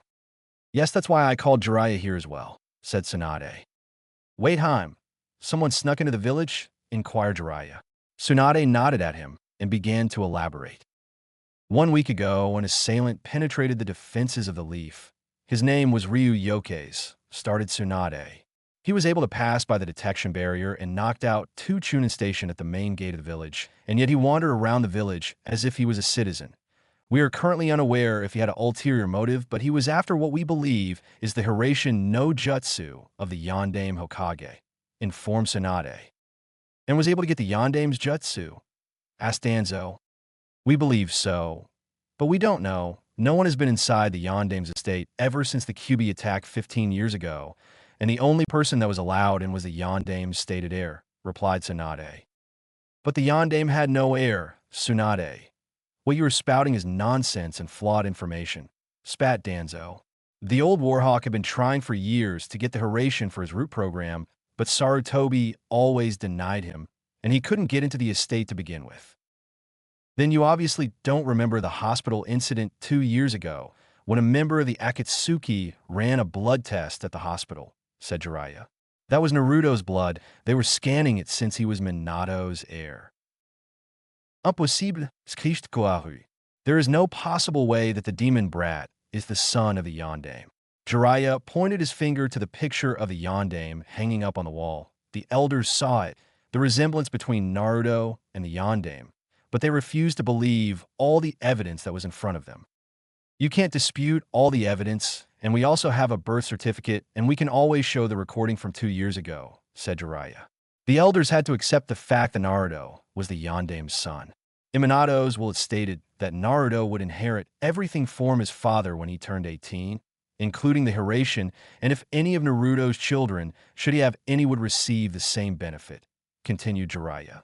But since Naruto is dead, there is no one to claim the inheritance. It is just void at the moment, finished the Toad Sennin. Then you should give me the inheritance. I can put everything within the Yondaime's library to use, suggested Danzo. This was his last chance to get his hands on the Yondaime's signature jutsu. No, said Tsunade. Danzo scowled at the Shodaime's granddaughter. In the will, it was never mentioned that any of the Yondaime's jutsu would go to the village, so the estate and all its contents will be just an old ruin. But let's get back to the original reason why I called Jiraiya here and not you three, spoke Tsunade as she glared at the elders. Ryu Yokeis was able to sneak into the village, kill multiple Inbu, and injure several clan heirs and top Jonin. We are unsure if he was contracted to do this or he was here on his own free will, but what we did discover was... But she interrupted by Jiraiya. Wait, Haim, who is this Ryu Yokeis? Queried Jiraiya. I thought you would have some information on this person, said Tsunade. Sorry, Haim, never heard of the guy before, answered Jiraiya. So could you update this guy on me? Ryu Yokeis is a now wanted S-rank ninja. His background is unknown. His age is unknown. We didn't see any scratched out headband or any headband signaling ninja allegiance, and he didn't use any skills that samurai are known to use.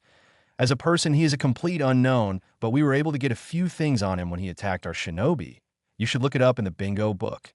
Notified Swanda. He accessed the village and killed several high-ranking ANBU, and quite possibly has the Haration. Continued Tsunade. It's like this person fell out of the sky. He is just a complete mystery. This is Badheim. We need to be careful around this Ryu Yokeis, warned Jiraiya. Yokeis also has the Sharingan, informed Tsunade. Jiraiya was acting like a gaping fish. How could this person possess the Sharingan? Only 3 people in the world possess that Keki Jinkai, which is Itachi, his brother Sasuke, and a transplanted one in Kakashi. What should we do about Yokeis? Asked Jiraiya, getting over his shock quickly. I don't know. This man is a ghost. He disappeared as soon as he had appeared, and then we lost all traces of his presence. We had the Inuzuka try to find him with his scent, but it was lost as soon as he vanished, and the Hyuga clan were unable to find him within the village. Probably by then he had already escaped. But if we do see him, we capture him and find out any information and intelligence he may have. And if we cannot, we kill him and burn his corpse, said Tsunade. But while this was happening, Danzo, as usual, was plotting something.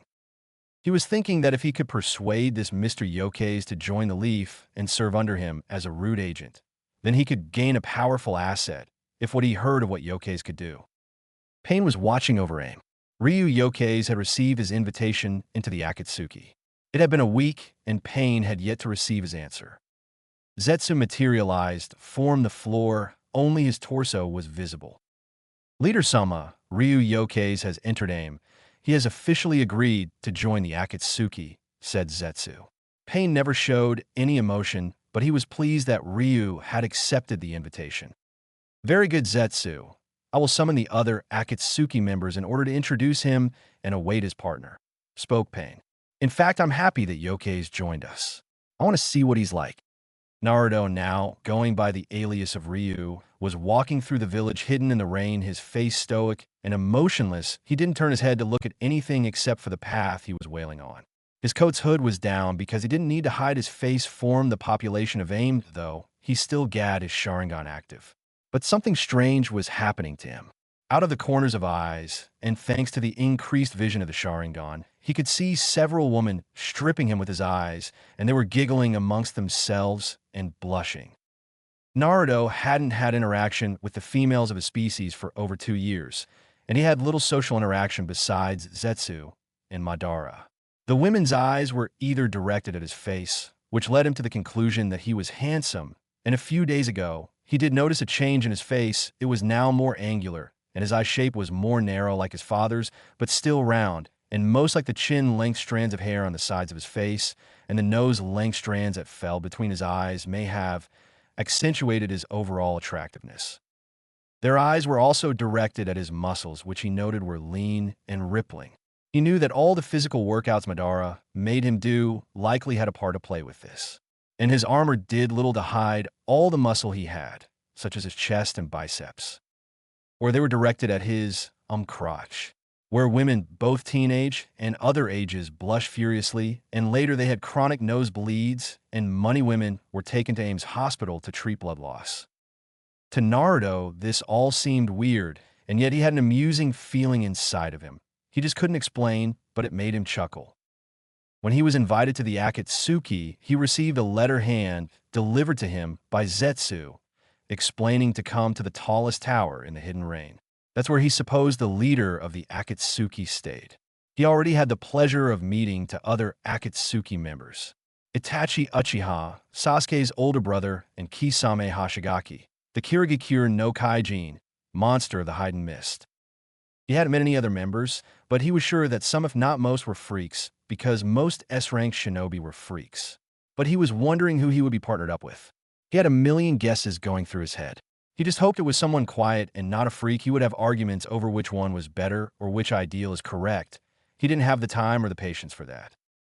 Then he had Pain's tower in his sight. It really was the tallest tower in the village. It easily dwarfed all the other skyscraper-like towers, and it was quite interesting in Naruto's opinion. It had 4 faces on each side of the tower with multiple pipes and tubes sticking out of each of Ti's faces.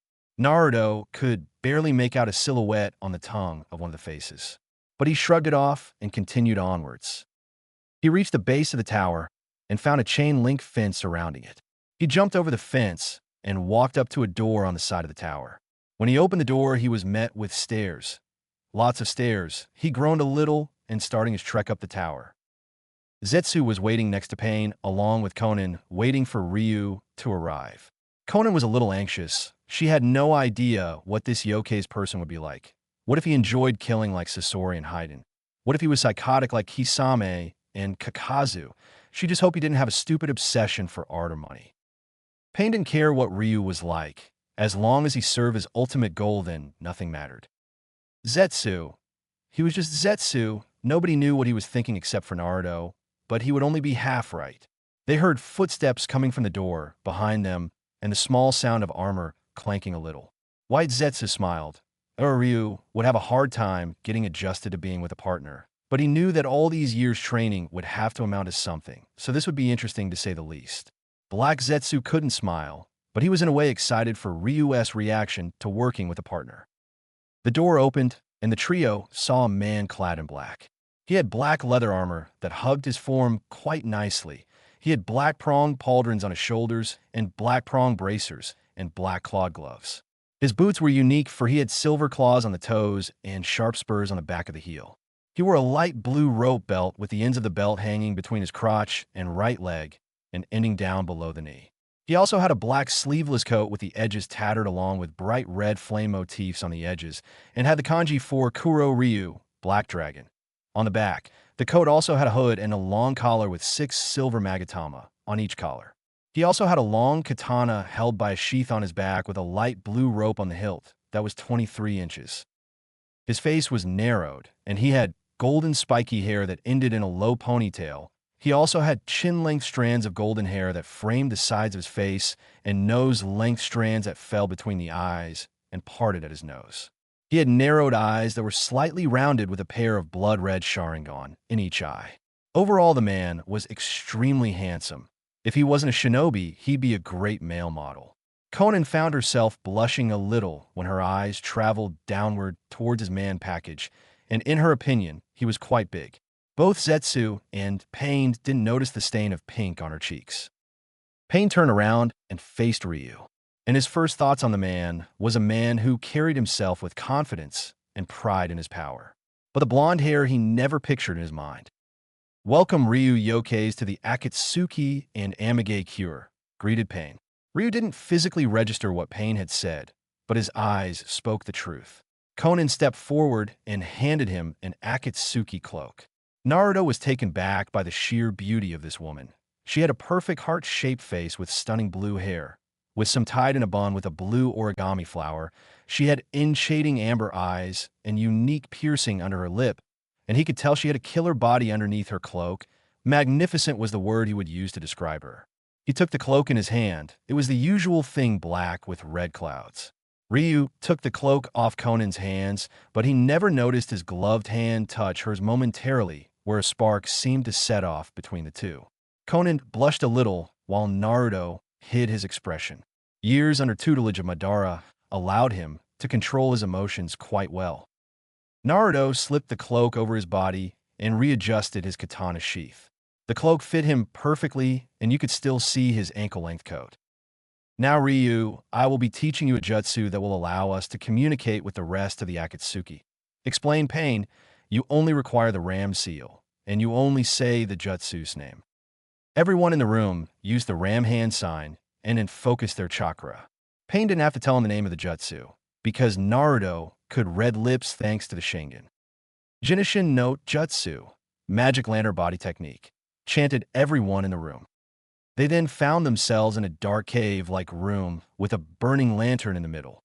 Naruto noticed that his body had an astral rainbow look, and the only thing that didn't appear like a rainbow was his eyes and the red clouds on his cloak. He also noticed that Pain, Zetsu, and the unknown blue-haired woman, unknown to him, were also with him. Then 6 other astral bodies appeared. 4 of these bodies he didn't recognize, but 2 he recognized even with the celestial bodies blocking their appearance, Itachi and Kisame. Then all eyes turned towards the leader.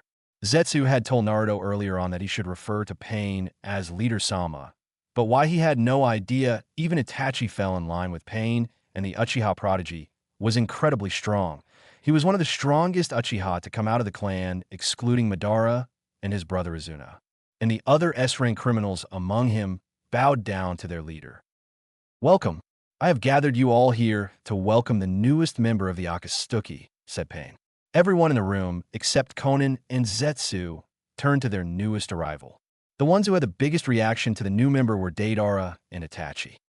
Deidara sputtered around. This guy had the eyes he hated the most. Sharingan. He would always remember the humiliating defeat Itachi gave him before he joined the organization. Itachi's reaction were raised eyebrows, which was the most you would get out of him. But the thoughts going through his head were, why does this man have a Sharingan? Is he an Uchiha? "This is Ryu Yoke's," continued Pain. He was about to say something, but he was cut off by Kakazu. "I've heard of you, Kuroryu Black Dragon. Quite the bounty on your head and all the shit you've done," said Kakazu. "It's too bad I can't kill you yet. I would have loved all that money." Now, Kakazu, you might be a fellow follower of Jashin-sama, said Haiden. "So tell Mr. Yokes, do you follow the laws of Jashin-sama?" "Oh," said Ryu with his usual blank face. Haiden face faulted at what Naruto said. Is that some kind of wandering clown who uses his hands as feet and feet as hands and can't tell the difference between his arse and head? Continued Ryu. Now Haiden was pissed this blasphemer was insulting his god, and to top it off, he had an annoying smirk that spoke. "I'm superior to you." The Jashinist looked ready to kill someone. Kakazu just smirked. He was liking this guy already. Itachi's face twitched a little, finding the situation funny. Kisame laughed. You couldn't see Sasori's face. Deidara was chuckling a little, and Konan had a small smile. "Hey, dare you blasphemer." Haiden took out his 3-pointed scythe and aimed at Ryu. "Maybe I should offer you up to Jashin-sama," said Haiden. "Sorry, I don't swing that way, and I don't like clowns," baited Naruto with a signature annoying smirk. Smoke was fuming out of Haiden's ears. How he would love nothing than to punch that grin of his face. Kakazu started laughing along with Sasori. Deidara and Itachi was chuckling a little. Konan let loose a few giggles. "Now, threaten me again, and I will stab your eyes while needles and have you relive what you fear most," threatened Ryu, leaking a bit of killing intent. Haiden was frozen in fear, and since he couldn't die, so Ryu must have been serious. Kisame grinned a sickly grin. Itachi was emotionless. Sasori was chuckling from seeing Haiden's reaction. Deidara whistled, and Kakazu was smirking at the mental image he was able to conjure up. But there were still some questions that needed to be answered. "Hey, tell me something, Ryu. My man, how do you have those infernal eyes?" Asked Deidara. Even though he hated the Sharingan, he liked Ryu despite only knowing him for a few minutes. "They were a gift," answered Naruto. "You asked how I have these eyes, not who or when I got them, so no more questions about my Keki Genkai," threatened Ryu darkly.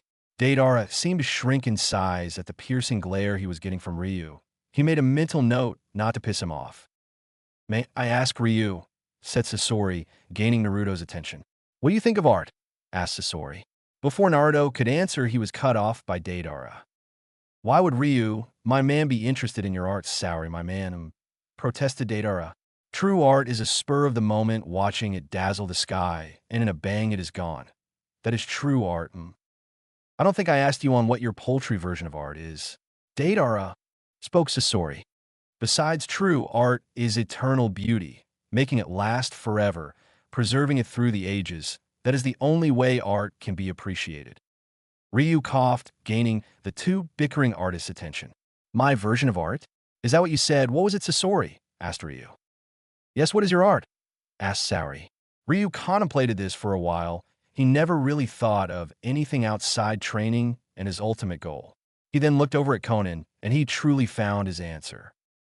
"Art is enjoying one's passion in the company of another. This kind of art is temporary, but it's far more enjoyable and pleasurable," answered Naruto. Deidara and Sasori were intrigued, so was everyone else in the room, especially Conan. Good. Since we have introduced each other, it's time for missions that the Akatsuki have been contracted to undertake. I will relay these missions later. Spoke Pain. He turned to Yokeis. Ryu, I am aware that you lack a partner within the organization, so you will be paired with Conan, said Pain. Conan widened her eyes at this because she never expected to be separated from Nagato. Ryu didn't really care. So long as they could work together, he had no qualms. Your first mission as a partners will be to retrieve Orochimaru's Akatsuki ring. Assassinating him is secondary and only when the opportunity presents itself, continued Pain. Nagato knew of Ryu's skills as a master of stealth. If he was able to sneak into Konohagakure, then Orochimaru's base wouldn't be that hard. Now go.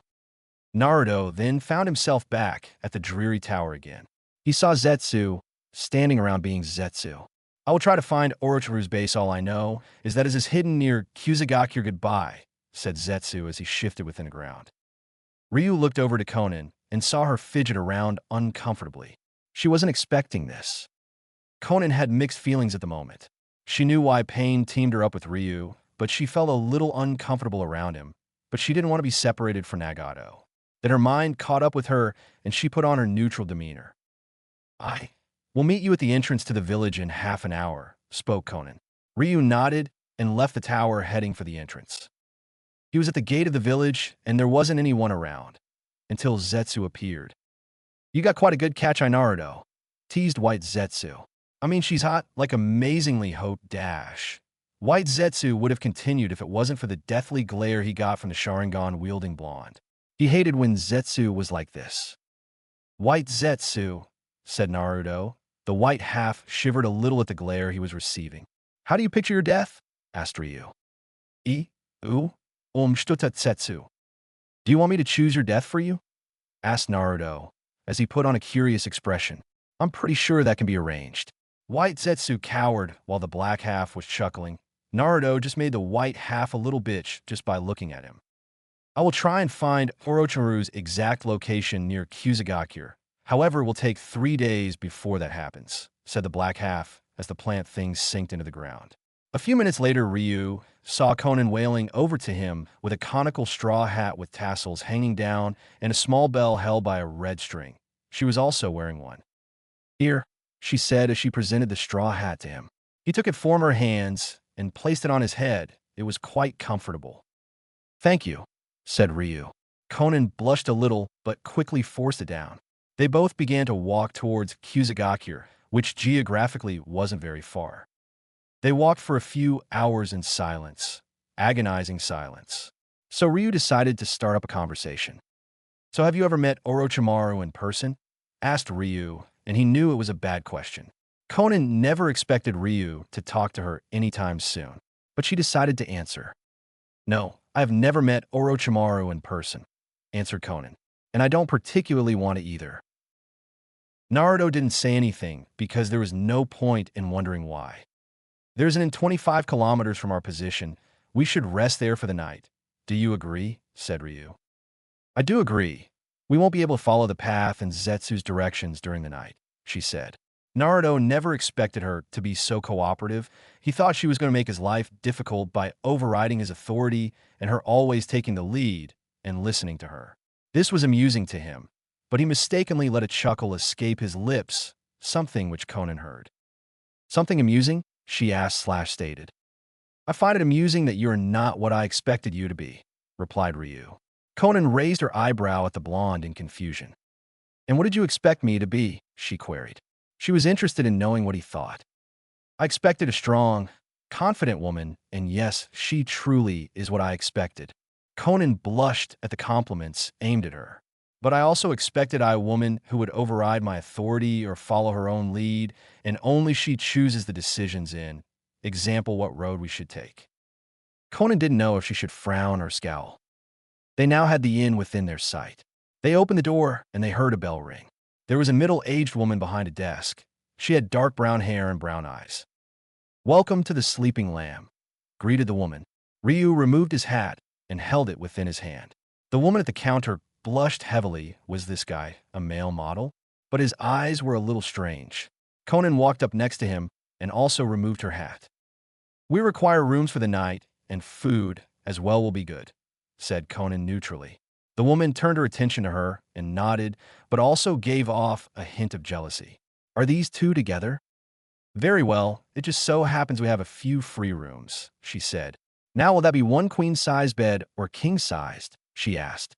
When Naruto and Conan heard, both blushed until Naruto decided.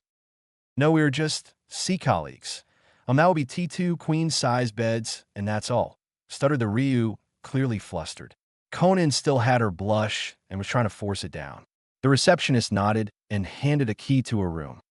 It's too bad you two are not together. You'd look like quite the cute couple along with your matching clothes, continued the woman. Conan blushed even more. Yes, she was physically attracted to Ryu, but that was it. Naruto was a lot better at controlling his flustered state and forced down a blush that was starting to appear. Thank you for the room, said Naruto, and was reminded that there was a phone for room service. The two walked around a large inn and found their rooms. It was room 69 foot. It had to be that number, thought Conan. She was annoyed thinking that Yokeis and her were together. Naruto just looked at the number as if it was a number. Being cooped up in a dark cave had caused him to become disconnected from a few things. They walked in and saw two beds, queen-size beds, a coffee table surrounded by chairs, a small bathroom, and a small kitchen. And by the door was the telephone used for room service. Are you hungry? Asked Ryu. Conan looked at him for a second and was about to say something before the growl of her stomach cut he off. I'll take that as a yes. He took the phone and let it ring for a while. Then a voice answered. Yes, I would like to have some food. Conan heard a bit of gibberish. You wouldn't happen to have ramen? She heard even more gibberish. The Naruto turned to her. What do you want? Conan hesitated for a second, but her hunger was more important at the moment. Do they have flame-broiled fish? She asked. Do you have flame-broiled fish? Said Ryu into the phone. Yes, that would be all. He put the phone down and sat on one of the beds. The food will be here in half an hour. Conan sat down on the opposite bed. I think we should get to know each other, said Ryu out of the blue. Conan looked at him curiously. I want us to be able to work together. We don't have to like each, but understanding each other's fighting style and, among other things, will encourage teamwork and not get us killed at the same time. Explained Naruto. I will start first. I use all combat ranges ranging from long to close quarters combat. Though I prefer close quarters, I am very ninjutsu heavy, and sometimes I use jinjutsu. I like to mock my opponents so they can lose focus and make mistakes, and I prey upon those mistakes and finish them off my opponents. Conan was perplexed that he was willingly giving her information about him. She sighed knowing that he was correct. I am a range combatant, which will aid you because of your preferable being close quarters combat. I am able to turn my body into paper and hardening them with my chakra to become tougher than steel. I'm able to form weapons from those paper sheets as well, and I can suffocate people and slice them to pieces with said paper. And because the paper is infused with chakra, fire jutsus will hardly work against me, and water ninjutsu will have a similar effect, disclosed Conan. Very good. If you want to get to know me on a personal level then, just ask, said Naruto emotionlessly. Conan wasn't sure if she should ask. Other than Nagato, she hardly knew anyone in the Akatsuki. The only other member she liked was Itachi, and they have hardly spoken to each other. Later their food arrived, and they ate in silence. Naruto woke up the next day early. He looked over at Conan, who was still wearing her cloak, sleeping on the bed. He got up and created 10 shadow clones, and ordered them to learn the Hiraishin that he inherited from his father. He knew that he couldn't learn such an advanced and powerful jutsu in a few days, even with Shadow's clones and a Sharingan. It would take him a few weeks or a couple of months, depending upon the difficulty of the jutsu. So the original Naruto meditated for a few hours. Even with the healing rate he had acquired from the Kyuubi, he still needed to meditate, so he could sort out the memories of his clones. Conan woke up, and the first thing she noticed was Ryu Yokeis meditating on his bed. His chest armor was off, allowing Conan to see his great muscles. And she also noticed that his low ponytail fell between his shoulder blades and was thin, but not too thick. That was something she never noticed. And somehow he didn't have a single scar on his body. Wait, no. Adjusting her eyes to the light, Conan saw what appeared to be a point of contact for a lightning bolt, which struck him over his heart, and its appearance was grisly, to say the least. She had 1 or 2 scars on her body, but they were small and hard to locate. And still she never expected Yokeis to have blonde hair. She originally pegged him as a black. Deciding to use this time of meditation to her advantage, she subtly walked into the bathroom and stripped down naked. She peeked through the door to see Ryu still sitting there, unmoving. She turned on the shower and gracefully stepped in and started washing herself, but made sure to remove her origami flower and Akatsuki ring. Her ring was white in color and had the kanji for white on it. After she was down, Conan dried herself off with a towel, and she put all her clothes back on. She left the bathroom to find Zetsu and Ryu conversing with each other. They looked back at her. "We have found Orochimaru's hideout," stated Naruto. Now Conan was interested. "Our primary objective was to collect his ring, and killing him a secondary objective. His base is 17 kilometers southwest from our position hidden within the ground. This will make getting into his lair all that much more difficult." "Do we even know where the door to his hideout is?" asked Conan. But this time it was Zetsu who answered. "The door is surrounded by trees, and it's a metal hole in the ground. It's just like what Ryu said, it's 17 kilometers southwest from here," spoke Zetsu. With that in mind, Zetsu melded into the ground. Both Naruto and Conan were ready to depart. But Conan remembered to pay the receptionist, something that never came to mind for Ryu. Both walked towards their destination. There was little need to run. Then Conan remembered what Ryu said about getting to know each other and work cohesively as partners. "Ryu, what do you like?" asked Conan. Ryu was caught off guard by this question. He couldn't remember what it was that he liked. "I like training and expanding my arsenal as a shinobi and fighting strong opponents," replied Naruto. While it was progress in character development, she expected him to brush off the question. "And what do you dislike?" she continued. He did say that if she wanted to know him as a person, she would just have to ask. "I dislike idiots, arrogant people, ignorance, and snakes," spoke Ryu, though Conan would never know that what he meant by snakes was actually Orochimaru. "Then I get the feeling that you won't like Orochimaru," said Conan, and she received a nod of confirmation from Ryu. They now saw the metal hole in the ground where Zetsu told them Orochimaru could be found. "Well, this is it," said Ryu, though Conan didn't notice his Sharingan spinning rapidly. "Shikigami no my," thought Conan. Then her entire body was folding into paper and then turning into paper butterflies. Naruto just watched unsurprised. She would have to get the paper from somewhere. "My Seikikure no Jutsu," thought Naruto. His form then turned invisible, and both Akatsuki members dived into the hole, one invisible and the other thousands of paper butterflies. They were now in a dark corridor alit with burning candles. "We should inform each other if we find Orochimaru's ring or Orochimaru himself. We need to find a way to signal each other," whispered the invisible Naruto to paper butterflies. Then one of the butterflies became a paper aeroplane. Understanding, Ryu nodded his head. Conan had a way of contacting him, but not the other way around.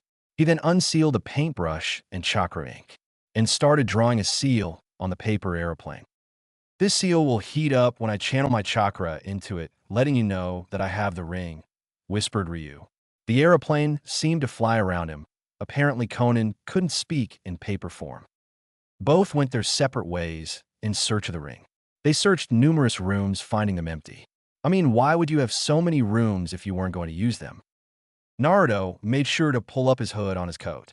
Orochimaru had seen him before, and they might recognize him even with the loss of his whisker marks. Even though Kabuto and Orochimaru couldn't see them, Sasuke could witness Sharingan, and any other dojutsu user like Niji. He opened a door, and there was nothing but a barren room. He opened another, except this time it wasn't empty. By a desk in a room was someone he hated, Kabuto Yakushi. The pet of Orochimaru was fiddling with some medical salves. Then Naruto remembered something. Pain never ordered him to not kill the snake's puppets. Naruto drew his katana from its sheath on his back, slowly and without a sound. He walked up to Kabuto at normal pace. If he went slow, it would increase his reaction time, and his body may be too fast for his mind to handle. He was now right behind Kabuto. He held his katana in a reverse grip and held it with both hands, ready to strike at the traitorous Leaf Nin's skull. He was about to administer the finishing blow before Kabuto turned around and started walking out the room. Naruto didn't have much time to get out of the way of Kabuto's path, but he lucky his blade was 5 millimeters away from touching Kabuto. Luckily, his Sharingan and Madara's training helped him out a lot, and he was able to divert his body away from Kabuto's. He watched as Yakushi slinked away from the desk to who knows where. Ryu sheathed his katana and walked out of the room. He kept searching and searching, but there was no sign of Orochimaru's ring, but he knew the traitorous Sannin was here, because if Kabuto was here, then the serpent wasn't far behind. He opened another room and came upon a ghastly sight. There were innocent people locked behind bars, and they looked skinny and malnourished. Naruto could even see some children among them. The old Naruto would have gone to any length to free these people, no matter the cost, even his own life. But the real Naruto wasn't like that.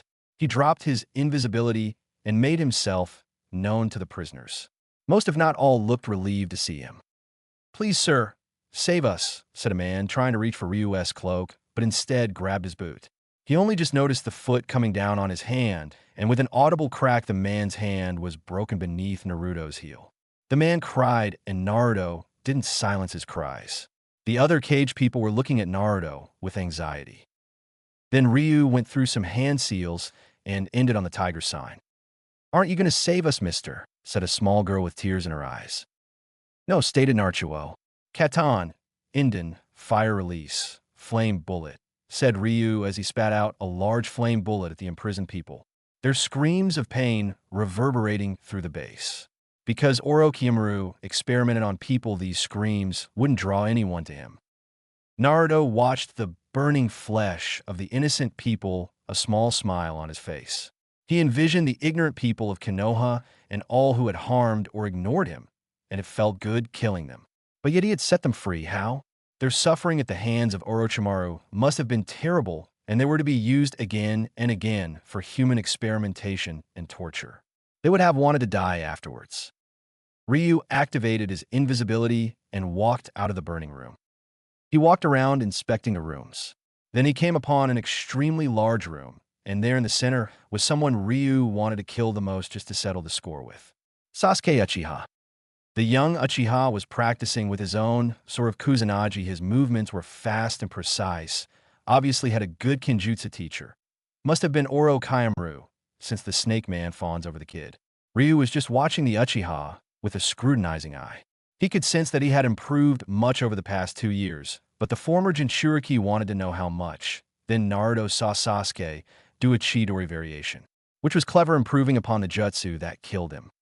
Then Sasuke turned his sight towards the door. He could see someone shrouded in chakra thanks to Sharingan. "I know you're there," stated Sasuke. Naruto wasn't surprised, and it seemed to still kept his arrogant attitude. Naruto deactivated his invisibility, letting Sasuke see his Akatsuki cloak plain as day. Sasuke wasn't expecting that, but kept his expression devoid of emotion, as always. Thoughts were going through his head. Akatsuki is a group of S-ranked shinobi like Itachi. When I defeat him, will prove that I'm ready to kill Itachi, thought Sasuke. He also noticed that the Akatsuki member was wearing a hood, shrouding most of his face. "I wasn't expecting the Akatsuki, to be honest," said Sasuke to Ryu. Ryu smirked. "By testing out my skills on you, then I will be ready for Itachi by killing you." Naruto chuckled. "When you compare Itachi to Madara, you would know that Itachi, despite all his power, is no match for the ancient Uchiha. Itachi is dirt to compare to Madara. And now Sasuke thinks he's ready to take on a shinobi who could rival Madara. That's completely laughable." Sasuke heard this chuckle and decided to make a point. "Why are you chuckling? You should be cowering before me, because only a Uchiha can defeat an Uchiha," spoke Sasuke with that arrogant voice of his. Naruto just chuckled some more. "Then you obviously don't remember all the losses that were handed to your clan by the Senju," spoke Ryu with that all-might smirk. Sasuke had enough and engaged Naruto in taijutsu by using the Uchiha signature Interceptor Fist. But Naruto just dodged or blocked his attacks as if they were slow to him. But the strange thing was he didn't attack back. Sasuke prepared his strongest punch aimed at Ryu's head. But to his utter shock, Ryu caught his punch effortlessly. Sasuke jumped back and went through hand signs. "Katan, Gokaku no Jutsu," Fire Release. Great fireball technique, shouted Sasuke as he blew out a fireball the size of a horse at Ryu. But to his shock, yet again, Ryu cut through the fireball with his wind-enhanced katana. Is that all you've got? Taunted Ryu. You killed the Kyuubi's container. I expected better. Where's your Uchiha superiority? Sasuke was angered over this and drew his own sword. They both clashed. Sasuke wasn't able to get even a scratch on a guy he just parried or strafed away from his attacks. Sasuke channeled his lightning chakra into his sword, increasing its cutting power. But Ryu just channeled his own wind chakra into his katana. The lightning-enhanced sword did little against the wind sword. Sasuke was fuming. Everything he did against the man did little to nothing. He was supposed to be an Uchiha, an elite, but yet this nobody was toying with him. Stop toying around, he yelled. He aimed a slash at Ryu, but was met with air. He just vanished. Behind you, whispered a voice. It was Ryu with his back against his. You know, this fight, if you could call it that, has been rather disappointing, informed Ryu. I expected better from Itachi's younger brother, baited Ryu, and it worked like a charm. Sasuke was furious, so he attempted to spin around and face Ryu. Instead, Naruto elbowed Sasuke in the head, almost knocking him out. Sasuke keeled under the force of the elbow. It felt like a brick hitting his face. It's too bad after all that training. If you can't defeat me, how can you hope to defeat Itachi? Whispered Ryu in Sasuke's ear. He grabbed Sasuke by the back of his collar and held him in the air. You're not the only one who has the Sharingan, said Naruto as Sasuke looked into his eyes. Weak. You're still so weak. If you can't kill a member of the Akatsuki, then you can't kill Itachi. Naruto chucked Sasuke a good distance away. But the Uchiha was wondering how this nobody had the Sharingan. I've gone easy on you, but remember, train harder, said Ryu with that smirk. Sasuke watched the Akatsuki member walk away from him. Wait, shouted Sasuke. Naruto turned his attention to him. Who are you? Asked Sasuke wearily. Ryu Yokeis, said Naruto. I wonder how much bullshit can be avoided if I kill him right now, thought Naruto. But instead he knocked Sasuke out with his Sharingan-induced Genjutsu. Naruto walked around the base some more when he caught sight of a paper airplane with a small seal on it. The paper flew around him a bit. Do you have a ring? Asked Ryu. The airplane nodded. Naruto was about to leave the underground hideout when he felt a presence behind him. Well, it looks like the Akatsuki have finally tracked me down, spoke a sickly sweet voice. Naruto turned around and came face to face with the man he hated most. Orochimaru, said Ryu blankly. Orochimaru knew from first glance that this man was new to the Akatsuki. Tell me, are you new to the Akatsuki, and if so, what is your name? Asked Orochimaru with a frown. For if there was one thing he hated more than his home village, it was his former Akatsuki colleagues he worked with. Yes, I am new to the organization, and my name is Ryu Yokeis, said Naruto, as he allowed Orochimaru to glimpse his eyes. Orochimaru gasped, seeing a pair of Sharingan that didn't belong to Itachi or Sasuke. Well, too bad, spoke Orochimaru sadly. I would love nothing more than to take your eyes for myself, and I can tell that you are stronger than Sasuke and Kuku. However, I don't think you will leave this place relatively unharmed. Sanaijishu, hidden shadow snake hands, yelled Orochimaru as snakes shot out of his sleeve and at Ryu. Naruto took out his katana and sliced apart the snakes. However, when he looked up, the snake's Sannin was gone. He deduced that the jutsu he used was only a diversion. He then took a step as a long blade shot out from under him and speared the roof above. Naruto channeled his lightning chakra into his katana and stabbed the ground where the blade came from. Orochimaru used the hiding like a mole no jutsu, hiding like a mole technique, to disappear into the ground and attack with his snake sword. Orochimaru dodged the lightning blade and jumped out from behind Ryu, but not before spitting out the snake that connected the sword. Ryu went through the hand seals and prepared a jutsu, Raiton, Reiki Utai, lightning release, lightning orb. Naruto collected lightning chakra in the palm of his hand. It had a dark blue sphere around it with a small black ball with flickering lightning sparking off it. Naruto threw it at Orochimaru, where a bright light of lightning ensued. The result, A large chunk of the building's structure was vaporized and took the shape of a ball. There was some leftover lightning flickering around. Ryu was about to walk away, his objective complete, but he heard dark chuckling form behind him. Orochimaru burst from the ground and expanded his mouth into inhuman lengths. Madara no Jin, formation of 10,000 snakes. Thought Orochimaru as thousands of snakes slithered out of his mouth and were heading directly at Ryu. Each snake opened its mouth, and the blade of swords served as replacements for their tongues. Naruto did the only thing logical. He ran. He ran for a few minutes with the bladed snakes following after him. Then he remembered something.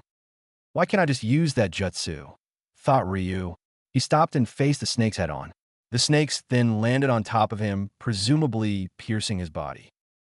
Orochimaru smirked. That was one member of the Akatsuki taken care of. But he frowned when he saw a white skeletal being with 4 arms, for glowing yellow eyes, and 2 forward-facing bullhorns. Now Orochimaru felt fear. What? What is that? He yelled within his mind. And Naruto answered him as if reading his mind. This, Orochimaru, is the perfect defense. Orochimaru was sweating. This thing in front of him was hellish in appearance, and it literally struck fear into him. The Susanoo. And now I will finish what Itachi started, said Ryu. His Susanoo then started to form numerous white magatama in between its hands, which were attached by a string of chakra, and threw them at Orochimaru, like shuriken. Fortunately for Orochimaru, he was barely able to dodge the shuriken like projectiles, but he didn't notice that they created an explosive collision with the interior walls of the hall. Ryu, seeing his attack wasn't working, decided to change his attack pattern. He started going through some hand signs. Since he was in an enclosed area, he would have to lessen the size and destruction of the jutsu. Futon, Ryu, Kasu no Jutsu, Wind Release, Dragon Breath Technique. Yelled Ryu. He blew out the head of a Japanese dragon the size of his body, which flew at Orochimaru. Don't get confused between the Koryu Kasu no Jutsu. This is just a weaker version. Naruto then channeled a large amount of chakra into his right eye and whispered Amaterasu. The wind dragon head was then set ablaze with black flames. Now it was cutting and shredding along with burning and scorching. Inten, Kinryu Kisoku no Jutsu, Blaze Release, Blazing Dragon Breath Technique. Orochimaru didn't have enough time before he was consumed in the tearing and incinerating dragon head. The hall was then alit with black flames, and the walls had deep scar-like marks. Ryu deactivated his Susanoo, which was still active. He looked at his handiwork, the blazing hall burning the walls. Objective completed. And finally, he started walking away and back to the entrance of the hideout. Orochimaru's body was burning and bleeding terribly. He had underestimated the new Akatsuki member greatly. And those jutsus, the Susanoo and the Blaze Release combination with the wind, were magnificent. But he had bigger problems than thinking about that. Ignoring all the pain that was screaming at his body from the fire and the throbbing deep cuts all over his body, Orochimaru widened his jaw like a snake, and a pair of pale hands opened up like a serpent shedding its skin. The new Orochimaru escaped from his previous skin before the black flames could engulf. He no longer had any wounds, but the amount of chakra coupled with his wounds forced him to use a lot more than he expected. He was now panting heavily and coughing. Ryu Yoke's was now at the top of his hit list. Naruto was walking back to the entrance of the hideout. He was wondering if he really killed Orochimaru, but if so, it wasn't important. He found Konan waiting for him at the entrance, holding a ring between her fingers. She offered him the ring, in which she received a thank you in return. I heard the sounds of fighting within the halls. Orochimaru, she asked. Yes, I fought him. Not sure if I killed him. The man's like a cockroach. No matter how many times you flush them down the drain, they always happen to find their way back, spoke Ryu. Konan nodded her head at his assertion. You could never tell with Orochimaru. They exited the hideout and started walking back to the hidden rain, where they would receive their next orders. Naruto was mulling over his fight, with which was one-sided from his point of view. That was the first time he tried a combination with Blaze Release, and the results pleased him greatly. He should have to try out more combinations with his Eternal Mangekyo, but with Wind Jutsu for the added devastation and power. But then a thought came to him, one of his goals among the Akatsuki. eliminating the fake Madara. Pain wouldn't believe him, not since he just joined, even with Zetsu backing up his claim, and he knew that the fake only operated through Nagato. He would have to establish himself within the ranks, and possibly have Conan join him, since her word among the establishment would outweigh his own. Thinking about getting Conan to join him was the easy part. Getting her to actually join him was a far more difficult thing. He also sensed that Nagato and Conan were close. They were not lovers, but great friends, he believed. And Nagato was more likely to believe her than Zetsu any day, but he also needed proof that Madara was not Madara. But conspiracies such as these would take time. So now is a good time to enact his plan. "Conan, what do you like?" asked Naruto with his hood down. Conan blinked. Why was he asking such a question? "What do you mean?" she asked. "Well, since you want to get to know me better, I wish to extend the same courtesy," said Ryu. Seeing no problem with it since she did the same thing, Conan answered. "Well, I like origami and flower pressing along with helping Pain," answered the Akatsuki member. Now Naruto knew why she loved origami since her ninjutsu style was centered upon paper, but the flower pressing was new to him. But helping Nagato was no surprise. She seemed adamantly loyal to him, loyalty he could exploit.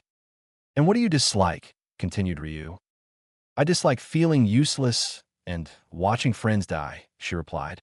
These dislikes were ultimately fueling Naruto to have Conan as an ally on his side. "I see those are very admirable and gorgeous qualities you have," said Naruto. Conan blushed at his compliment. She never expected such reaction out of him. She was sure he'd be disgusted by her hobbies. And being called gorgeous wasn't helping her fight her blush.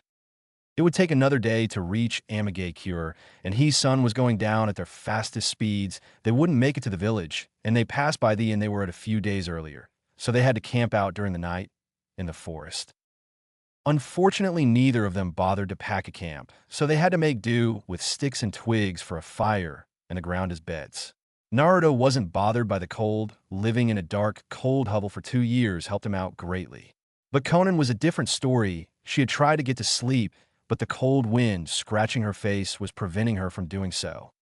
She then felt something warm against her back. When she touched it with her hand, she felt clothing and firm muscles against it. "Don't worry," said Ryu out loud. His body was pressed up against her. It was to her an intimate and compromising position. "I saw you shivering, so I helped out." "I didn't ask you to help me," bit back Conan. Naruto still had the expressionless face of his. "Doesn't matter. You were cold, and now you're warm," reassured Ryu. "Fine," relented Conan. She dozed off to sleep in the comfort of the blonde. When Conan woke up, she was shocked to find Ryu and herself in his arms. Their faces were a few centimeters apart, and his bosom was pressed up against him, and her hands were on his chest. She looked at his face. It was calm and serene, but at the same time, it looked similar to his usual expression. Her face turned a deep shade of scarlet, and she tried to ease herself out of his arms, but that only helped in making his grip on her stronger and resulted in pulling her face into his chest with his chin above her forehead. She knew that the only way to get out of his embrace was to wake him up, but the warmth he was generating from his core was quite soothing to her, and a part of her wanted to stay a little longer in his arms. She squirmed in his arms a little, but she looked back up to see a pair of Sharingan staring at her. To say she was intimidated a little was correct. Naruto let her out of his embrace and got up off the ground. "Did you sleep well?" questioned Ryu. Conan nodded her head at this. She didn't notice the red stain that adorned her partner's cheeks. "We should continue on to Amage Cure." He was stopped by Conan, who held out her hand, which had Orochimaru's former ring in it. "Take it. It's yours now," she urged. The ring was slate blue in color and had the kanji for sky in the middle. Naruto took the ring from Conan's hand and placed it on his armored right index finger. They then began their journey back to Amage Cure. They were now at Amage Cure and were walking to the tallest tower. Conan used her signature paper jutsu and turned into paper butterflies and flew across the village, while Ryu used his invisibility jutsu and walked to the tower. They found Pain in his usual place, staring at the village. "Were you successful?" said Pain as he turned towards Naruto. Ryu showed him the ring on his finger. "Is Orochimaru dead?" "I'm not sure. Orochimaru has a habit of escaping death," stated Ryu. It doesn't matter as long as you have a ring, said Pain. Zetsu has informed me of your cooperation and the success of your assignment. Therefore, I have decided to make you two permanent partners. Conan was a little saddened by this. Naruto just inwardly smirked. Nagato was making his plans easier for him. Conan got over her bout of sadness and held her neutral expression. It was easier for everyone if she cooperated. I will contact the Akatsuki and tell them the news of a new confirmed member, said Pain as he did the hand sign for the Jinshin no Jutsu, magic lantern body technique. Both Naruto and Conan did the necessary hand seal, and they found themselves back in the same dark room with a burning lantern in the middle. Then astral images of the other Akatsuki members became visible. Ryu Yokeis is now a full member of the Akatsuki, informed Pain. Kisame smirked. He liked Ryu. Deidara Oswell, he respected Yoke's version of art. You couldn't see Sasori's expression. Kakaza grinned. He liked Ryu a lot since he caused so much trouble for Haiden. Itachi was unreadable, and Haiden fumed. He was hoping Orochimaru would kill the prick. And he will be partnered with Conan permanently, said Pain. Now, within a year, we will begin the capture and extraction of the Biju, and 2 years from then we will capture the Kyuubi. Until we begin our true operation within a year, we will be gaining funds for the Akatsuki. All the members nodded at this. I will relay the missions and assignments, and if I cannot, Zetsu will. Then the astral bodies started disappearing. Naruto and Conan were brought back to their original positions. They spared each other glances. Red met Amber, and Amber met Red. They both walked out of the room and gathered any necessities they would need for any of their traveling. Then Pain approached them. We have received various missions from Kirigakure, from the Mizukage herself. I will send you 2 there to complete any missions that require your capabilities and attention. Very well, Leader Sama, said Ryu. He sealed some things into his seals on his wrist and made sure to check if he missed anything. Naruto had never been to the Land of Water. He wanted to see how the country differed from the Land of Fires, and he wanted to meet the Mizukage, whose beauty is said to rival Tsunade's. He wanted to see if those rumors were true. He strapped his katana to his back, dusted off his cloak, and he and Conan left Amigakure behind, heading towards the Land of Water and Kirigakure. Who knows, maybe there would be some unexpected surprises there. If you like it, please review. If you don't like it, please review anyway. The Hunt. Pain was staring over Amigakure. He silently hoped that Ryu would keep Conan safe, his last friend. And if not, he would face the wrath of God. Though the strange thing that bothered the Akatsuki leader was Yokeis himself. He had never heard of the man before, nor any inkling of his existence. He just fell out of the sky. No one knows anything about him, and Zetsu claimed that he would be a valuable asset to the organization. Nagato just hoped he was right. He also hoped that Ryu was able to kill Orochimaru, the traitor to the Akatsuki who took joy and euphoria from meddling with their plans, could still be alive, or he would be 6 feet in the ground. Also, how did Ryu possess the Sharingan? All the Uchiha corpses left over from the massacre were destroyed so that no one would get the precious Keki Genkai. He knew what happened when someone outside of the Uchiha clan transplanted Sharingan. Kakashi Hatake is the prime example. So is Ryu an Uchiha? Or is he a copycat? From behind Pain, a swirling distortion appeared, and out came an orange spiral mask with a single eye hole, black spiky hair, and an Akatsuki cloak. So you have found a new member, I hear, said the man with the orange mask. His name is Ryu Yokeis, a very powerful youth whom we might thank for the supposed death of Orochimaru, said Nagato without turning towards the visitor. He might have been able to kill Orochimaru? That is quite impressive. Not many people can match the Snake Sannin, praised the masked man. I heard he has a Sharingan. Is this true, Nagato? Spoke the man. Pain scowled at the man to whom he was working with. Yes, although I'm not sure if he is an Uchiha or not.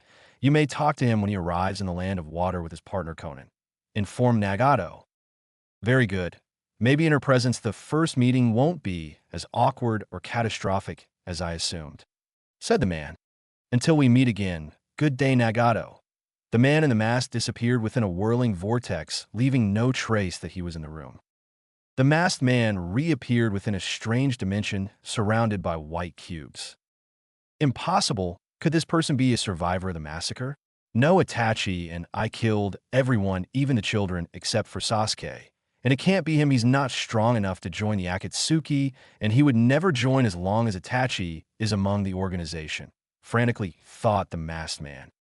But still, this can still present an opportunity one have been waiting for. Another lieutenant alongside Kisame, someone who can help create the weapon forged from the Biju's chakra, spoke the man within his mind. Though I'm going to have to learn all I can about yokais. What makes him tick like clockwork? Any family, goals, ambitions?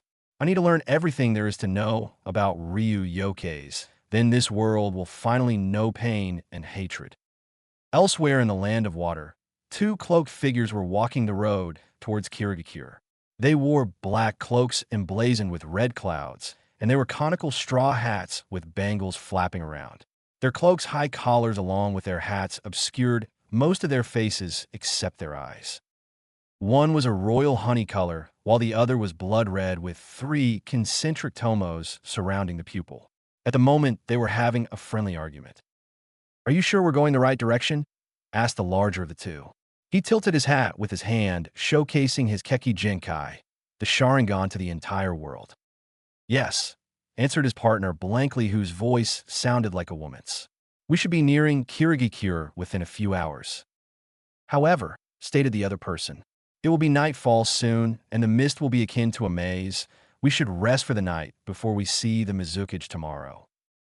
The other wanderer nodded at her partner's reasoning. They weren't going to make the same mistake as last time they went off wandering. They brought tents and sleeping bags, also food this time. They both took out a scroll from within their cloaks and unsealed whatever was in there. Two tents poofed into existence. The larger companion went off to collect firewood, while the other went fishing by a nearby lake. 2 hours later, both returned to the campsite, one with wood while the other fish. They created a campfire, and the large one lit the fire using his own chakra, and they cooked the fish for dinner. After they were done with their surprisingly delicious fish, both went to rest, for they were unaware with what the Mizukage wanted. Speaking of the Mizukage, Mei Terumi, the Go Dame, was signing off on the Kage's greatest enemy, paperwork. Creator rebellion. They said, "It'll be fun," they said. "No one told me about all this god-awful paperwork that came with the job. If I knew it involved paper, I would have gotten on the first boat to Kyomo," thought the Mizukage sadly. She then heard voices from outside her office door. One was a rather distinctive voice that carried itself in a stoic yet noble way. And in walked her two favorite shinobi, Ao and Chojuro. "Ao, Chojuro, has there been any news or sightings of the organization we contracted?" asked Mei in her business mode. "Why, yes, and no Mizukage-sama," answered Chojuro. Mei raised her left eyebrow at the young swordsman. "Youth these days, what he means is Mizukage-sama is that we have no sightings on the two men we contracted, but we have picked up their presences in the land of water," responded Ao. However, what the Mizukage heard was an entirely different thing. "No, sightings on men," repeated the Mizukage.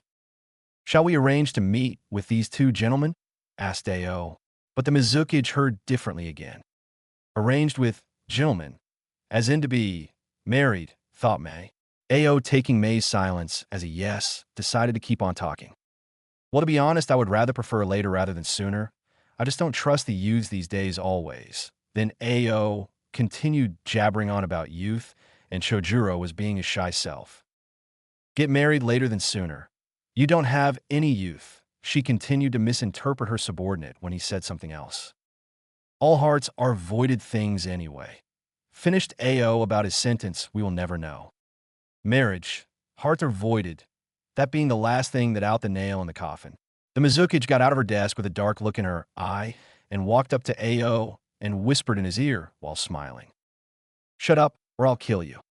Ao seemed like he had just seen the devil, and his face went ghost white and his mind was blank. Hopefully he would take that threat to heart. Naruto woke up in the dead of night. Another nightmare had haunted him. It was like this ever since he joined Madara as his student. He would wake up once a week to a new nightmare or a repurposed old one. Since they never seemed to go away, Naruto instead called them night terrors. But he never woke up kicking or screaming. He would wake up silently, no sweat on his brow. He wouldn't talk because he knew there would be no point. He didn't need consoling. It was pathetic to him and pitiful in every word. Another one, whispered Naruto in the wind. His new night terror was oddly different from the rest. He left his tent and his Akatsuki cloak behind, opting to wear his armor and hooded coat. He was now standing outside his camp looking up at the bright stars. They say light can be found within the darkest places, breathed Naruto. Such an idiotic notion.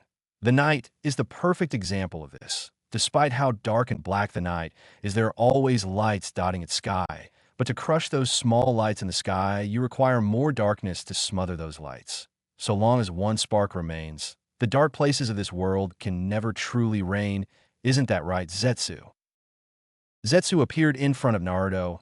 Only its Venus flytrap was visible, but it opened up to reveal the black and white halves of Zetsu. You're quite the philosopher, Naruto, complimented the white half. If I didn't become a shinobi, a philosopher is not something I have the time nor the patience to become, bit back Naruto while staring at the sky. You order me here for a reason? Asked the black half, partially annoyed. After leaving, Naruto secretly ordered Zetsu to meet with him, though for what reason the artificial human was not aware of. The Yonde Mizukage, answered Naruto. Both halves of Zetsu were confused. Why was Naruto interested in a dead Kage? So you called us here just to talk about the Yonde Mizukage, said Zetsu. Yes, replied Naruto, still staring at the stars. There was a light breeze that rustled Naruto's blue rope belt and coat. When I was ordered to head to Kirigakure, something popped up within my mind regarding the village. Zetsu was listening intently. Well, the white half was, but the black half was bored. A few years ago, I met a rogue, Kiri shinobi, who was a former swordsman of the mist, Zabuza Momochi. Naruto then thought back to when he met Zabuza years ago. I later learned that he tried to assassinate the Yonde Mizukage, but fled the village when he failed, and he also told me how he butchered an entire class of aspiring ninja single-handedly when he was boy. I later researched the Yonde Mizukage and his tyrannical rule of the village, continued Naruto. Everyone in the shinobi world knows of Yagura, the Sanbai Jinchuriki, who also became a Kage, but not everyone knows about Yagura before he became a Kage. Now Zetsu's interest was piqued. Shortly after I arrived in the Land of Water, I created a Kage Bunshin to research the Yondaime in one of the local libraries.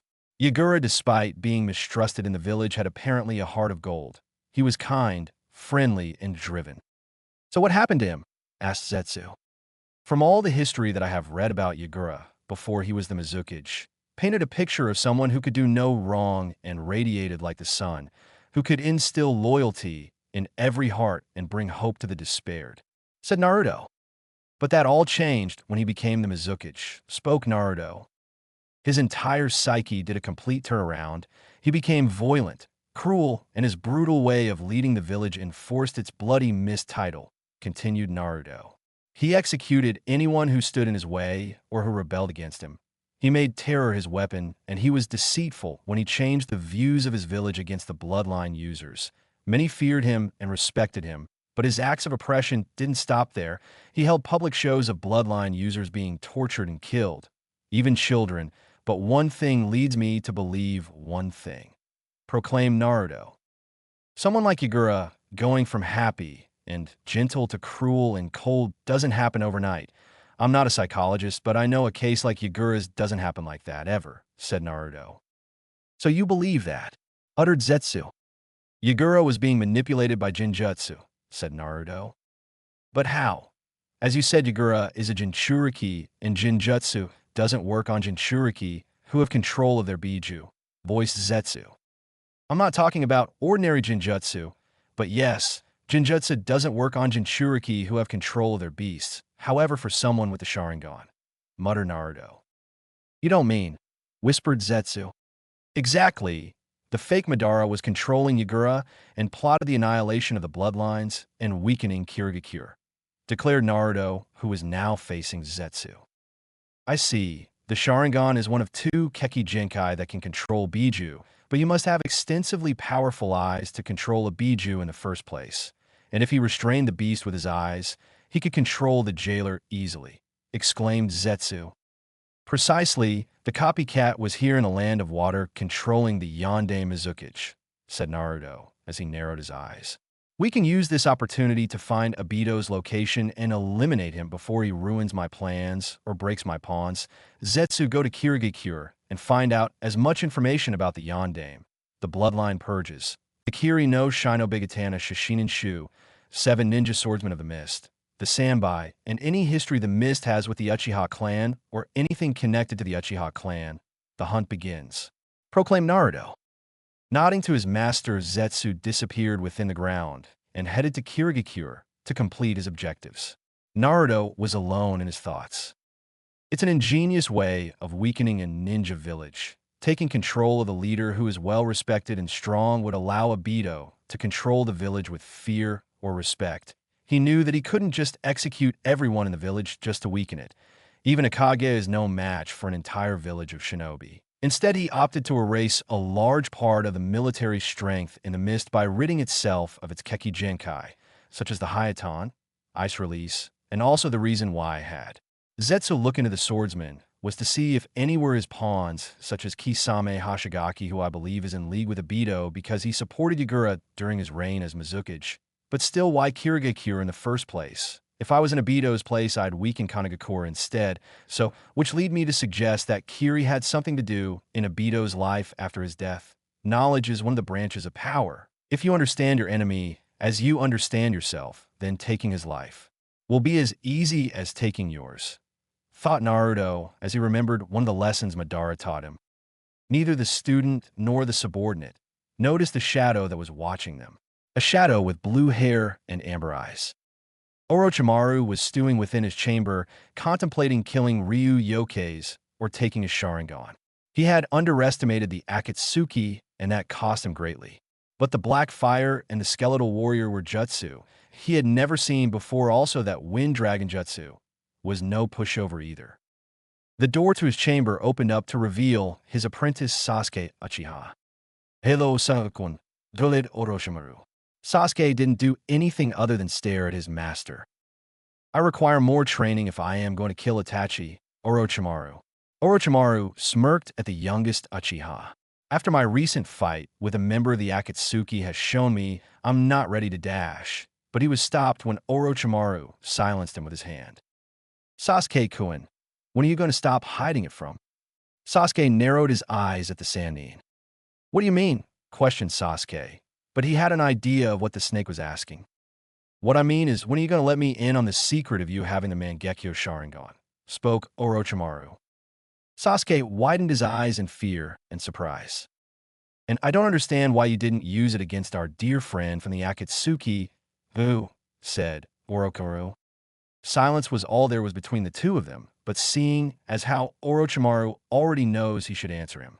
I know that the Mangekyo causes me to lose vision in my eyes when I tested one of its jutsu, and from that lesson, I am saving my Mangekyo for Itachi, answered Sasuke.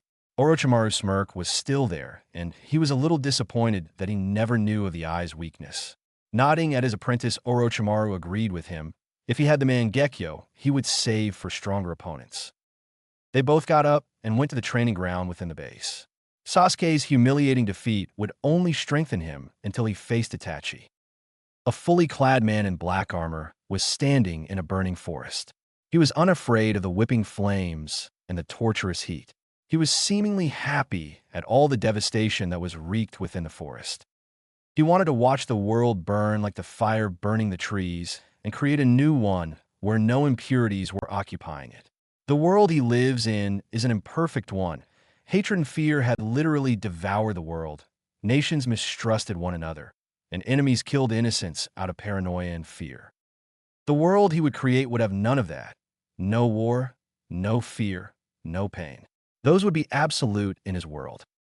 The black-clad man pulled down his hood, revealing his golden spiky locks. His Sharingan was searching over the desolation. His face was expressionless, and his thoughts were empty. The wind amongst the flames were strong and sharp, the breeze effortlessly cutting his face, but he felt no pain, nor did he flinch.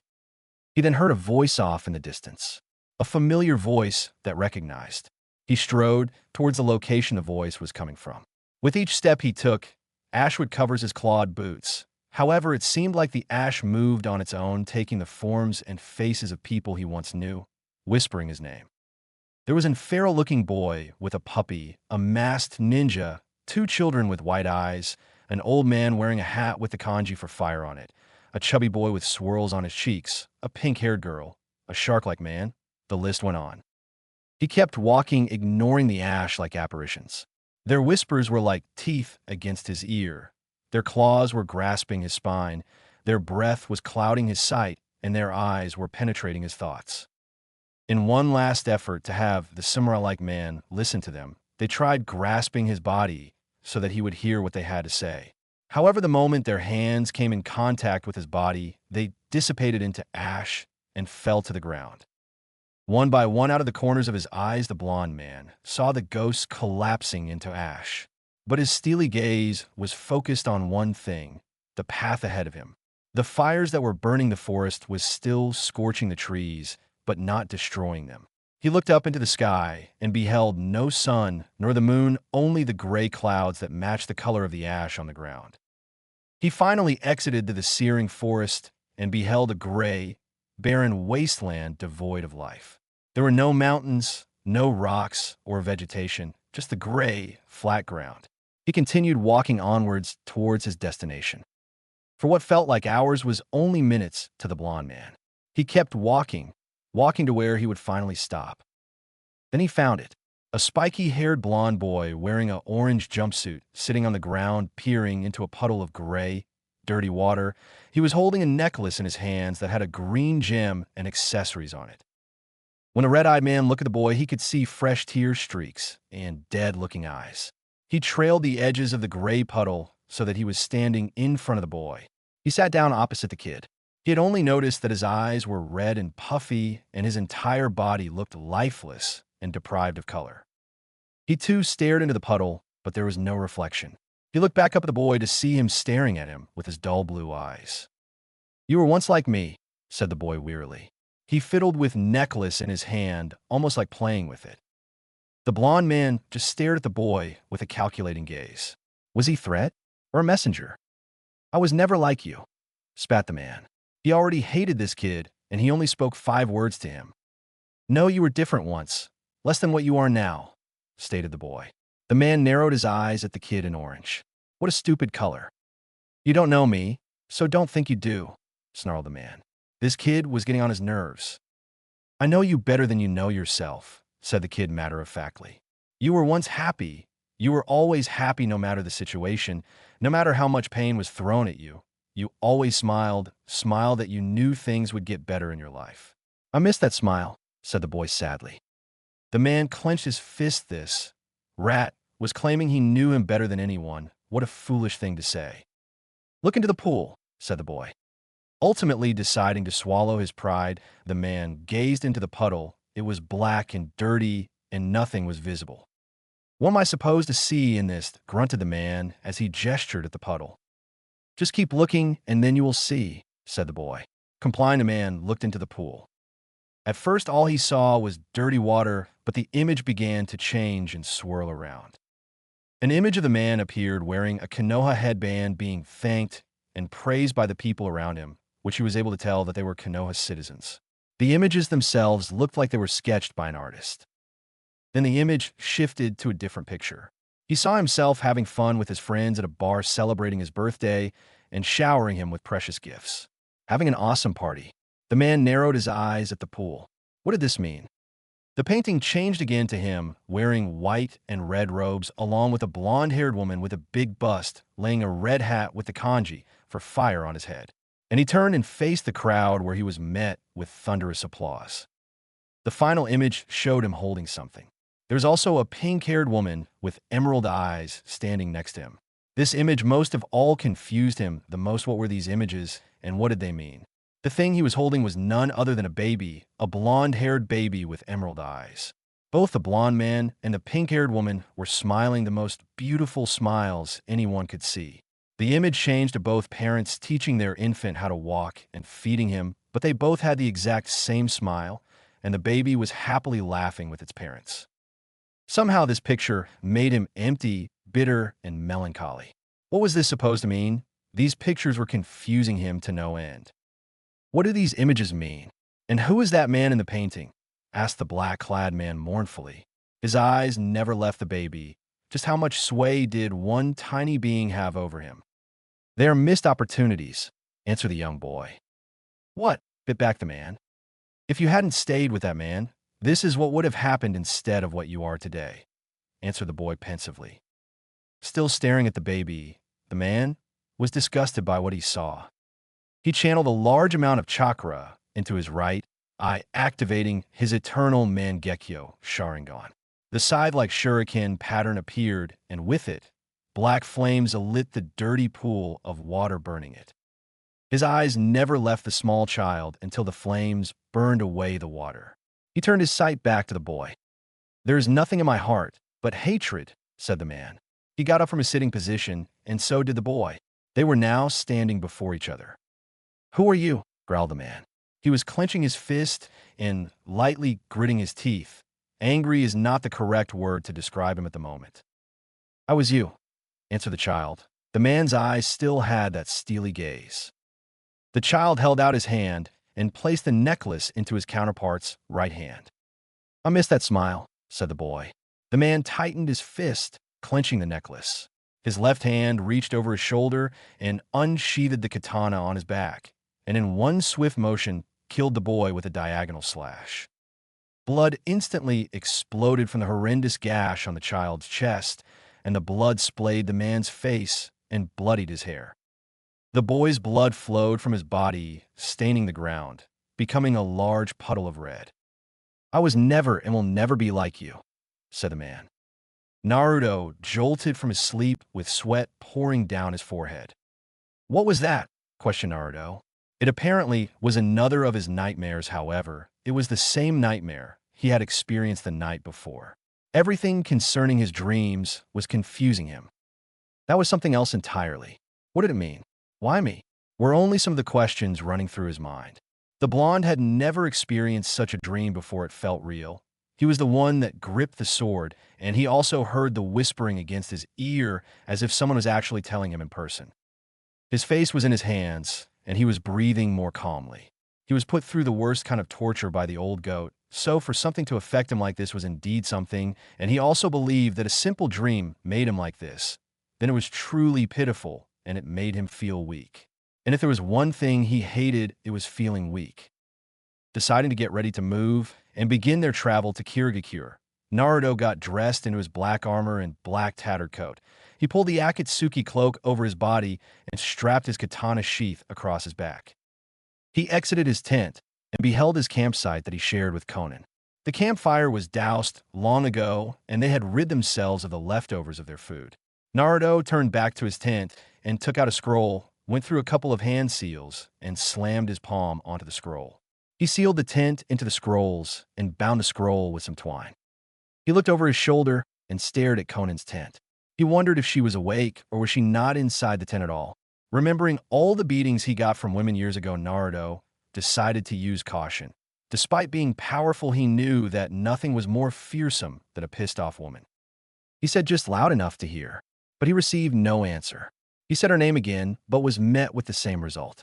Being smart, he created a Kage Bunshin, and his clone opened the tent for him. The clone peered inside the tent, but was met with nothing but an empty living quarters. The clone poofed out of existence, and the memories went back to Naruto. Where could she be? Given that her tent is still here, she must be nearby, deduced Naruto. Slipping back into his Ryu persona, he went to look for Conan. A few minutes of searching through the forest. Ryu found the same lake where Conan went fishing for their food. But instead of finding a fish, he found his beautiful partner, naked and bathing. Her back was facing him, and she had yet to notice his presence. Naruto had a large blush on his cheeks. Beneath that cloak, she had a killer body that most women would kill for. Naruto also got a good look at her. Deciding to not suffer a beating from someone who he suspected was a powerful woman, Naruto decided to leave before he was caught. I know you're there, stated Conan emotionlessly. Naruto knew he was in trouble, but didn't show it. He never showed fear. It was letting your enemies know one of your weaknesses, and it was a weakness he despised. but he didn't mind taking advantage of the fears of others. "How did you know?" asked Ryu. He didn't make a sound, nor did she see him, so how did he was there in the first place? Was she his censor? Wasn't masking his chakra signature? "I didn't." "Well, not until you spoke up." Naruto's face faulted at her answer. She never knew he was there, so he actually just revealed himself to her. "You're quite devious," complimented Ryu. Given how she just made a fool of him, he deduced that she was what he stated. "Thank you. Now, if you please, I like to bathe in private," said Conan unemotionally. Naruto turned on heel and left not before saying to meet him back at the camp. Naruto was waiting for his blue-haired partner in their camp. He had been 15 minutes since he left Conan, and he was currently wondering why women take so long when they were bathing. It was one of the unsolved mysteries of the world. Zetsu then appeared from the ground in his usual manner.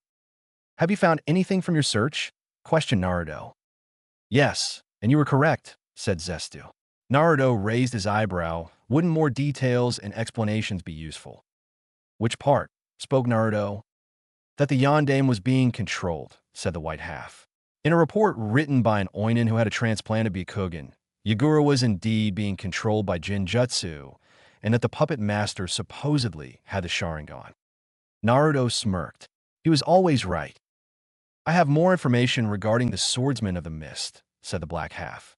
"Apparently one of the swordsmen, Fuguki Suikazin, was selling his village's secrets and aided the bloodline rebels until his death, but it was Kisame Hashigaki who killed him and was later approached by the Yondaime, applauding him for his devotion and duty."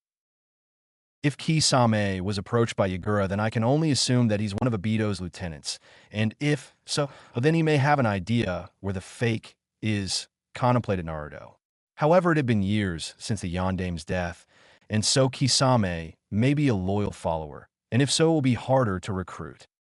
"I was unable to find any information that was connected between the bloodline purges and the fake Madara other than Obito tried to weaken the village," said White Zetsu. "Were you able to find anything linking Kiri and the Uchiha clan along with the Sanbai?" asked Naruto emotionlessly, as usual. "That is the most interesting thing we have to say," said Zetsu. Now Naruto's attention was piqued. On a mission during the Third Shinobi World War, one of Obito's teammates was captured by Kiri and turned into the Sanbai Jinchuriki. They were supposed to utilize a plan where they would release the Sanbai in the middle of Konohagakure, where the Biju would destroy the village. However, they were followed by Oinin who were to release the Three Tails, but Kakashi discovered their presence and they fled. Rin Nora, which was the Jinchuriki's name, was later killed by Kakashi Hitaki and the Sanbais. Chakra was dispersed, but when Kiri tried to recover their possession, they found all the Oinin and the body of Rin on the ground drenched within a sea of blood created by trees that were decorated with corpses. "No wonder Obito wanted to weaken Kiri," mused Naruto. "Thank you, Zetsu, for all this knowledge. The predator is now closer to the prey," smirked Naruto. But Zetsu was a little taken back by that smirk. It wasn't his usual annoying smirk. No, this was a bloodthirsty and deathly smirk, one that promised pain. "Conan should be returning soon, so you better leave," suggested Naruto as he regained composure of himself. "Do you want to spend time with your girlfriend?" "All right." White Zetsu, for some reason, got even whiter at the gaze he was receiving from Naruto's Sharingan. "Zetsu," said Naruto. "Yes," answered White Zetsu wearily. "How do you picture your death?" asked Naruto, as if he was asking for the time of day. Zetsu didn't answer. He was too afraid, or he didn't want to piss Naruto off more. "Do you want me to choose your death for you?" With every word, White Zetsu's fortitude was breaking. "I can think of a few ways for you to die." With that, Zetsu disappeared.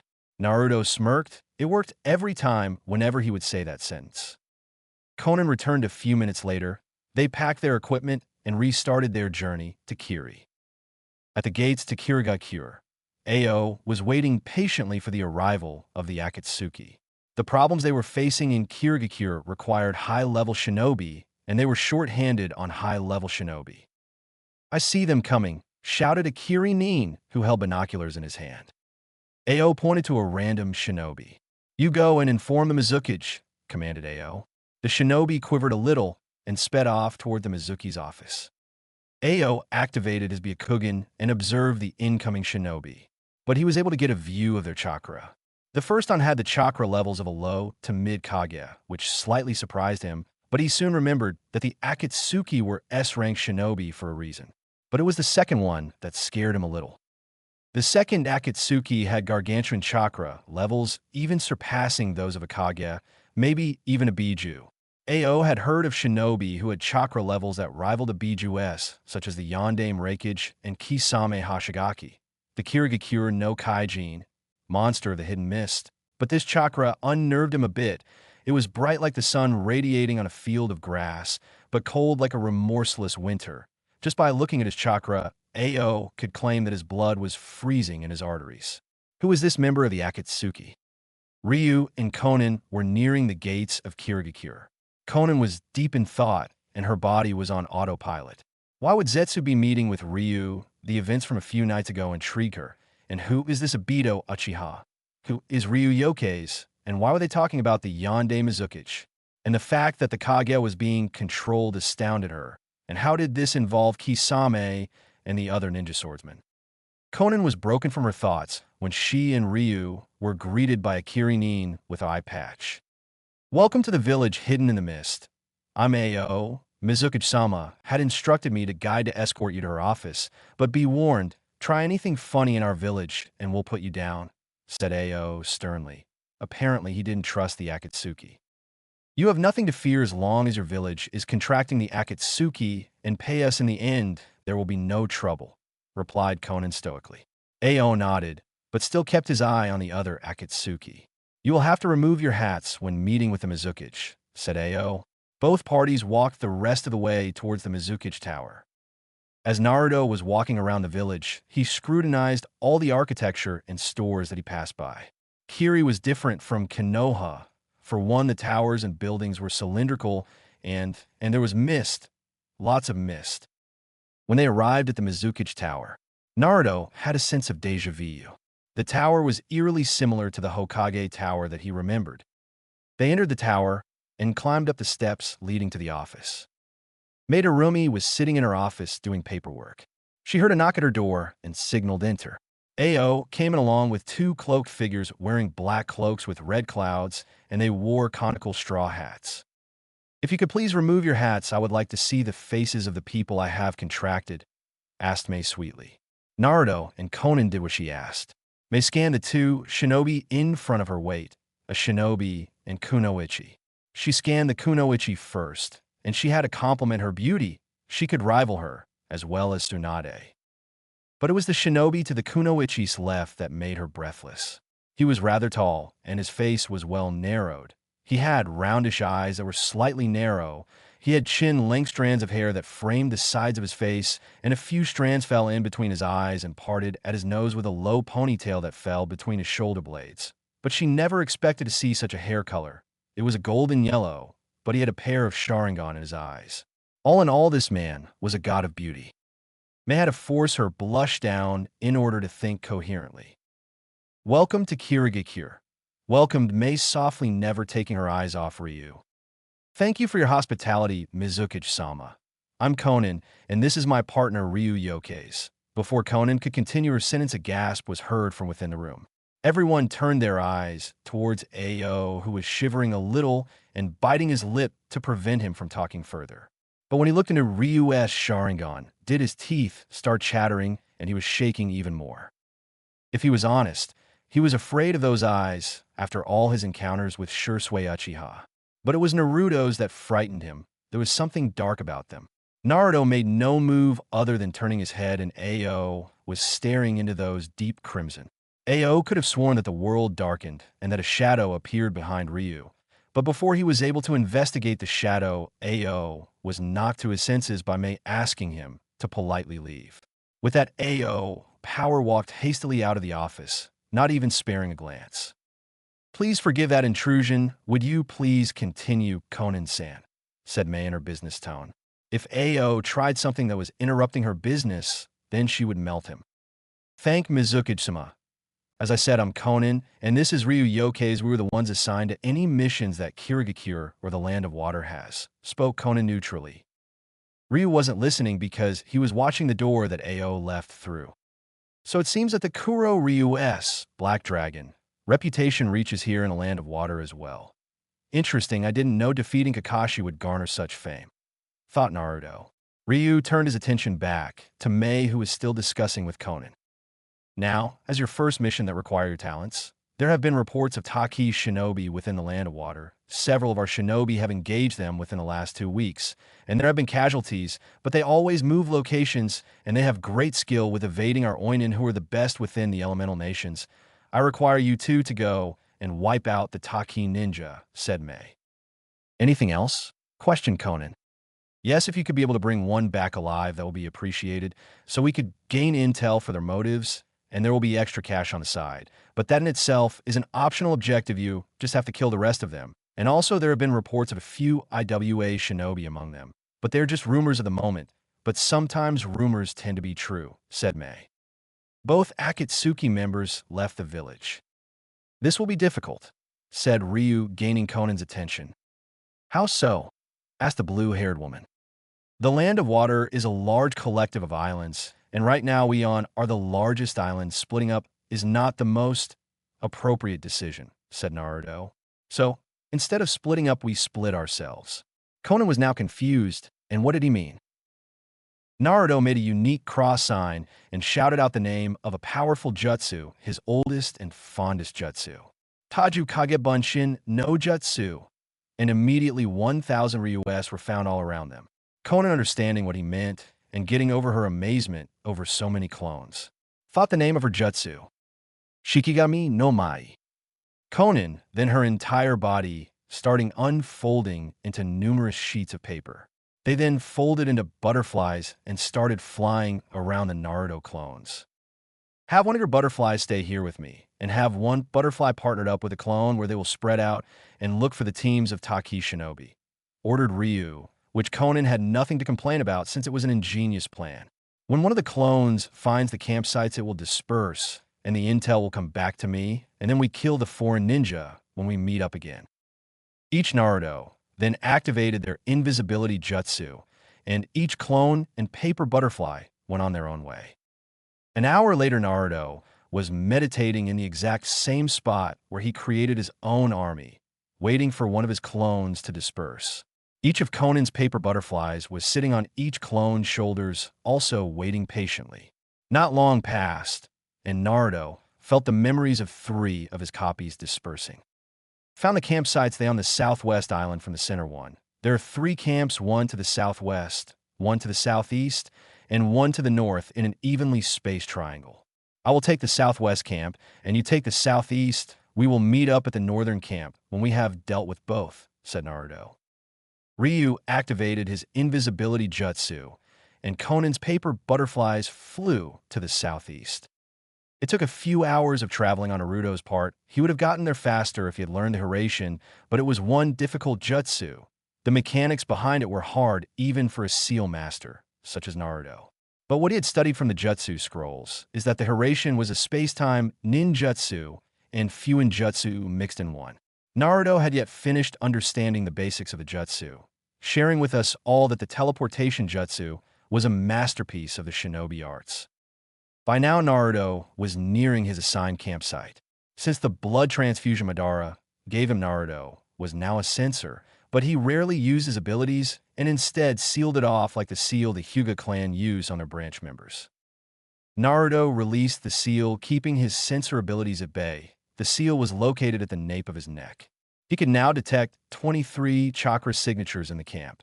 Some were small, while others were fairly large, at least low Jonin level. Deciding to take action, Naruto unsheathed his katana on his back and got ready to kill all the shinobi. He jumped into the middle of the camp and deactivated his invisibility. All the Takin ninjas who were milling about jumped at the sight of the stranger in the black cloak with red clouds. Deciding to make the first move, Naruto threw a kunai that penetrated a Takin nin's head. Instantly, all the other shinobi were on guard. They charged all at once on Ryu, but 3 were instantly cut down by Naruto's sword. Seeing their dead comrades on the ground, some took a step back out of fear. At the corner of his eye, Naruto saw a shinobi tying what looked like a flare tag to a kunai. Choosing to let the shinobi fire off the flare, Naruto stood there waiting. He didn't care if more came, he needed to wipe out all these shinobi anyway. So a warm-up would be good before the rest arrived. The flare exploded in the sky, alerting any patrols that there was trouble at the camp. Ryu sealed his katana into his right hand and went through some hand seals. The other nin in the camp were waiting for what was to happen next. Futon, Uzumaki, Repakama, wind release. Billowing gale sighs, shouted Naruto as two scythes made of wind appeared in his outstretched hands. He threw them at the shinobi, and the scythes launched away from his hands, traveling and whirling around in a sphere, killing and maiming the shinobi that were unable to duck or get out of the way. The scythes dissipated, and now only 7 shinobi were left. Rage fueling them at the sight of their compatriots, lying in fleshy chunks on the ground, the ninja charged at the blonde, forgetting all their caution, now replaced by anger. Naruto unsealed his katana on his right hand and blocked a punch with the flat of the blade, and he then took surprise of his opponent when he flipped the flat side and replaced it with the blade. He completely tore through his attacker's arm and then decapitated him with a swift flick of his wrist. He sidestepped the kunai slash and performed an uppercut with his katana on the shinobi. His neck had a large slash, and it continued on to the base of his skull, where it sliced his head like a butcher shanking a piece of meat. He grabbed the body in front of him and used it as a shield which blocked incoming kunai as they lodged themselves into the body. He tackled the ninja that threw the kunai with the body he was holding and shoved his katana through the body's chest, and it pierced the ninja's chest, who later died of blood loss. He heard the shout of a jutsu, and small fireballs were racing towards him. He channeled chakra into his katana where a wind aura appeared, and he cut every fireball aimed at him while briskly walking towards the ninja. But he didn't realize that the fireballs were a distraction, where a ninja was attempting to sneak up behind him and stab him in the back. Sensing the approaching ninja behind him, Ryu, in a marvelous show of agility, jumped into the air and performed an upside-down spin, dodging the fire. And while he was doing that, the fireballs were soaring towards the ninja, who was burned by the flames. The ninja that was creating the fireballs stopped what he was doing. Naruto landed on the ground, swiftly sealed his katana, and went through some hand seals. Raiton, Reiku Jab Aaron, lightning release, lightning javelin, shouted Ryu as from his hand a flickering spear of lightning shot towards the ninja, where he was stabbed in the right lung. The lightning was numbing his body, and he lost control of his right hand. Then Naruto yanked the lightning spear to his right, where it created a gruesome wound that appeared as if someone hacked the Takinin with a chainsaw. Naruto turned around and backhanded another nin who attempted to stab him. Apparently, this one didn't learn from his comrade's mistake. The shinobi rolled on the ground before coming to a stop with his face burying the ground, but he wasn't dead. The other ninja went through a multitude of hand seals before finishing his jutsu. Unfortunately for Naruto, the camp was near the ocean where the Takinin could draw the water from for his next attack. Suidun, Tsuryuden no Jutsu, water release, water dragon bullet, yelled the nin as a huge water dragon appeared from the nearby ocean. It tore through any tree that were blocking its path from Ryu. Ryu, being smart, went through hand seals for a jutsu he was able to copy with his Sharingan when he was in Konoha. Doton, Dorihiki, earth release, earth citadel wall, yelled Naruto as a wall of earth rose up in front of him. But he noticed it lacked the bulldog heads and it was less chiseled. The water dragon hit the earth wall dead on. But since water was weak against earth, it did little to budge the wall.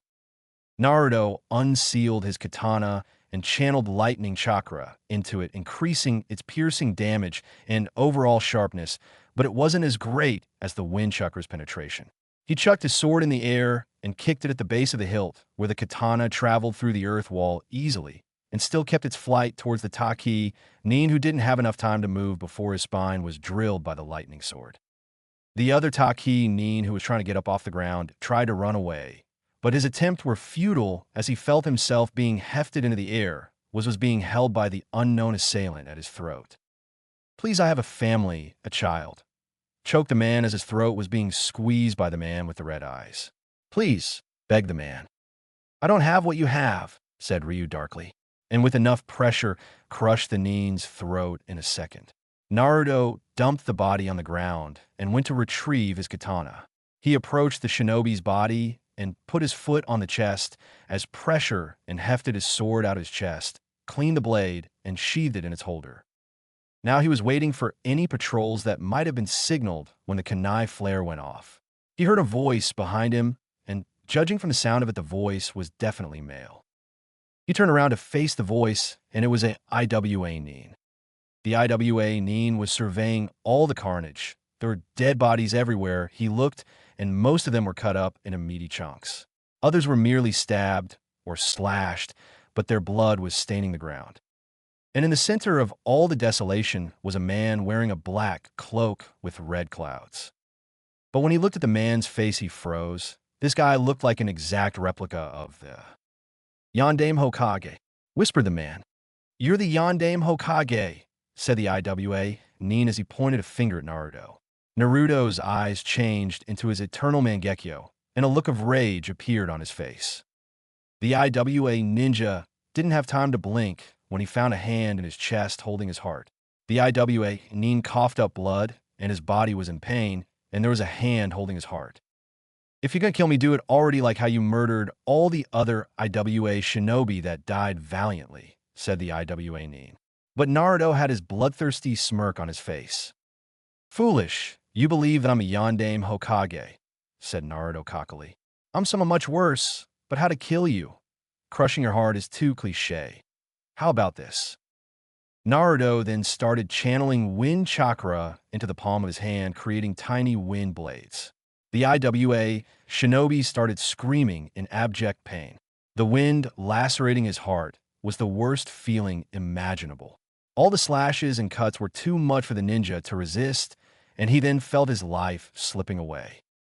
Within a few seconds, the shinobi was dead, and Naruto unceremoniously dropped him on the ground. When Naruto glanced at his hand, it was flooded with blood. He grinned at the red liquid coating his hand.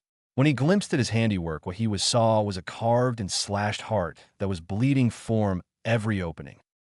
Naruto didn't mind killing. He was unaffected by it. He didn't love it, nor did he hate it. He was content with it. He sat on the dirty ground and began meditating, waiting for any other Taki or IWA shinobi. He didn't have to wait long before he heard footsteps encroaching on his position. A large group of Taki Nin along with some IWA Nin were now surrounding him. It didn't take a genius to figure out that he was responsible for all the deaths in the camp, and his arm was bloodied, showcasing that he killed someone, and painfully. Come on, he's just one man. We can take him, yelled the Taki shinobi. The Yondaime Hokage, yelled the IWA shinobi. Let's kill him and avenge our families, yelled another IWA Nin. Naruto got off the ground and dusted off his cloak. You will never mention that man in front of me again, threatened Naruto, though none of the ninja took his threat seriously. They didn't know that he was right, and you will never get the chance to. Naruto blazed through some hand seals, ending on the dragon's seal. Futon, Sanhan no Kisi, wind release, formation of 1,000 blades, and instantly a semi-sphere of wind needles surrounded him like a shield. And then the needles launched away from Naruto, impaling every ninja that was near him. Konan had just recently finished off the shinobi in her camp. There was about 20 of them. And halfway during the fight, a flare went off in the sky to the west, signaling any others nearby. Realizing that Ryu had something to do with the flare, Konan was relieved that some pressure was taken off her. But now she was standing amidst dead bodies of the Taki ninja. She wondered how Ryu was handling himself against the shinobi, but quickly told herself that there was nothing to worry about. She activated her signature paper jutsu and transformed into butterflies and headed for the northern camp. Ryu was stepping over the corpses that lay on the ground. That last jutsu couldn't be blocked or dodged. Even taking cover behind other things was useless because of the sharp wind blades. Penetrating abilities were so powerful that even earth walls were ineffective. The ninja on the ground did have time to scream before their lives left them, and their blood soiled the ground that Naruto was currently stepping on. He stepped on something while walking away. He looked down and noticed a picture of an IWA Nin whose body was not far away. It was a picture of a ninja with a woman whose hand was on a bulging belly, and they were smiling lovingly. What Naruto noticed is that the smiles were the exact same smiles he and the pink-haired woman had in his dream a few nights ago. He scowled at the image and kept walking to the camp. He had no sympathy for those who were in love. But love was one of the things he craved most in his past life, and maybe he could love someone like that family in the picture. Maybe. He was walking for some time while heading to the camp. That warm-up, slaughter, did him wonders. His body was refreshed and full of energy. He felt energized. He needed to dump a powerful jutsu, and soon. He finally made it to the camp, and he sensed Conan not far off. Conan was patiently waiting behind a tree not far off from the northern camp. Luckily, there were no sensors, so no one had spotted her. She saw her blonde-haired partner in the corner of her eye. "Since you are here, I'm to believe that your assigned camp has been dealt with," said Conan to Ryu. "It sounds like you doubted me," stated Naruto neutrally. "I did," deadpanned Conan. I twitched. He disliked being doubted. It sounded like an insult to his abilities, or was she toying with him? "And I also assumed that you let the flare go off." "I was doing my assigned mission while also having a bit of fun," spoke Ryu with a subtle smirk. "Fun?" inquired Conan. "In battle, I have a very bad habit of holding my power back and making the fight more enjoyable for myself. I'm a censor, but I hold that talent back whenever fighting to give my opponents an advantage over me," said Ryu in barely hidden arrogance. "You so sound very sure of yourself, and it's best not to allow your arrogance to cloud your mind," bit back Conan. "Not arrogance, confidence," replied Naruto. "If a battle gets boring, I become serious and end the fighting before I die of boredom." "You sound like a warmonger or battle master to me who enjoys killing just to amuse himself," responded Conan. "If you had been listening, you would have heard that I never said that I like killing, just combat itself," corrected Ryu. Conan slightly widened her eyes at Ryu, but decided to stop the conversation and focus on their objective. "We still have to deal with the last remnants of the Takinin," spoke Conan as she stared at the camp. "We should at least try to keep one alive so the mist can interrogate him." "Sure, I can keep one alive. In fact, I already have a jutsu that I wanted to test out," said Ryu with his signature smirk. "Katan, Yurihi Kakahen Shippo, fire release, flickering fire whipping tail," yelled Naruto as he spewed streams of fire towards the enemy camp. The fire was coiling around, igniting shinobi in the tents that housed them, and true to its name, it seemed like the fire was looping around like tails. Conan could hear the screams emanating from the shinobi. She had witnessed death multiple times, even at a young age during the Second Shinobi World War, when she and her friends Nagato and Yahiko first met the Sannin, and she experienced a lot more death afterwards. She could see with her eyes that her blonde partner had also seen death with those emotionless eyes of his. "I could sense a few who are still clinging to their wretched lives," spat Ryu. But Conan was able to pick up on the animosity he held, as if he didn't want them to suffer in their lives, but his face quickly fell back into his neutral appearance. "Pikataki need to bring back to the village. I will go on ahead and report to the Mizukage of our mission success." Ryu then began walking away, back to Kirigakure, leaving Conan, who was watching his back. She could feel sympathetic to him. He obviously had lost a loved one in his life, like her. Naruto made it back to Kirigakure. He was rethinking of his dream/nightmare involving all the apparitions and the small boy in orange. He experienced the same dream earlier, and they were exactly the same, but was he going crazy? Was all the stress from the Eye of the Moon plan getting to him? No, it wasn't a vision. He didn't believe in such things. But why was the boy claiming to be him? Was he talking about his psychological mask? That Naruto never existed. It was a fake. He was now truly himself. But all those visions, they made him melancholy. Why? He knew that those visions would never happen. He would always be hated if it was for being the QB container or for something out of his control. It wouldn't matter if the village knew he was the Yandame's son. In his past life, he was a sheep in a world of dogs, but no, he's a wolf. Especially the images with the pink-haired woman and the baby. Their love for such a tiny being. The concept of love to him, love, was an illusion. Nothing could justify love. Could you see love? Could it be used as a weapon? He didn't know the feeling of love, or at least he thought he knew. Like the Sandame and Irika, no, they love him out of pity. But even now, he hoped one day to love someone as they love him, to just give him a chance. The Sandaime probably thought he was a bane to his existence, and if his tool broke from all the hatred from the villagers, then his village would lose a valuable weapon. Most villages don't care about their Jinchuriki, so why would he? And Irika, why would he bond with the thing that murdered his parents? He was one of those people who hated him with those eyes. But the eyes he would give people would be like windows, both seeing through and nothing at the same time, depending on what was on the other side. His body was on autopilot, and he was climbing up a staircase, but he didn't notice the pair of soft mounds collide and smother his face. "You know, I was slightly disappointed that you never looked at me when we met in my office," said a sultry voice. "But if I knew I needed my greatest assets, then I would have used them on such a handsome man sooner." Naruto looked up from his position between the perky globes to see the gorgeous face of the Mizukage smiling down on him. Recovering quickly, Naruto detached himself from between the valley of Mei's breasts and took on his emotionless visage. However, if you were to look closely, you could see the stain of pink on his cheeks. Female interaction was not something he was good at. "I'm here to report the success of the mission you assigned myself and my partner Mizukage-sama," said Ryu, as he was now standing at the same height as Mei. "I'll straight to business. No fun in between.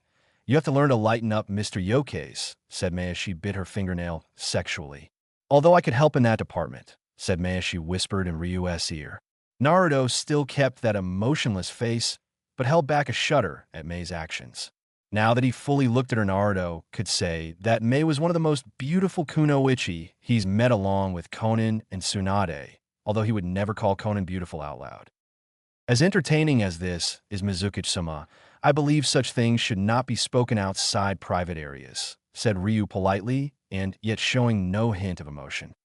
"But what we're doing now would be far different than what we would do behind closed doors." "Mr. Yoke's," said Mei slowly and softly, but her Mizukage position would come before her fun. Mei led Naruto to her office.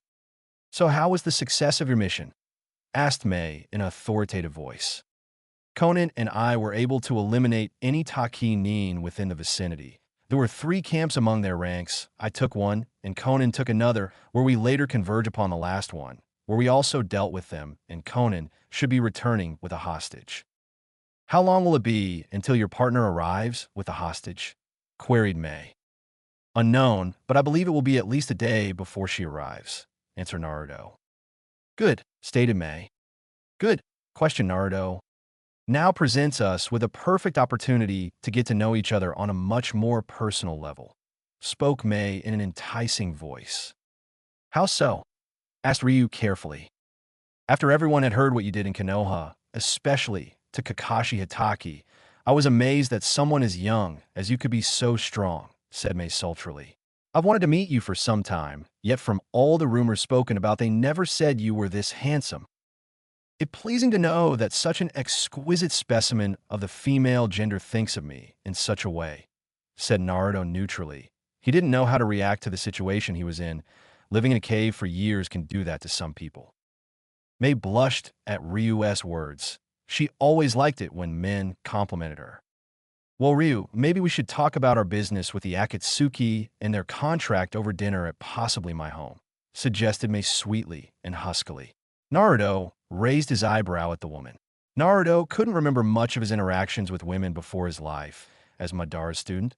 All he could remember was a fist coming towards his face. "Very well. When would you like to have dinner, Mizukage-sama?" replied Ryu with his face betraying no emotion. "Please, call me Mei, and tomorrow sounds good. I will give you the address later," said the Mizukage as she brushed her hand over Naruto's cheek while walking out of her office. Naruto craned his head to watch the Bustakage leave as she added some sway in her hips just for his entertainment. "Interesting. I had heard that the Mizukage was beautiful and that she is a powerful kunoichi who's worthy of being a Kage. Also add on to the fact she has 2 Keki Genkai. Quite the opportunity indeed. Who knows how long the capturing of the BGS will take, so it's always good to create contingency plans. Quite the opportunity indeed," thought Ryu viscously while creating future plans. A few hours later, Konan had returned with a Taki Nin smothered in papers, only showing his nose so that he could breathe. The Kiri shinobi brought him to one of their interrogation rooms, ready to be interrogated. The room had various tools used for torture, and there were various old blood stains on the walls and floors. In the room was tinted glass where people could observe the interrogation. Behind the glass was Mei, Conan, and Ryu. For hours, they had been watching Ao beat the Takin until he told them who and why they hired them. But it was ineffective, so Ao gave up. "Nothing I have done has tried Mizuki-sama. He won't talk well, at least not under my strategies," said Ao as he joined the three others in the room. Mei bit her finger lightly, trying to figure out something. "Perhaps you should let me handle the interrogation from here, Mizuki-sama," suggested Ryu. Mei was surprised at the suggestion from Ryu, so was Conan and Ao. "Can you really help Ryu-kun?" said Mei. Both Ao and Conan caught on to Conan. "It will go down in history as the shortest interrogation ever," said Naruto confidently. He walked into the room housing the prisoner and sat down in a chair opposite the shinobi with a table between them. "Who are you?" spat the tied-up nin. "I'm Ryu Yokeis," said Naruto. The ninja looked at him quizzically, but Naruto caught on to his confused face. "You asked me who I was," stated Yokeis. The ninja looked at him for a few more seconds before he chuckled a little. "Well, at least you're not using some corny, your worst nightmare line unlike that other guy with the eye patch." "Please, I'm far above any cliché," said Ryu, as Ryu inspected the shinobi in front of him, devising the best possible to torture him. The nin had greasy black hair, pale skin, and brown eyes, just average in appearance. On the other side of the glass, Conan, Ao, and Mei were watching the whole spectacle. Ao was taking notes on how Ryu handled the situation. He had to admit it. Yokeis was cool. Conan was looking at her partner with calculating eyes, wondering what he would do next. But Mei was apprehensive. Her thoughts were bordering on what Ryu was doing. On the other side, Naruto's Sharingan were boring into the nin's head. But the shinobi wasn't intimidated by the crimson eyes. "Come, what are you going to do that the other guy didn't?" quipped the Taki shinobi. Ryu combed his hand through his blonde locks and sighed. "Do you know what pain is?" asked Naruto. The ninja didn't answer him, but just stared at him confused. Pain can mean a lot of things, such as suffering or discomfort brought about by illness or injury, or mental and emotional suffering of the mind caused by stress or great trauma that happens within one's mind and experiences of life. Conan just kept watching. But he was right. Even today, she was still in pain of Yahiko's death. And her partner was in pain too. "Now, I'm going to give you two choices about how I'm going to get the information from you," said Ryu. "First option, my way, or second option, my way." The shinobi spat in Naruto's face just below his eye. "I'm guessing you want to do it my way," stated Naruto as he wiped the saliva off his cheek with his cloak sleeve. Naruto channeled chakra to his left eye, and his eternal Mangekyo pattern appeared. The scythe-like shuriken and the red pinwheel around the pupil appeared, and Naruto whispered, "Tsukuyami." The Taki nin then found himself trapped within a strange world. The entire landscape changed. There was a red moon, shining red light over the world. There were black clouds that dotted the red sky, and there were no mountains or trees. "Welcome to the world of Tsukuyami," said Ryu as he materialized from nowhere. "Here you could call me a god, for I control everything within this reality." Then chains burst from the ground and coiled around the nin, restricting his movements. "For 3 days I will torture you here without pausing or stopping. The pain will only end when you're willing to give me the information," said Ryu. Then what appeared to be embers formed on the nin's body. Then the embers became flames. The shinobi started screaming out in pain. For hours he screamed while the flames seared his flesh. Naruto, just watch this, was one of the training methods Madara used against him if he was ever captured and tortured, and it was hell in the first lesson. 2 hours later, within the illusion, did the shinobi finally say something. "I'm not telling you anything," gasped the Taki nin. Naruto sighed. He wasn't sure if it was amazing willpower or stupidity, so he decided to kick things up a notch. The nin, while on fire, then started vomiting water. "Right now your lungs are being filled with ice-cold water," said Naruto. "Let me tell you an interesting fact about the lungs. If ice-cold water were to reach the inside of your lungs, then it will burn more than fire." The nin was desperately trying to scream, but instead he was choking on water, but he wasn't dying. "You just have to nod your head and tell me the information, and all this will stop. You have 2 days and 17 hours to go," said Naruto as he kept watching the nin. 3 hours passed, and Naruto was getting impatient in a world where he controls time. The nin had yet to break. The blonde assumed that he must be a high-ranking jonin within his village, as that was the only explanation. "You forced this on yourself," said Naruto. The chains that holding the shinobi grew hooks on their links. And like a factory line, the chain started moving in an orderly fashion. The hooks that were on the links started stripping the skin of the shinobi, exposing his muscle, where the flames that were burning him caused even more pain. Pain was all the ninja could feel. He couldn't scream at all the pain that he was feeling because of the water he was choking on, and the burning in his lungs was forcing all the oxygen from his body. He couldn't take it anymore. He had to make the pain stop. Through determination, the shinobi nodded his head to Naruto, and he found himself back in the real world. He was sweating. He could feel no more agony, and he screamed while tears flew from his eyes at the feeling of it all. He hadn't felt anything so horrifying before. Eventually, he stopped screaming, and the tears that fell from his eyes were wetting the table. We, Takinin, were hired by the Sandame Tsuchikage to smuggle weapons and other items into the land of water and prepare to take some of its land and set up a base. The Sandame sent Iwa Nin as assurance, and we only had a few skirmishes with Kiri Nin, said the shinobi tiredly. Ryu got out of the chair and left the room, and the Mizukage left with Ao and Konan. Well, Ao went back into the room and started beating the nin again. But Mei was impressed. Did the blonde Akatsuki member use Genjutsu to make the nin talk? And if so, it was really effective since only a few seconds had passed, and he reduced the Taki shinobi into a weeping mess. Naruto was walking along the roads of Kirigakure, although he had the strange feeling that he was being followed. His suspicions were proven true when his slender arms wrapped around his neck. "Thank you for your help with the interrogation, Ryu-kun," said a sultry voice which was familiar to Naruto. He turned his head, and he saw the smiling face of Mei hugging him from behind. A thought quickly came to mind. "Mei-chan, I need access to your files on the Yonde Mizukage," said Ryu.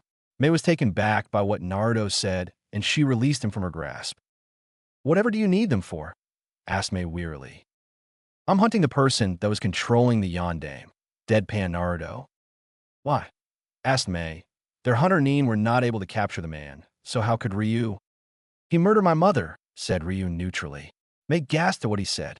Naruto didn't mention his father because he had no love for the man. "Very well. The reports are near my office, and on the same level, not many people guard the reports, so you can enter if you want," said Mei sadly. Naruto nodded and made his way back to the Mizukage Tower. Mei was staring at his retreating form, his Akatsuki cloak moving with the wind.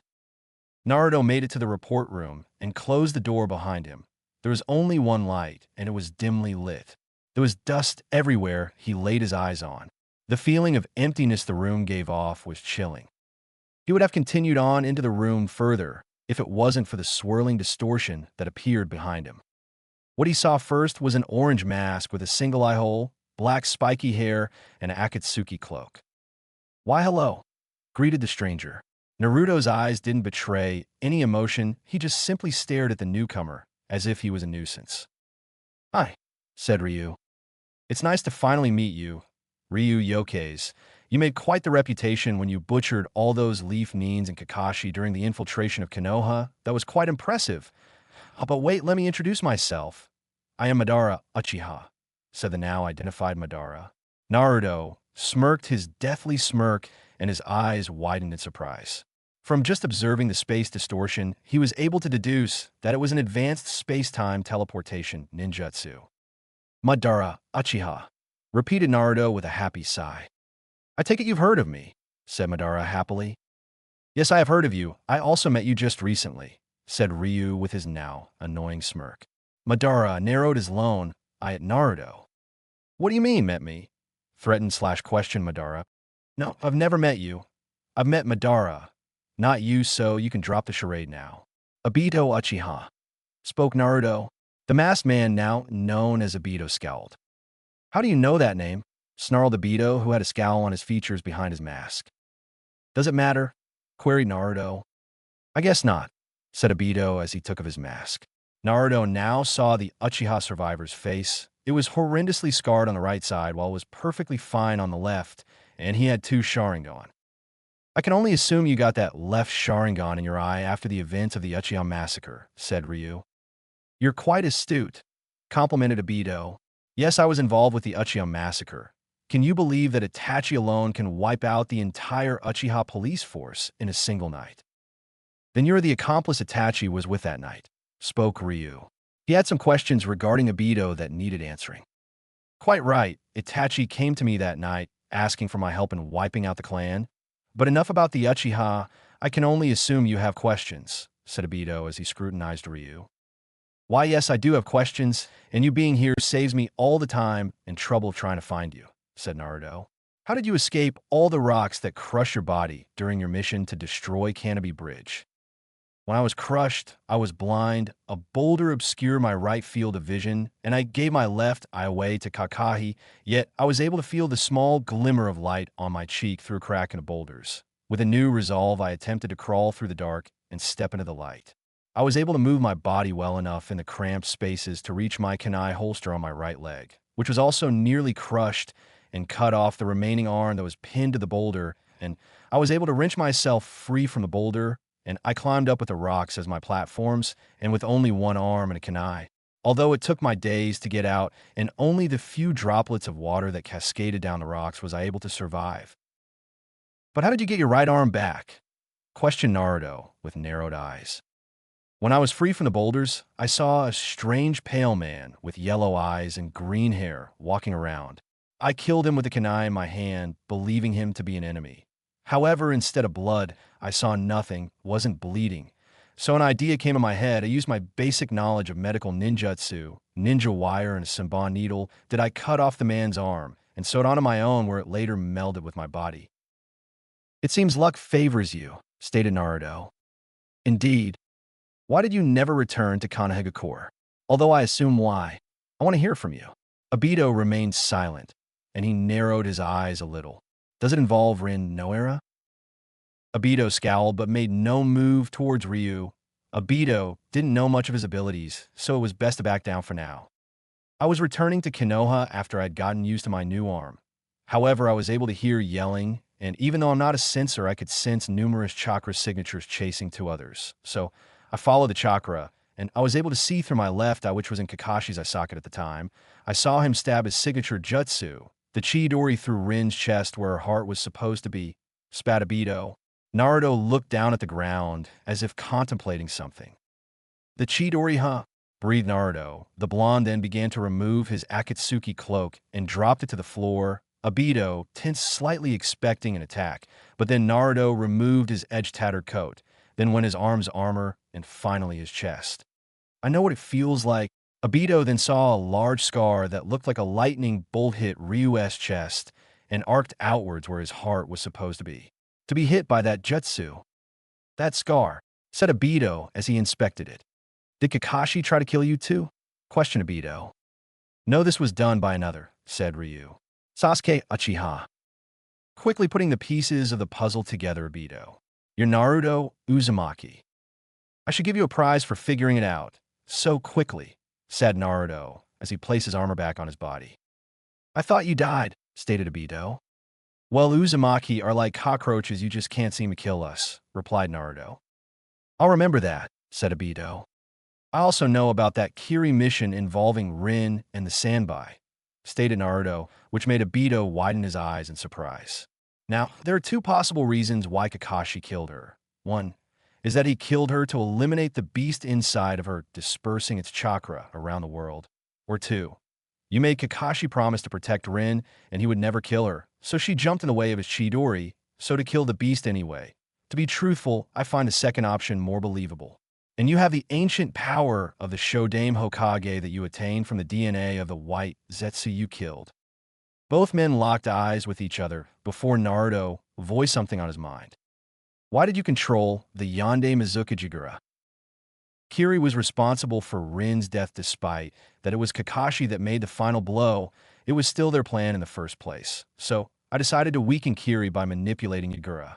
to sway the beliefs of the village against those with bloodlines, since I couldn't just kill the ordinary shinobi. And when Fuguki Suikazan was killed, I approached Kisame myself and told him about my plan. However, when the rebels finally killed Yagura, he killed many officials, and among other things, and fled, where he later joined the Akatsuki. Explained Obito. And I can only believe that you used your Madara persona to deceive Nagato. And by the way, how did you meet Nagato? Pressed Naruto. I was traveling within the land of rain, and I saw Nagato's Rinnegan from a distance. Of course, I had researched Jujutsu during my travels with Madara, but when I saw the ripples, I used my mask to fool him into believing that I was who I said I was, spoke Obito. But why Madara Uchiha in the first place? As a young boy, growing up in the Uchiha clan was difficult. My parents instilled in my mind that only an Uchiha can defeat an Uchiha, and I tried to be greater than I was, but no matter how hard I worked, I was always the loser, and Kakashi was the prodigy, and my weakness caused the Uchiha clan to shun me even more. One point in my life, my father said to me that because of you, the clan is weaker than what it's supposed to be. And then I read about Madara and his treatment of the clan. He was the head and the most powerful among them, yet he was treated like an outcast, even with his godlike power. I started admiring him and compared his position to mine, that no matter how high you can reach within the clan, they would betray you in the end. Touching story. However, what are you going to do now? Asked Naruto, narrowing his eyes. Well, I did come here to recruit you to my cause, said Obito with a grin. Cause? Then Naruto started laughing, which in turn caused Obito to scowl. Please, I know what your cause is. You plan on sealing the Biju within the statue to create a weapon, correct? Yes, answered Obito, who was still scowling. Naruto didn't say anything, but he stopped laughing, replaced with his annoying smirk. I'm not going to join you, stated Naruto. Instead, I'm going to stop you and replace your plan with mine. Obito was still scowling, while Naruto was still smirking. So what do you plan on doing to me? Killing would be your most popular answer, and you can't do it here. It's not the right place, said Obito as he crossed his arms. Naruto's face fell back into its usual neutral expression. Kill you? No, I'm going to make you my personal toy where I will torture again and again. Oh, but not physical torture. No, I'm talking about the torture that you can't heal from, the mental kind, and when I'm done with you, you'll be nothing more than a broken plaything, discarded and forgotten, and then you'll be begging me to die, and the world will remember you as nothing more than a puddle of blood on the ground beneath my heel, said Naruto, scornfully. 6 months from now, south of the Fire Temple in the Land of Fire, there is a valley large enough to wage a shinobi war. There we will meet again and face each other in battle, for you threaten my plan, and I threaten yours. Very well, there only one will reign as the victor. I will create a weapon that will bring hatred to this world, proclaimed Obito. There is no such thing as peace in this world, only pain, war, and hatred. I will create a world that there is no hatred and war, where there is no winners or losers, where there is no darkness, only light, the perfect world, exclaimed Naruto. In 6 months, train, and become stronger, and when your eyes are ready, come and face me, said Naruto. Obito disappeared via Kingi, and Naruto stood there grinning. And know that it was the student that struck down the fake. The disciples passed, a father's love. Naruto was standing before a mirror in his hotel room, preparing for his date with the Mizukichi. He was lying if he said he was nervous. He then scowled. He had faced multiple opponents at once without a shred of fear, and yet when he thought about his evening with the Auburn beauty, this anxious feeling swept over him. What he was feeling at the moment, anxiousness, it was to him nauseating. He had no idea how to act on such evenings. His female interaction was not the greatest in the world. He didn't know the correct etiquette or how to give a woman a good time. And there was no point in asking Zetsu, because the plant man was basically an evil clone in a cliché movie. When he tried to remember what his past self was like, when it came to women, all he could see was the same result: a fist. Luckily, he had the basic sense to dress up in nice clothes. Currently, he was wearing a black business jacket with a white collared shirt, black slacks, nice shoes, a yellow tie that matched his hair, and stylish leather gloves. His usually spiky hair was as it is, the strands framed his face, and his ponytail fell between his shoulder blades. He went out of his way to buy a bouquet of plum blossoms because he thought it would be nice to buy flowers for a woman, since Conan liked flowers, She even had one in her hair, which led Naruto to believe that women like flowers. The flower lady blushed when she saw his face. He checked himself in the mirror again, making sure nothing was wrong or out of place. He then remembered his conversation with Obito and how in 6 months they would battle it out to the death because Obito threatened his plans and he also impersonated the real Madara, something which enraged Naruto, and he knew why. Madara himself called Obito a copycat who could never measure up to a name that overweighed his. But Naruto knew better. You didn't claim to be Madara Uchiha without immense power to back it up. Naruto knew that Obito had been emulating Madara even since he saw Rin die, and if so, then Obito is not someone Naruto should take lightly. He needed to train and fast while also develop his jutsu arsenal, and that ability, he had almost mastered it, he just needed more time to develop them more. In a psychological case like Obito's didn't happen to anybody, it only happened to an Uchiha who had lost something they loved and replaced it with hatred. It was the sickness of the Uchiha, also known as the curse of hatred. Naruto also had to find a way to turn Obito's pawns against him, but how was the question? If Naruto had Kotoeme Tsukumi of Shursui Uchiha's Mangekyo, then coercing them to his side would be easy. He had hoped to get Konan on his side, but other matters were taking his attention away. But right now Naruto had to focus on his date with the Mizukichi. When he thought of the auburn-haired wonder, he had a shaking feeling in his hand. He knew it wasn't fear. So what was it? Conan had told him earlier that the missions in the Land of Water were not over. So he assumed he had another mission after his date.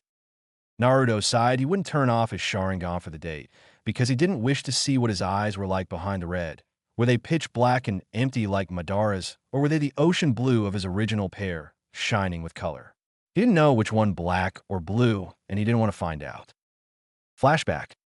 Naruto had just recently acquired the Eternal Mangekyo from his teacher Madara.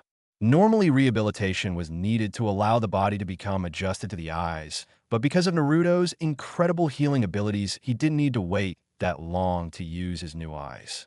He was now training his wind affinity with 1,000 clones alongside him, trying to cut the leaves between their palms. It was tasking, but Naruto knew that it was all worth it in the end. Each day, he would focus on one of his 3 affinities, and today was wind, and tomorrow would be lightning followed by fire. Then something struck Naruto that he had thought about recently. The eyes in his sockets. Who did they belong to originally? The original stopped what he was doing and walked up to the root-like throne that Madara was sitting on. The ancient Uchiha looked up when he sensed his apprentice standing before Sharingan, eyes peering into his soul. "Do you require something of need, my young student?" wheezed Madara. Madara was really the decrepit old man Naruto thought he would be. "These eyes, who did they belong to?" asked Naruto in his emotionless voice. Madara raised his eyebrow at the blonde, but he was curious and his clones were training, so it wouldn't hurt to tell him. "Those are my eyes," spoke Madara. Naruto had a confused expression. "You said that you gave your eyes to another. So whose are these?" asked Naruto again. "Those are my eyes. The ones that I transplanted into Nagato were originally my brother's. Izuna. The ones that are in your sockets are mine before Izuna forced me to take his," uttered Madara. "But I thought you went blind?" "Before Izuna gave you his eyes," questioned Naruto. "I never went blind. That was just a rumor within the clan after the village was created, and many Uchiha shunned, believing that I was a warmonger intent on renewing our battles with the Senju," continued Madara. Madara gripped his scythe tightly in anger. They called him the person that stole his brother's eyes. Tobirama, the future Nidaime Hokage, was distrustful of the Uchiha, mainly of me. I was able to listen in on a conversation between Hashirama and Tobirama about the standing of the Uchiha within the village. Hashirama at the time wanted me to become the Hokage and lead the village as a symbol, and also proving to the village that I was not what the people believed I was. This news made Naruto gasp. The Shodaime actually wanted Madara to be Hokage. However, because the village was a democracy at the time, the people chose to make Hashirama the Hokage, and when Tobirama became Hokage, he created the military police force and gave it the Uchiha clan as a sign of faith and trust. But in actuality, this was a way to focus any of the Uchiha's bitterness towards the Senju and focus it in a positive way, but the police were only a temporary solution where my fellow clan members believed that the villagers and the Hokage were ostracizing the Uchiha and taking away any power that the clan had over the village, spoke Madara as he talked about his history and the Uchiha clan. Interesting, but you must have been forced to use the Mangekyo, so therefore you had suffered damage to your eyes, said Naruto neutrally. Yes, and the eyes in your sockets aren't damaged because of the eternal Mangekyo, informed Madara. Naruto raised his eyebrow in curiosity. When someone transplants the eyes of someone closely related to a Mangekyo user into another Mangekyo user, you create the eternal, and any damage to the eyes is repaired, explained Madara. Wait, you said closely related eyes can grant you the eternal? So how can I use the eternal when I'm not even related to you? Queried Naruto emotionlessly. You have the eternal because of the blood transfusion I gave you, and maybe the QB's healing factor helped a little. You can access the eternal because in a way, you are now related to me, thanks to my blood running throughout your body, clarified Madara. Naruto nodded his head in understanding. Madara then started having another coughing fit, which was a common sight for the blonde. Get back to your training, ordered Madara hoarsely. Naruto did as commanded and went back to his clones who were trying to cut the leaves in their palms. Flashback end. Naruto was still thinking over his eyes. His regenerative abilities could have allowed Naruto's natural eye color to return other than having coal black like Madara's. He then decided that it wasn't important his eyes were powerful and nothing could change that. The blonde was about to leave for his date when Zetsu materialized right before him. Naruto was secretly pleased that Konan was off doing her own thing, so now he could talk to Zetsu in private.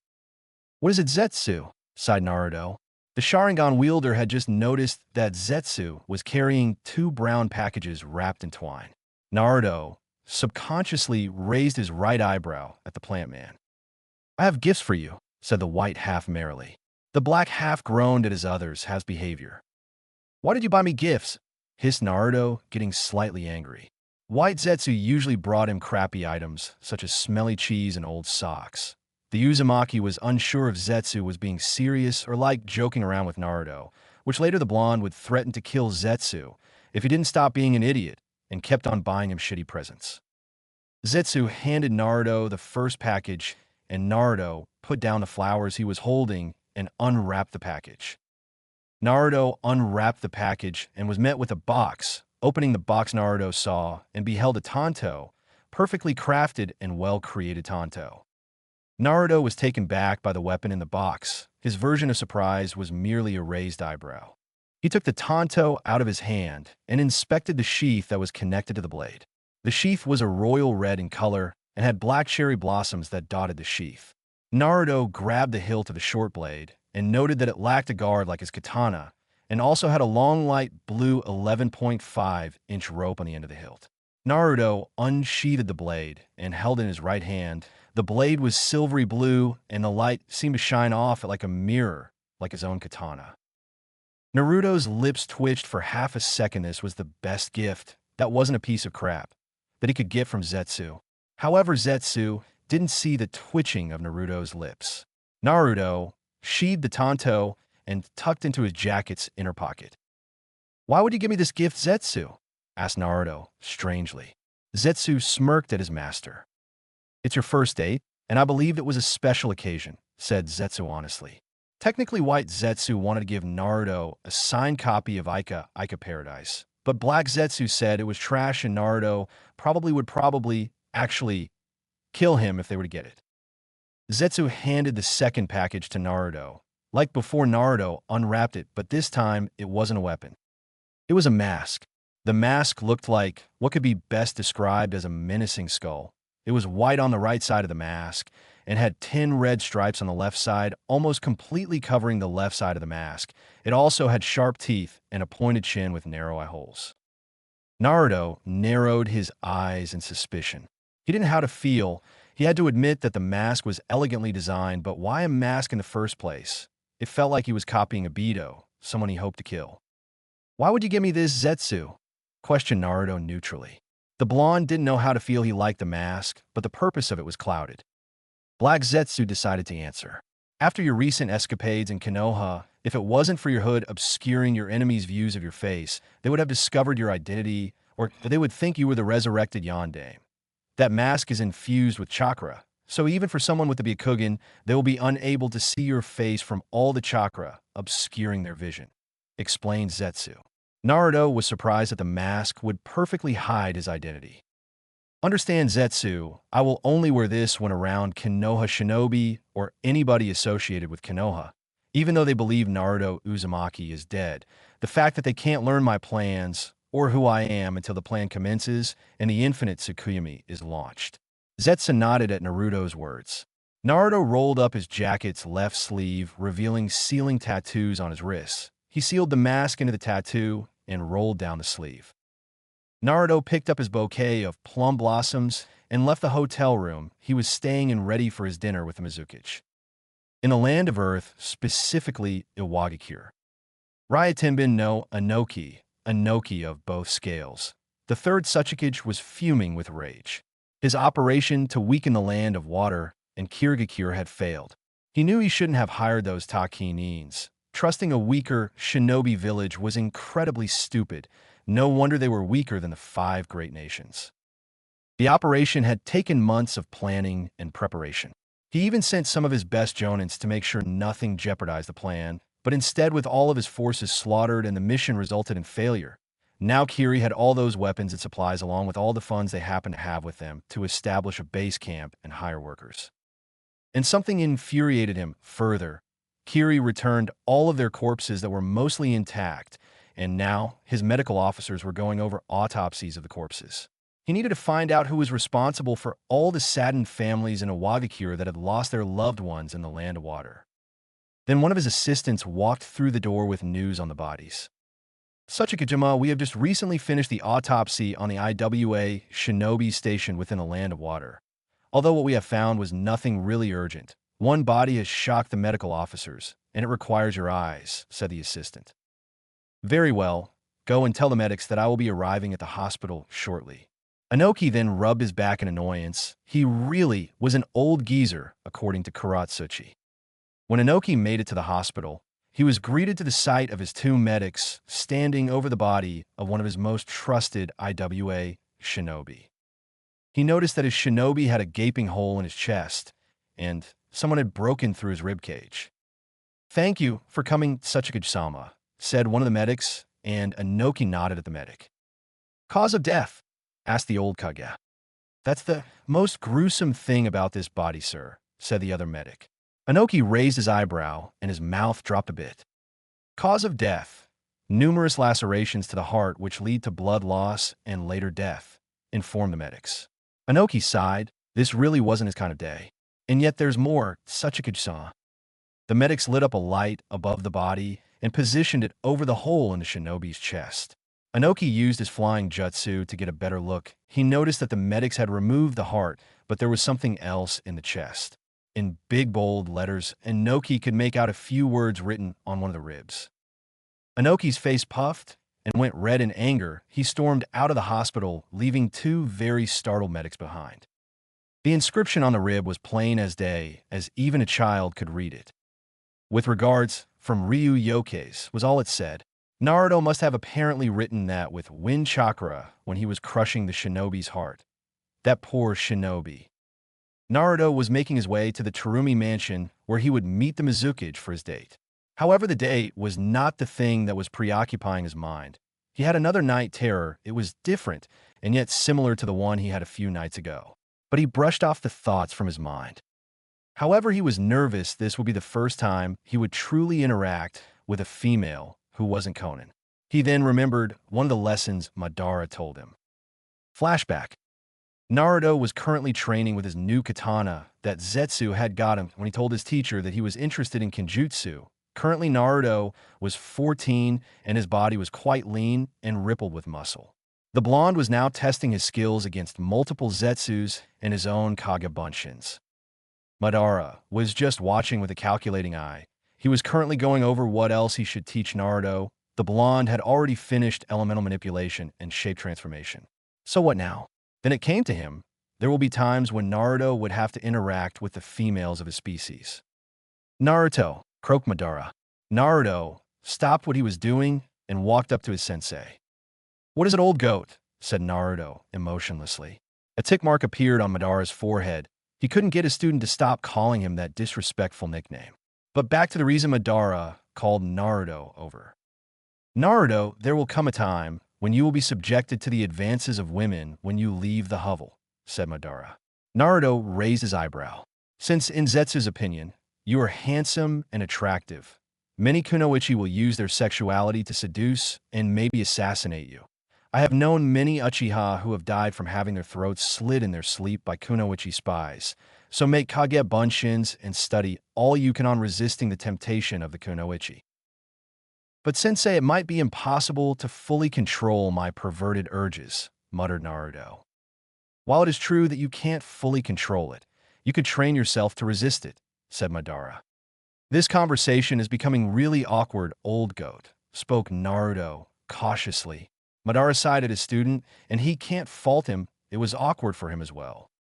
Zetsu, yelled Madara, and a few seconds later the plan appeared. Gather books on women and how to stave off the seduction of kunoichi, said Madara, awkwardly. Naruto sighed. The old goat was right. This would be extremely awkward. Flashback end. Naruto then found himself standing before the Terumi mansion. It was an extravagant Japanese mansion that had blue blossoms on the roof. Guarding the mansion was a tall wall that was sure to be guarded by ANBU and a double door blocking the person from entering. Naruto walked through the double door, believing Mei had already told her ANBU that his presence was expected within the mansion's grounds. Not far away, a team of ANBU were watching Naruto enter the Mizuki's mansion. This is duck to lobster. Target, dragon has entered the mansion. Over, said the ANBU agent duck, who wore a duck mask. Copy duck, this is frog. Confirm status on the target. Water maiden, over, said frog, who wore a frog mask. Frog, duck, this is lobster status on target. Water maiden is currently dash. But before Lobster could finish his update, he was propelled backwards by a giant perverted nosebleed. Behind his mask was currently a perverted grin and some drool on his left lip. Lobster, come on, Lobster. Shit, we have a man down. Man down, yelled Duck. Going in to assist Lobster, over, shouted Duck into his communication device. No, we must complete our mission, no matter the cost. Over, said Frog in a cliched, overdramatic voice. Too late, I'm at Lobster's position. Over, said Duck over the radio. Fine, confirm status on Water Maiden. Over, but Frog's message didn't get through to Duck. You know, this is a nice view of dashed, but Duck was also launched back by a perverted nosebleed where he landed next to Lobster, where he also sported a perverted grin. Duck, come in, Duck. Do what? Damn it, we've lost another one. Going over to Duck's and Lobster's last position, yelled Frog to no one since there was only 3 of them. When he made it over to the down ANBU agents, he knew they needed to get to the hospital to replace all their lost blood. But before he did that, he retraced the 2 blood trails left behind by the UMBU agents. But what he saw when he made it to the beginning of the trail also gave him a nosebleed, where he flew even farther than his 2 fellow operatives. The cause of their nosebleeds. Madarumi was currently standing before a mirror, naked, trying to decide on which dress she would wear for her date with Ryu. She was nervous and anxious. She had never been on a romantic date in a long time, and usually they were a disaster, because either the man she was with would get a perverted nosebleed and be taken to the hospital, or she would make an idiot of herself by somehow blowing up their food or any other thing that was around her at the time. She decided to take Ryu out for dinner, because she can't cook. Whenever she tried, she would somehow burn the water, her oven would combust, her food that was in the refrigerator would freeze solid and would be inedible, and any food she was able to successfully create turned out to be inedible and gave whoever ate the food poisoning. She couldn't decide on a certain dress. There was a sapphire blue dress, her favorite color, with one strap with a flower on the strap and a cut down the right side, showing off some leg which were smooth and firm. An emerald green dress that matched her eyes, which was strapless and flowing but lacked the cut down the leg. Ultimately deciding on the blue dress, she had just noticed that she lacked any decency so quickly. Doing that, She put on a pair of black lace panties, and then she put on her dress that hugged her figure nicely and pushed her breasts together, making them even more perky. She heard a knock at her door, which her heart jumped in her chest at the surprise sound. She smoothed out her dress, ready to meet Ryu. She opened her door and blushed at what she saw. Ryu was standing there in an extremely nice suit with a yellow tie and black gloves. He was holding a bouquet of plum blossoms, and he still had his Sharingan active. Breaking herself from her stupor, Mei started a conversation. "You clean up nicely, Ryu-kun. Quite handsome," complimented Mei. Naruto turned his crimson eyes upon her, and he tried his hardest to ward off the desire coursing through him, and he remembered Madara's lessons well. But this woman was making him disregard all those lessons and was slowly breaking his will with the sexy dress she had. And he could smell her perfume. She smelled like the ocean. Catching up with reality, Ryu handed the flowers to Mei, and both went on their way to the restaurant Mei had made reservations with. Inoki had a headache. Why? Because most of his top jonin were killed by the Kuro Ryu, Black Dragon, the man that had made a mockery of the Leaf Village. If it wasn't for the circumstances right now, he would love nothing more than to laugh at Konoha. Inoki believed that Yoke's was nothing more than a brat who gets involved with business, not his own, and his rising fame and his exploits were already traveling to the rest of the nations. When Kyumo hears of Iwa's failure, it will be a blow to their pride and power. His assistant walked in carrying a stack of paperwork. "Yuzu," said Inoki to his assistant. "Yes, Tsuchikage-sama," said Yuzu. "Put a new page in the bingo book for Ryu Yoke's and all information that Konoha and IWA have on the man," commanded Inoki. The Tsuchikage's assistant nodded and left to fill in a new page in the bingo book. Inoki sighed. He would now have to tell the victims' families about their deaths at the hand of the Yoke's no Ryu, Dragon of the Night Wind. At Myobokuzen, the elder Toad Sage was in deep thought. He wanted to tell Jiraiya that Naruto was alive and traveling the world. But he also didn't want to tell Jiraiya that Naruto was the one with eyes like the abyss, for it may change the prophecy he saw in his vision 2 years ago. "Lord Elder," said a voice. The old toad opened his eyes and saw Fukasaku hopping up to him. "Lord Elder, should we tell Jiraiya-chan that Naruto is alive and that he is connected to the prophecy you saw 2 years ago?" said Fukasaku. The elder sighed. For 2 years, he had kept Naruto's current status only among the other 2 Myobokuzen sages. "That's the problem, Fukasaku. I cannot decide whether to tell Jiraiya about Naruto. I've already lied to him once when I said that I didn't know who the person that would control the great beast was. I don't wish to lie to him again, and news like this would most likely cause him great rage or sorrow. Rage because we withheld the information of his godson being alive, or sorrow knowing that Naruto has not returned to his home and refuses to return," said the toad tiredly. "But something is happening to Naruto. I saw it. In another vision of mine, he is haunted by dreams and nightmares of his past and future self," said the elder Toad Sage. "What are you talking about, Honorable Elder?" asked Fukasaku. "There are 2 paths that are available to the Maelstrom. One path is where he returns to Konoha and lives out his life in happiness. The other path is much different, where he will continue walking the path, but never truly stopping, not until he completes what he originally set out to do. However, right now, he is trying to discover who he is, although which path he takes is unknown at this time," said the sage. "We will not tell Jiraiya. Naruto's status and goal is something he must discover on his own," said the sage, and Fukasaku bowed his head in uneasy agreement. Speaking of Jiraiya, he was currently walking on a road within the Land of Fire. Along with him was Konohamaru Sir Toby, the late Sandame Hokage's grandson. Konohamaru was like a clone of Naruto, personality-wise. He was loud and boisterous and was quite hyper, and he called Jiraiya Ero-sensei instead of Ero-senin that Naruto used to call him. The Toad Sage was still grieving over the loss of his godson, the only family he had left, and he had failed also. He was never there for Naruto when he was growing up. Not until he became a genin did he meet him for the first time. But he had also failed Minato and Kushina. The least he could have done is visit the blonde from time to time. But he didn't. He was too busy peeking on women and writing his perverted books. Konohamaru was walking alongside his new sensei and the toad Sannin was surprisingly a better teacher than Ebisu. The young Sarutobi was now 11, and according to Jiraiya, his power was comparable to that of a mid to high-level genin. The young boy was now currently engrossed in reading Konoha's latest bingo book, but there was one entry that seemed to catch his eye. "Ryu Yokeis," whispered Konohamaru. History-wise, there wasn't much on the guy. It's as if he fell out of the sky, like a stranger in a strange land. He then scrutinized the man's picture. You couldn't see his face much because it was covered by a hood, but you were able to make out a lower jaw and some hair. He noted that the hair was golden blonde like his. There were a few shinobi who also had Naruto's hair color or similar hair, such as Deidara, Mado Banba, the Mad Bomber. "Hey Ero-sensei, who's Ryu Yokeis?" asked Konohamaru with a curious pout.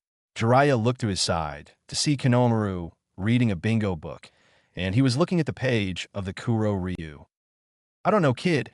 Everything about the Yokeis no Ryu, Dragon of the Night Wind, is a mystery. I have heard rumors among my contacts saying that Yokeis has joined the Akatsuki," spoke Jiraiya. "Really?" asked an amazed Konohamaru. "It's just a rumor at the moment, but still, should you ever cross paths with Yokeis without me?" "Run," said Jiraiya, cautiously. "Come on, we can take him." Naruto, Nissan would never run from a fight. When the Sarutobi spoke that name, a flash of guilt appeared on Jiraiya's face. "Kid, this guy was able to infiltrate one of the most well-guarded villages in the shinobi world, and he was able to kill at least a dozen ANBU and critically injure Kakashi at the same time, and he disappeared as if he never existed.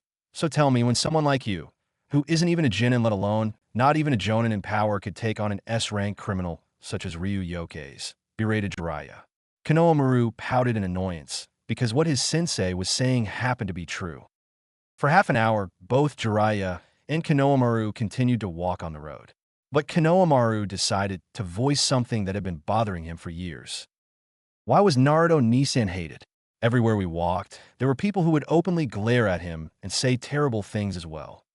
Asked Konohamaru out of the blue. Jiraiya sighed. There was no point in keeping Naruto's Jinchuriki status a secret. Tsunade was planning on telling the village soon, mainly the younger generation, and about time too. As you know, Konohamaru, the most powerful of the Biju, the Kyuubi no Yoko, attacked the village 15 years ago. They say in the academy that the Yondaime killed it. But that's not true. To kill a Biju is impossible. There are built up masses of chakra, and if you did kill one, their chakra would just disperse and reform later. Since the Yondaime couldn't kill the Kyuubi, he instead did the next best thing. Seal it into a person, preferable a newborn baby, explained Jiraiya, looking down on ground. Konohamaru widened his eyes in surprise, quickly figuring out that Naruto was the baby that the Yondaime sealed the Kyuubi into as a vessel. But why would the Yondaime seal the Kyuubi into Naruto? Was it because he was an orphan? Questioned Konohamaru. Jiraiya frowned at the question. After the people in the village had calmed down about Naruto's death, Tsunade would reveal his full heritage to everyone. The Yondaime was far too noble a person to ask someone to give up their child, so instead he sealed the fox into his own son. Konohamaru stopped his trek and stared at Jiraiya, who had also stopped walking, with a gaping jaw which had hit the floor. Quickly getting over his stupor, Konohamaru asked, "What? But Ero-sensei, if Naruto was the son of the Yondaime, why did everyone in the village treat him like crap when his father was a hero?" yelled Konohamaru. Jiraiya frowned even more when he heard the Sarutobi's comment. During the Third War, Minato was the one that basically spared us from slaughter from IWA, and they were among his greatest enemies. After his death, if IWA or Kyuubi were to find out that Minato had a son, then they would have stopped at nothing to kill Naruto in revenge. So your grandfather gave him his mother's last name to fool everyone in the village and others, and it worked perfectly. And also, I was Naruto's godfather, said Jiraiya guiltily, but he didn't register the foot that was aimed at his family jewels until they hit their mark. Jiraiya was on the ground, clutching his balls. That kick was harder than he thought. "Why were you never there for him?" screamed Konohamaru. Jiraiya picked himself off the ground and looked Konohamaru straight in the eye. "After the Kyuubi attacked, I had to reconnect with my spy network. I had to know if the other nations would attack the village. Thankfully, they still believed that Konoha was strong, and with our alliance with Suna, it made them hesitant to attack. Because of my work, I was unable to meet Naruto or even see him. And I know that's another failure I can add onto the list, said Jiraiya sadly. Does he have any other family? Asked Konohamaru. Jiraiya thought about the question, and the answer came to him. Only one, spoke Jiraiya, and with that said, both teacher and student kept walking onwards. Naruto was walking through Kiri with Mei latched to his left arm with her right and holding the bouquet in her left. This was a new experience for him, for he had never been on a date before. Currently, he was chanting stupid within his mind. He knew this was a bad idea, but how could he reject the Mizukichi? Within a few minutes, the duo found themselves at their reserved restaurant. The stars in the mist, the best Kiri had to offer in fine dining and comfortability. A waiter working at the restaurant guided them to their tables. They ordered wine and their food. Naruto ordered a bowl of miso ramen with a side of red bean soup, while Mei was having a bowl of donburi. So Ryukun, I have been meaning to ask, who was it that trained you in shinobi arts? Because I'm doubtful that you would have become a S-ranked shinobi without some help, said Mei with a smile. Ryu stared at her with his emotionless gaze, deciding that refusing would be rude and she would only pester him more for the information if he did. I was trained for 2 years of my life by someone important to me. He taught me everything I knew about being a shinobi, and he was the only person that ever really acknowledged me, said Naruto blankly. Mei's smile dropped a bit, but it was still there. The number of people who actually smiled at me, for who I was can be counted on my hand, and he was among the few. You still didn't answer me question, said Mei as she bit her fingernail. Who trained you to be a shinobi? Mei asked again. Naruto looked down into his ramen bowl and found his answer. My father. Flashback. Naruto was currently training in taijutsu, trying to perfect the style that Madara had taught him. The blonde Uzumaki was using wooden training dummies that would move around at irregular intervals like a factory line. The dummies were made by the white Zetsu's clones with their wood release. Also add on to the fact that the wood had revolving arm and leg extensions, forcing Naruto to block some of the blows whenever he would hit one. The purpose of his training? To break the logs with his bare fists and to adapt to situations where he would face more than one opponent. He hit a wooden target with the back end of his fist, utterly shattering the wood. He jabbed another, ending in the same result. However, among the targets were white Zetsu who were holding kunais. The clones were trying to remain hidden, so to catch the blonde off guard while he was dealing with the moving wooden targets. Madara knew that target dummies could only do so much. They could hit you, but could they hit you back? Naruto did a roundhouse kick that shattered yet another log. One of the Zetsu lunged at him with a kunai, but Naruto did a spinning tornado that impacted against the clone's jaw, effectively breaking its jaw, and broke its neck at the same time from the force of the impact. Before the Zetsu could hit the ground, Naruto took its kunai and stabbed another in the mouth on the blonde side, killing it instantly. He took out the kunai and threw it at another Zetsu, where the knife flew past the wooden dummies with accurate precision and drove into the eye of the Zetsu, also killing it. Naruto went back to shattering the dummies with his fists and feet. As he was destroying his targets, he took note of the number of Zetsu hiding within the moving targets. His Sharingan could count at least 27. Naruto performed a two-fisted punch against the target, breaking the target into splinters, and then didn't have much time to narrowly duck a sword swing from a Zetsu. Naruto steadied himself, and with his Sharingan, scanned his targets and enemies. The Zetsu attacked again with a downward slash, and Naruto was able to catch the blade in between his palms, and in a swift motion disarmed the Zetsu by breaking its arm and smashing his foot against its chest and slashed the clone with a katana. Naruto dropped the bladed weapon on the ground and broke another target with his elbow. Naruto slammed his foot against another target, fracturing it, and finally finished off with another tornado kick that destroyed the target. One Zetsu came up behind Naruto, intending to cut him with his kunai. Naruto easily sidestepped the slash, but he received a shallow cut on his cheek, which bled a little. Without showing emotion, Naruto viscously caught the Zetsu's arm, put him into an arm lock, and with some effort slammed the clone's face into the concrete-like ground, where spiderweb-like cracks appeared. Knowing that Zetsu wasn't dead, Naruto picked up the clone of the first Hokage and started demolishing the moving wooden targets with the Zetsu's face. If the clone's face wasn't already messed by being smashed into the ground, the result from being used a human weapon was different. The clone had lost most of its teeth, and its nose was disfigured, and if Zetsu had any blood, it would be bleeding also. There were large splinters and fracture of wood embedded deeply into the Zetsu's face.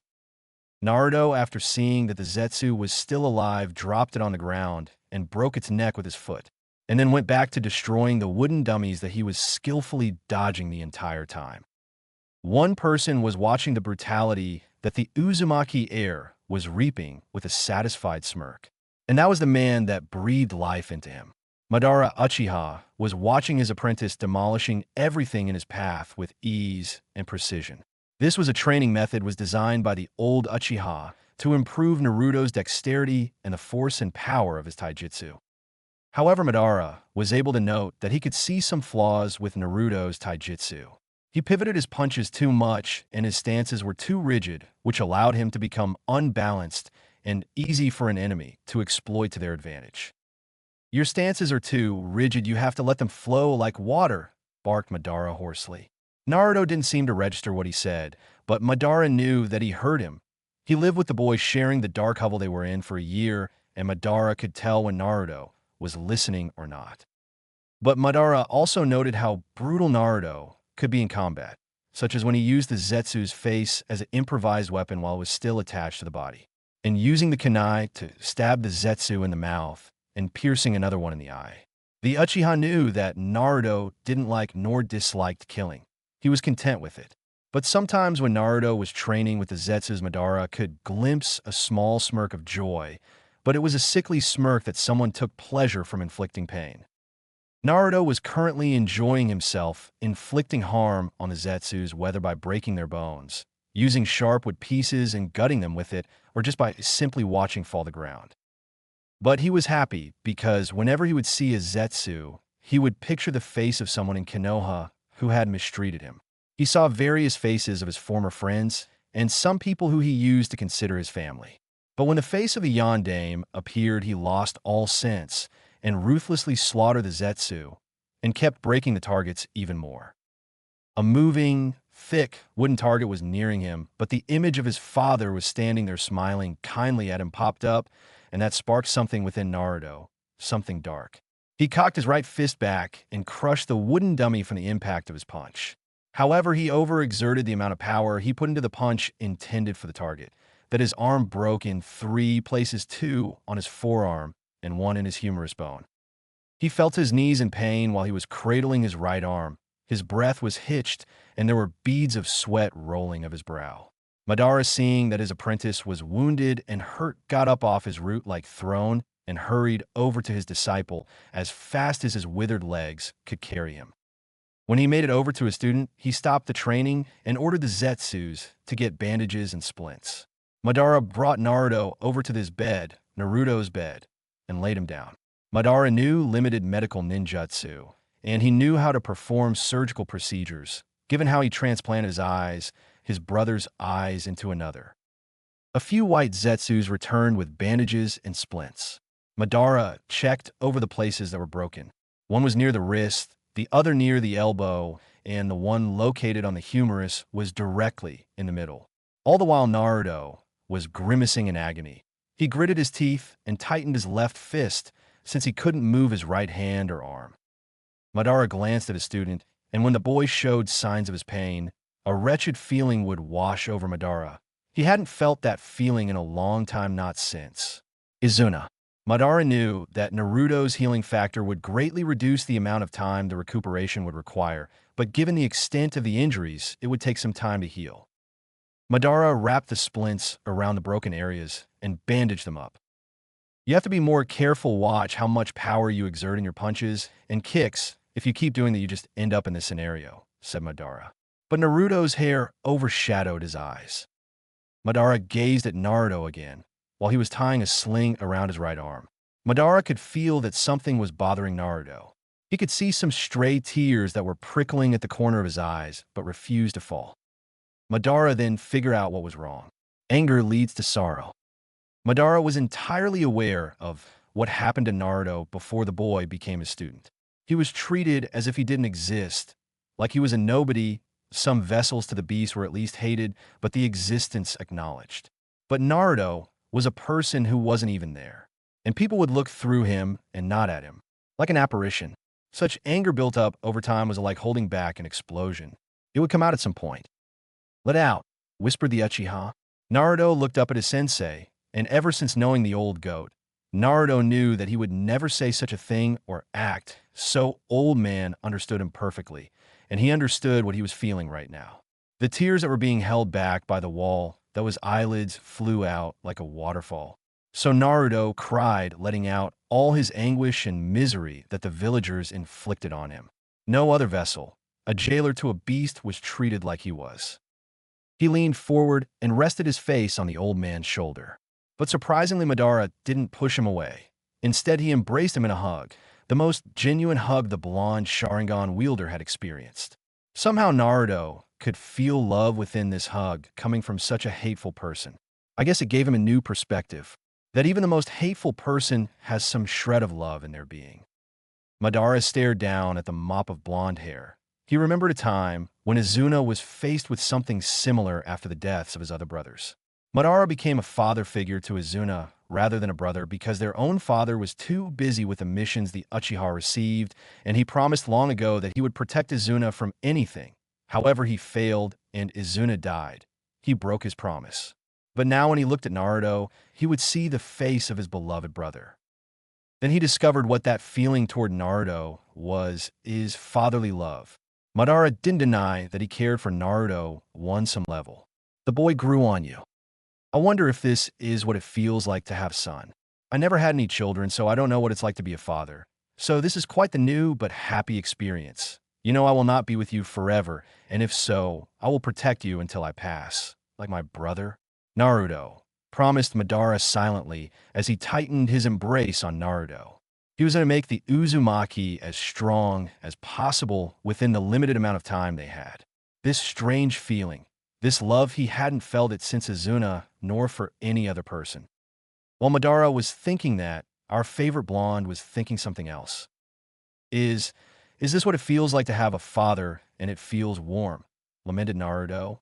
Despite how Madara and him would argue about which dish of ramen is better than the other or the color orange is or isn't a stupid color, he truly cared for the old goat.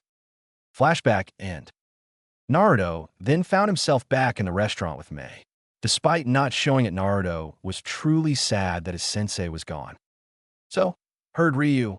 Mei was there smiling at him. "What was your father's name?" asked Mei, generally curious, because if Ryu was an S-ranked ninja, that meant his father was powerful or was a hell of a great teacher. "His name," said Naruto neutrally, but you could detect a hint of sadness in his voice. He had to think of a name quickly, but which one would be good? "His name was Hidora Yokes." "Hidora, Hydra, sounds like a strong name," commented Mei. "Wait, you said was it?" "Yeah, he died about a year ago," said Naruto emotionlessly. "You're probably also wondering why I have the Sharingan as well, correct?" queried Naruto, to which Mei nodded. Deciding to fabricate a lie, Naruto did just that. "I don't know why I have a Sharingan. I questioned my father about it, but he didn't tell me anything. But can we please stop talking about my past? It's quite uncomfortable, and it brings back bad memories," commented Ryu. "Just one more question," stated Mei as she bit her nails seductively. A few minutes passed, and yet Ryu didn't want to give in to the Auburn woman's demands. "Fine," said Naruto dejectedly. "What was your mother's name?" asked Mei carefully, as she knew his mother was a touchy subject. Naruto raised an eyebrow at the question. He didn't know how to feel about his mother. Did she love him? Did she hate him like all the rest? "Her name was Kushina Yokes. She died the day I was born, but not from childbirth," said Naruto agitatedly. "I answered your question. I am not required to answer any more," spoke Naruto. Mei sighed. She knew that was all she could get from the man. For the rest of the evening, the two Kage-level shinobi talked and ate. Mei would throw a few flirts here and there, and Naruto would take them, as he usually did, emotionlessly. After the dinner, Mei said goodbye, left Ryu alone, who ventured back to his hotel room. It was cold, like a hungering winter. Chilling wasn't the word to describe the cold atmosphere. Everything was covered in a thick layer of ice. The trees, the leaves, even the flowers were entombed in a wasteland of frozen water. The wind howled like wolves, and the gales were sharp enough to cut and freeze the blood in your veins. A black-clad man was standing in the middle of the desolation. The winds were cutting his skin, and the frost was biting his muscles. But he was unaffected by the icy touch of the rime. His golden locks flayed in the gnawing wind as he stood stalwartly against the eerie onslaught of the icy tract. Instead of the dazzling sight of snow, he faced a slaying blizzard. But he stood against the cold and just surveyed his surroundings. From the branches of the trees, he could icicles dangling from wood, and the trunks of the trees acted like mirrors, seeing everything within their vision. As he stood there, he could make out figures within the mirrors of ice. There was a man with long white hair and red lines on his face, another man with a horizontal scar over his nose, a blonde-haired girl whose hair was tied in a ponytail, two people wearing hideous green jumpsuits and had large eyebrows where he originally thought they were caterpillars, a man with red eyes and wearing a black coat with red clouds, a red-haired boy with a tattoo of love on his forehead, and a busted blonde-haired woman. They all appeared in the mirrors, looking at him with dead eyes, and he stared back with as much ferocity. He then began to traverse through the blizzard, walking by the trees. As a result, the wind seemed to push against him as if trying to stop him from moving.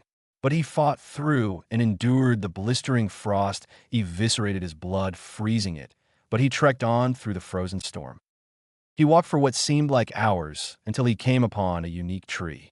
Unlike the rest of the trees in the cold forest, this one wasn't frozen over. Its bark and leaves looked more crystalline than frozen.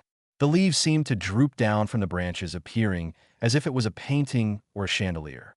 He stood before the tree and inspected its form. Then he saw images within the tree of him and people who appeared to be his friends, and more images of him greeting people and wearing robes that looked familiar to him. And finally, as if the tree had a will of its own, its branches and leaves started to move together, forming a crystal mirror. And he saw her again, the pink-haired woman with the blonde-haired baby and a man with blonde hair who he assumed was himself. And yet this feeling of melancholy washed over him. He kept staring at the mirror for a minute or two before it shattered into pieces, surprising him. When he turned his back towards the tree, he noticed that all the other trees were fracturing as well, before like the crystal shattered. And then a mighty gust of wind that forced him to shield his eyes approached. It blew away any remnants of the blizzard and the snow, leaving him standing on a field of ice, as if he was standing on a rimed ocean. When he looked down into the ice, he saw something that made his breath hitch. It was a blonde-haired man, wearing the same clothing. However, there was something different about him. He looked older than the other blonde, his eyes were more narrow, and he had a noticeable jawline along with a more narrow face. It felt like the original blonde was looking at an older version of himself. But there was one big difference between the two. This man's eyes were dull and lifeless, even behind the valiant red. It's as if he was looking into the eyes of a dead man, someone who died but still lived. "Just accept me," spoke the older blonde. However, his voice was dark and deep. It sounded like the Cubies. "I will erase everything that causes you pain. I will destroy everything that you hate in this world. Entrust your heart to me." The ice, the original blonde's feet, began to crack and splinter. The ice couldn't handle the weight of the younger blonde, and it collapsed upon itself. The younger found himself drifting within an ocean. Everywhere he looked, he saw darkness, but no light, not a spark. He found the older man hovering above him. The younger blonde's back collided with the seabed, and the older held the younger by the throat with a vice-like grip and stood over him like a predator who had caught their prey. "What's the matter? Why do you hesitate?" asked the older blonde with an evil chuckle at a dark smirk. The younger found it hard to breathe from all the water entering his lungs and the crushing grip of the older. "We need each other. You need my power. Without me, you can't do anything, nothing at all. Now who do you wish to kill?" asked the older with the voice of the Cubie and the dark smirk. "We'll be the ones who wronged you, the ones who always underestimated you, the ones who kept everything from you, the ones you loved, or the ones who denied you everything you deserved," tempted the older blonde with his dark voice and insidious smirk. The younger found himself drawn to the older, as if wanting to accept the power that he offered. "Yes, you understand now. With our prodigious vision and a chakra more ominous and sinister than his own, we will shape the world as he has always wanted to," continued the older man. "Just give me your heart," whispered the older man. He then placed the palm of his hand against his younger counterpart's forehead. "Finally," hissed the older. Naruto woke up within his hotel room. He noted that he was alone, and that night, AHD fully crept over Kirigakure. He was wearing his black armor, except his arm's armor and coat. He never felt safe while sleeping except for in front of Madara. So he instead wore his armor. He had just had another night terror, and it was the same way he had experienced 2 nights ago. Why was this happening to him? He felt himself grab the sword and kill the boy, and yet he also felt his throat being crushed. Just what did this mean? His shinobi senses then kicked, and he felt some chakra signatures outside his hotel room. But before he could react to anything, a canister burst through a window in his room. Then the canister started excreting yellow gas. And when he breathed it, it strangely smelled like lavender. But he realized something was wrong. Naruto started having trouble breathing and molding his chakra. He dropped to his knees on the floor and tried to mold some chakra to escape, but his control was rapidly fluctuating and he couldn't focus. Suddenly, the door to his room burst open, revealing 3 men wearing brown flak jackets and gas masks walked in carrying kunais. "There you are. Yokkei's no Ryu, Dragon of the Night Wind," said one of the intruders. Naruto, through the gas, was able to make out the symbol of a Wagakure on their hitaites. Another IWA, Nin, took out a katana and ran straight toward Ryu, intent on killing. Ryu, knowing he didn't have much time to counterattack, focused a large amount of chakra into his right, while also trying to stave off the effects of the gas. Instantly, the black, scythe-like shuriken with a red pinwheel around the pupil appeared in Naruto's right eye, and he thought the name of the jutsu he was going to use. Kamae Naneo. Just before the IWA Nin could deliver the blow, something blocked his katana. "What?" whispered the Nin. Kamae Naneo. Pathetic, thought Naruto. He was currently tied to a chair and bound with rope. How'd I get into this mess? Everything was going great before I was fucking taken hostage and tied to a chair within a dark room with only one light. But did they have to take my shirt? Pathetic.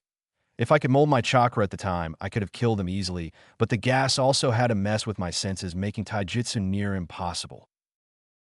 Flashback. Kamae Naneo, thought Naruto. Just before the killing blow was made, something blocked the katana of the IWA Nin. "What?" whispered the Nin.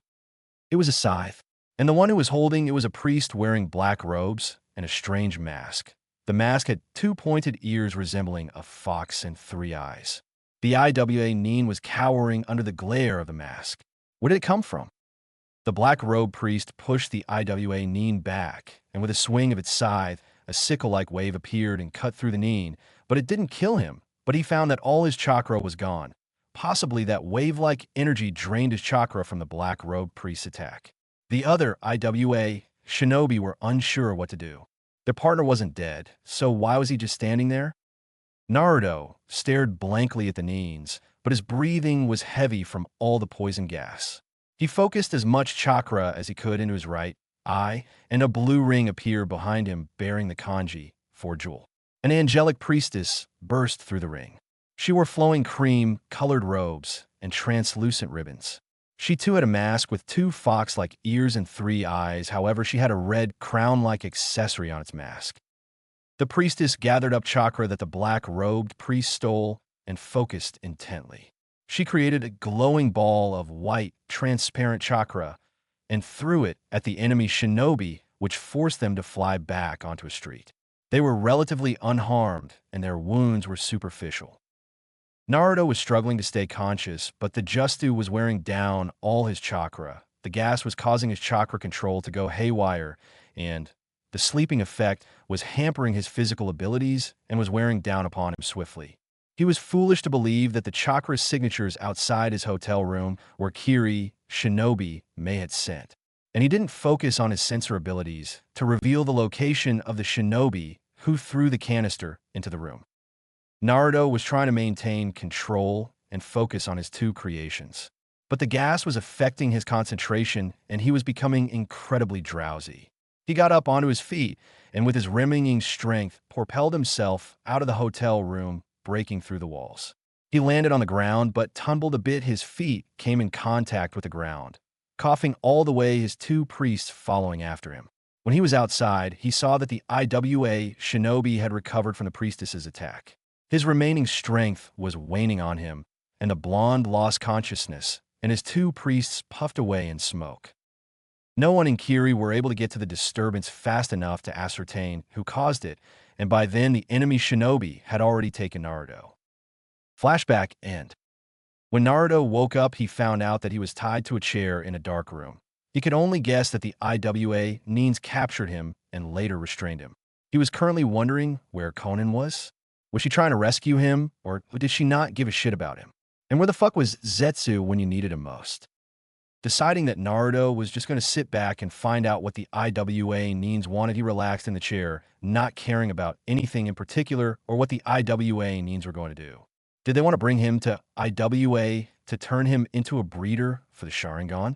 The ancient and stubborn Kage, Inoki, probably wanted him to join his village, or was it out of revenge for all the IWA Neens he killed a few days ago? He sighed happily. He was going to enjoy whatever amusing torture the IWA Neens had in mind. Madara had personally put Naruto through the worst kind of torture imaginable by using Tsukuyami to keep him within the world for days, torturing him nonstop. Zetsu questioned the old man's sanity at the time, believing that it was overkill to keep a person within Tsukuyami for weeks at a time, torturing them. Although the end result was amazing, it helped Naruto build up his mental fortitude and gave him a high resistance to pain. His thoughts then traveled to one of his dojutsu's techniques. The Kamayan Ineo was described by Madara to be the greatest battle jutsu in the world. With it, Naruto could create his own unique beings made entirely out of his chakra. It was similar to the Susanoo, but on a more advanced level, where like the Susanoo, it created beings made of chakra. But instead of a skeletal soldier, the beings made from the Kamayan Ineo were more like shock troopers and soldiers. But there was more to the Kamayan Ineo than creating personal guardians with their own individual powers. There was far more to that eye ability than the Tsukuyami or even the Forbidden Eye techniques of the Uchiha clan. Naruto had accidentally discovered this exclusive ability when he added too much chakra into his right eye when practicing with the Blaze release. The result was 9 created constructs, each with a different shape and abilities. However, that was for the right eye. The left eye was far more versatile and powerful, but both eyes at once using the Kamayan Ineo was truly a jewel among pearls. Naruto tried to focus his chakra, but he found that his chakra was being actively suppressed. Focusing even more, he found the chakra suppression seal on the nape of his neck. From all he knew about Awagakure, he knew that they were at least decent in seals. The chakra suppression seal was created by the Uzumaki clan, Naruto's clan. So he knew the advantages and drawbacks of a seal, and he could use his knowledge to escape. That is, if someone rescues him before then.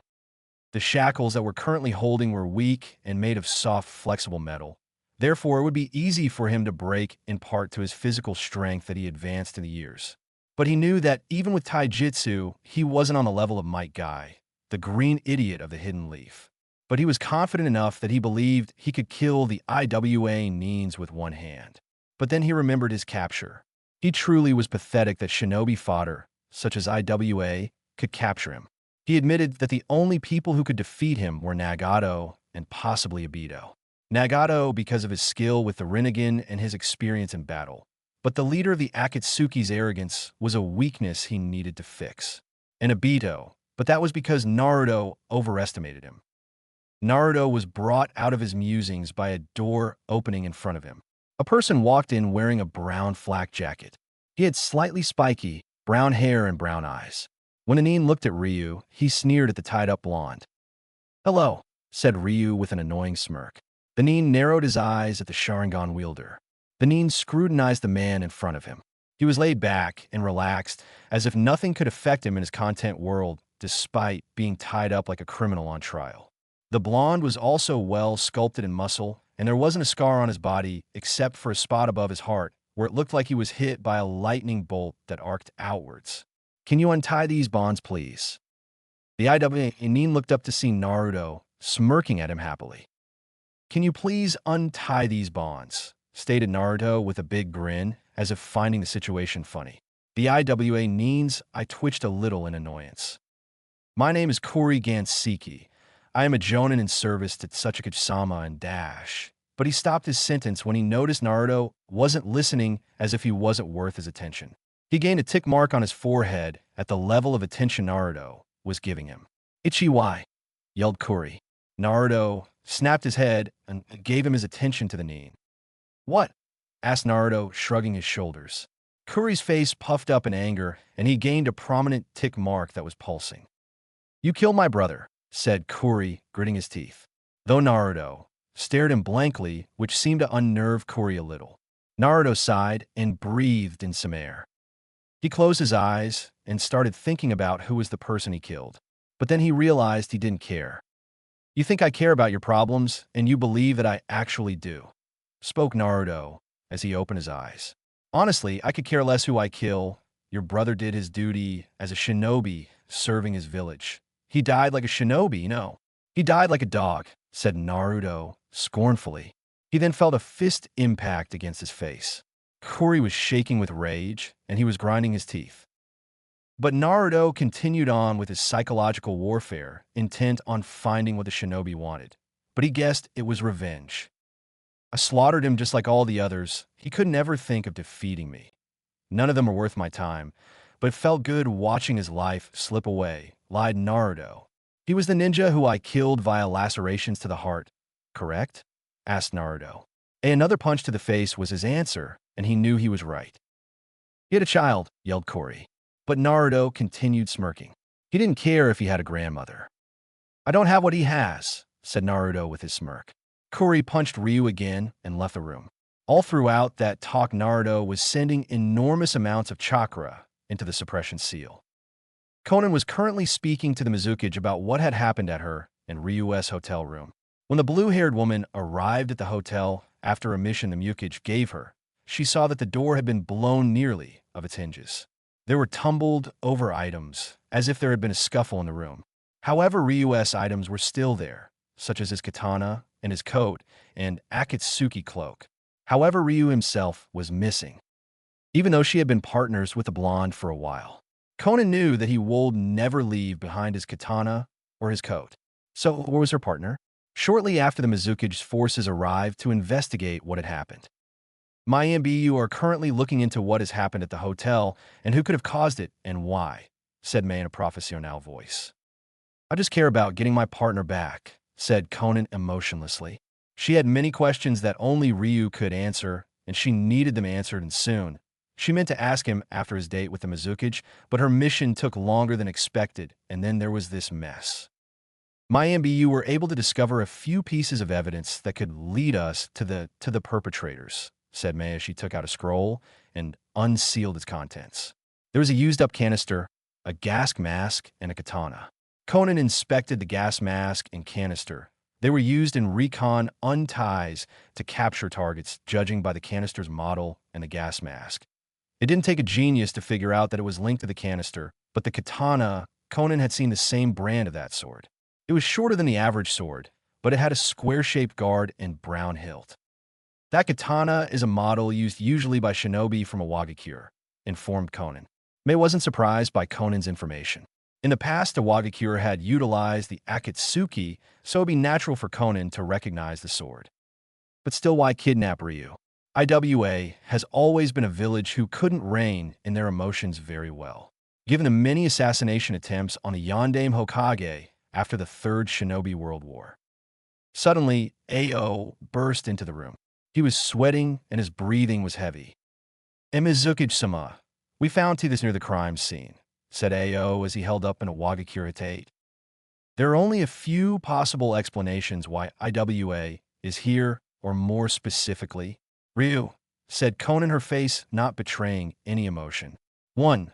That Tsuchikage ordered his shinobi to capture Ryu and possibly use him as a breeder for the Sharingan, if he does posses it naturally, because I don't believe his Sharingan is a gift from someone like he said it was, or to join their village, strengthening a Wagakure by training its next generation of shinobi too. Some of the Tsuchikage shinobi have gone against his orders and have taken it upon themselves to eliminate Ryu in revenge, or because he is a threat to their village," theorized Konan. May nodded her head in agreement, because it sounded like something IWA would do considering all it's done in the past. "Ao, have 3 teams of Oinin to track down the shinobi that took Ryukun," ordered May. "Already have Mizukage-sama. We were able to find a trail leading out of Kiri," said Ao. Mei smiled in gratitude and dismissed AO. Naruto was still sitting in the darkroom. He continuously channeling enormous amounts of chakra into the seal. His clan created the seal, and they sold it to all the other nations or was stolen from an Iwa's case. But most didn't know the weakness to the seal. By focusing large and continuous amounts of chakra into the seal itself wear down and eventually break. However, it takes a while for the seal to actually break. He heard a lock click, and the door in front of him opened to reveal for IWA, Neen all with sneers on their faces. "We have time before he arrives," said one of the Neens. "But he wants him unharmed," said another. Naruto raised his eyebrow at the banter, but decided not to look into it. "We'll just use medical ninjutsu to heal him," said another. A smirk appeared on Naruto's face. "Let's just do it. What can he do? He's an old man, and this one is tied up," said the last Neen, gesturing towards Naruto. "This is going to be fun," said a voice within the room. The Neens looked at Ryu, who had an annoying yet arrogant smirk. "That's our line," said a shinobi who was particularly annoyed by the smirk. Then all the Neens started beating Naruto within an inch of his life. All the while the blonde had the same smirk throughout the beating. He had suffered much worse in his time in Konoha. What the IWA shinobi were giving him was a massage. Three men were walking on a road towards the land of water. Two had distinctive ANBU masks, but instead they wore attire different from normal ANBU, and each had a tanto sheathed on the back of their right shoulders. The third individual was walking slowly, and it appeared he had withered in time as he was walking with a cane. "Has the Iwabikure shinobi captured the target?" asked the third individual. "Yes, my lord. They are currently holding him in a bunker on one of the islands that the land of water. Within a few more hours we should be there," answered one of the other individuals. "Very good. As long as the asset is mostly intact, I have no qualms," said the man with the cane. "But my lord, can we truly trust him?" said the other person among the trio. "Yes, we can, for we gained the Sharingan and a useful pawn. I just have to use that if it doesn't go according to plan," said the man with the cane. The trio were currently unaware that they were being tailed by shinobi wearing demon masks and wielding katanas. One of the trio sensed their presences through their chakra. He craned his eyes, searching the forest they were walking through. "My lord," stated the censor among the group. "Yes, I know," said the man with the cane. He then stabbed his crane into the ground where it stayed there, standing like a statue. "I have not seen combat for quite a while. This is perfect chance to get my muscles all limbered and supple." The old man then began shifting the bandages around his right eye, revealing a blood-red Sharingan. "Do not interfere. This won't take long," ordered the old man. Suddenly, four shinobi wearing dark green flak jackets sprung out from the tree line, their katanas at the ready, aimed for the kill. The old man went through some hand seals, now revealing that he had a fully functional right arm behind his black robe. He drew in some breath and faced the shinobis who attempted to attack him with crescent move like waves of cutting winds. The ninja in mid-air couldn't redirect their trajectory as they were sliced up by the wind currents. They tumbled on the ground and landed in heaps, one landing near the old man with a Sharingan and a katana landing near his feet. The only living Nin gasped in pain from all the wounds on his body. The old man grasped the katana and held it over the Nin's head. "Is your target the Konoha elder? Or me personally?" asked the bandaged man. The Nin gasped out a "kill me" in response. "Well, not that it matters anyway." The bandaged man stabbed his katana into the shinobi's head, killing him instantly. A rain of kunai flew from the tree line straight at the hidden leaf elder. The man used his unbandaged arm and grabbed the collar of the Nin, using him as a human shield, protecting him from the kunai. The old man's Sharingan scanned among the trees, picking out his targets. 7, 8, 9, 10, 17 in total, thought the shinobi as he scrutinized his enemies. More kunai flew from the trees, intending to kill the man. The man used the body as a makeshift shield, and the kunai kept impacting against the body while the old man went through some more hand seals behind the corpse. He pushed the body aside and aimed his jutsu at the trees. "Futon, Shinku Renpa, wind release, vacuum serial waves," yelled the man as he fired multiple waves of eviscerating wind at the trees. Some shinobi didn't have much time to move before their bodies were bisected from the wind. The shinobi that were able to escape drew their katanas and charged at the bandaged man.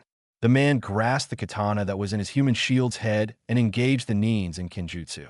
The man had years of combat experience under his belt, so he was able to parry, dodge, and slice all the nins in his sight. Most of them were cut down before they could register that they were dead. He threw his katana at a shinobi where it pierced his head, killing the nin.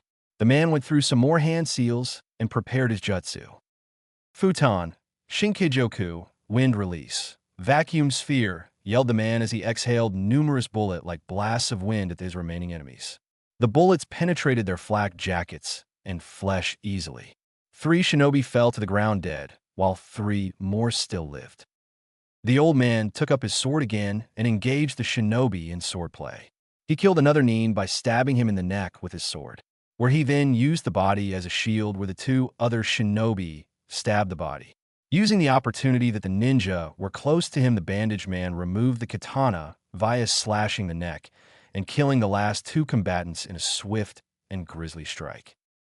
The man's lone Sharingan watched as the last of his attackers fall to the ground, and he stood there, not a drop of blood on his wrinkled body. These are remnants of the Hanya Black Ops from the Land of Woods that we eliminated in the past, informed on of the old man's traveling companions. It's always been like this. Snakes always look for the slightest opportunity to strike, said the man. Now that you have come out of the shadows, incidents like this will increase our headaches in lots of ways. This may become more troublesome for you, sir, said the other traveling companion. Shinobi once belonged to a world of aesthetics, to be nameless and anonymous.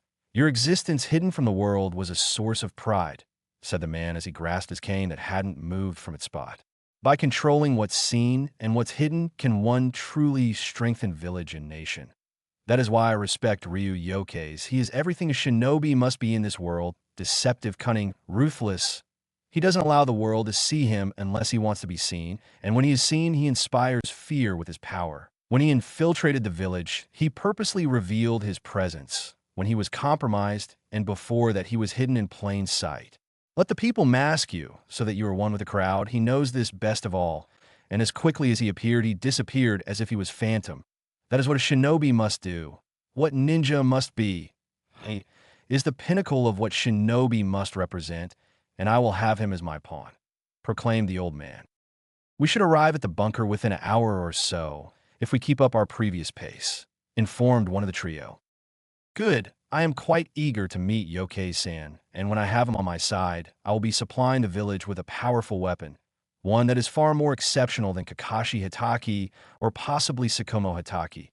Not even Tsunade will repudiate the decision, for even though he killed all those ANBU, he is worth more than 50 of them, said the man as he shifted his bandages on his eye to their original position. With that, the trio reignited their journey to the Land of Water. Naruto didn't feel anything. The fists striking his face were tickling him. What he went through at the hands of the civilians was far worse than any beating. And throughout the beating, he had the same annoying smirk all the way through. He wondered why Zetsu had yet to contact him. The plant man was loyal to him, so where was he now? If he hadn't gotten captured by ninja fodder, this wouldn't have happened. But now that has occurred to him, the canister and the gas it excreted didn't come from Awagakure, but from Konoha. Someone in the leaf wanted to capture him, and they supplied the IWA nins with the necessary tools. Naruto felt like a headless chicken for not seeing it sooner. The IWA nins then stopped their brutal beating and took a look at their work. Ryu's face was red and puffy, and he was bleeding from his mouth and nose. There wasn't a part of his face that wasn't bruised. His nose was slightly disfigured, and his lips and eyelids were swollen. It's as if he appeared out of a bad painting given the extent of the injuries. Do you think he's had enough? Asked one of the 4 IWA shinobi as he looked at the beaten Ryu. Yeah, he's had enough. Besides, we can't have him die on us, since that mummy needs him, said another ninja as he spat on Naruto. The 4 shinobi then left the room, promising to heal Naruto later. But they didn't notice that some of Naruto's wounds were already starting to heal, and he still had that same smirk. Zetsu appeared in its usual manner via slinking from the ground in front of Naruto. The clone's Venus flytrap appendage opened up, revealing the black and white man. When it looked at Naruto, the white one's eye widened a little in horror, but the black showed no emotion. Naruto would heal from the beating in a few seconds. "Naruto, are you okay?" asked White Zetsu nervously. Naruto's eyes had healed enough so that he could see, and he subconsciously glared at White Zetsu for asking such a stupid and obvious question. "What do you think, Zetsu?" asked Naruto out of the blue with a hint of sarcasm. "Well, I'm going to say that you're not okay," replied Zetsu, which caused Naruto to tighten his glare. The black Zetsu, getting unnerved by the glare, even though it wasn't aimed at him, decided to tell Naruto of what they had discovered. "I found it," stated Black Zetsu, which caused Naruto to look at him with wide eyes. And soon Naruto grinned in happiness. "You found it," repeated Naruto. "Where has it been all this time?" "In a temple within the land of lightning, guarded by monks that are cut off from society," responded Black Zetsu. "Perfect now. Can you untie me?" asked Naruto, whose happy grin was still in full sway. He was happy because of the one thing he was searching for had been found, an artifact of legend. "Oh yes, sorry," spoke White Zetsu. But before either party could do anything, they heard the click of the door, and Zetsu materialized into the ground while Naruto's injuries had fully rejuvenated. When the door opened, it revealed a man wearing a white shirt with a black robe with a purple obi. He had one arm, and it appeared he had lost the other long ago, along with his right eye, which was concealed by bandages. He had black, shaggy, spiky hair, lots of wrinkles, and an X-shaped scar on his chin. Naruto widened his eyes in surprise. He knew this man from long ago. Flashback. 7-year-old Naruto was walking through the halls of the Hokage Tower. Today he was meeting the Hokage, who he had dubbed Gigi because he was like a grandfather to him. The blonde would visit the old Kage 3 days a week. The old man had been kind enough to give him an apartment and a weekly allowance so that he could live with. But Naruto always wondered why the Hokage was interested in him and only him. None of the other orphans were given the privilege to meet the Hokage unless they were in the ninja academy, and even seeing him as an academy student was rare.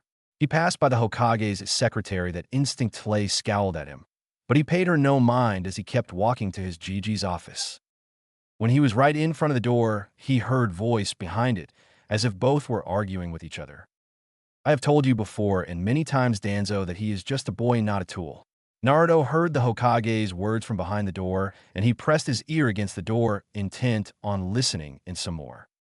"He is not a tool, Hiruzen, but a weapon. Under my guidance, he will become the greatest weapon Konoha has ever produced if you just hand him over to me," said the man, now known as Danzo. "Watch what you say, Danzo. I will not stand by, and watch as you turn that pure-hearted boy into one of your emotionless dogs," continued Sarutobi. "He is not a boy. He is a human sacrifice. Sacrifice is the way of shinobi," rebuked Danzo. The two men glared at each other, unaware of the little spy behind the door. "We have had this discussion before, Danzo," spat Sarutobi as if it was poison on his tongue. "You will never get your hand on that power, so leave before I force you out," threatened Hiruzen with a small amount of killing intent, which made the Warhawk back down. And with that, Danzo stormed out of the office. "I will get the QB one day, Hiruzen. I promise you that," thought Danzo, never looking over his shoulder. When Danzo opened the door, his lone beheld the subject of the conversation with him and the Hokage. Naruto shivered a little under the cold stare of the bandaged man. Naruto couldn't feel anything coming from this man. It was as if he was empty, like the void. Danzo didn't say a word, but left without offering a glance back at Naruto. Flashback end. "Danzo," snarled Naruto within his mind. Danzo hobbled into the room. His cane tapping against the ground was the only sound as it echoed off the walls. He snapped his fingers as two men wearing customized clothing with ANBU masks walked into the room, carrying a chair, and laid it down directly opposite of Naruto. It seemed these two were Danzo's servants. The old man sat down in the chair and stared at Ryu with a calculating gaze, as if trying to discern something from the blonde, but the Konoha elder also noticed how much resemblance there was between this man and Naruto Uzumaki. But their old badger brushed off those thoughts because it was confirmed by Jiraiya that Naruto Uzumaki, the Yandame's legacy, was dead. "Hello, Yokai-san," greeted Danzo in a formal manner. "It is a pleasure to finally meet you in person. I have heard many things from you and regarding your exploits. Naruto's face held no emotion and just continued to stare at Danzo blankly. However, Danzo was able to read Ryu. He could immediately see that Ryu was a shinobi who kept his emotions in check and never showed any kind of softness. Given your power and your mastery of the Sharingan and your other abilities, I have little doubt that you are a remarkable shinobi who will make the correct decisions when you are faced with obstacles that require those decisions, continued Danzo. For a split second, Naruto saw something at what appeared to be approval. Naruto continued to stare coldly at Danzo, and finally spoke up after deducing that the old badger wouldn't leave until he received answers. Your compliments are gratifying and your confidence in my ability fills me with pride, but you have yet to introduce yourself since you already know me, spoke Ryu emotionlessly. He knew that despite his frail appearance, that Danzo was an incredibly dangerous individual who kept his skills refined. He was considered a prime candidate for the Hokage position, so that meant he had power to back it up. Oh yes, how could I forget? It's the only polite thing to do when introducing someone.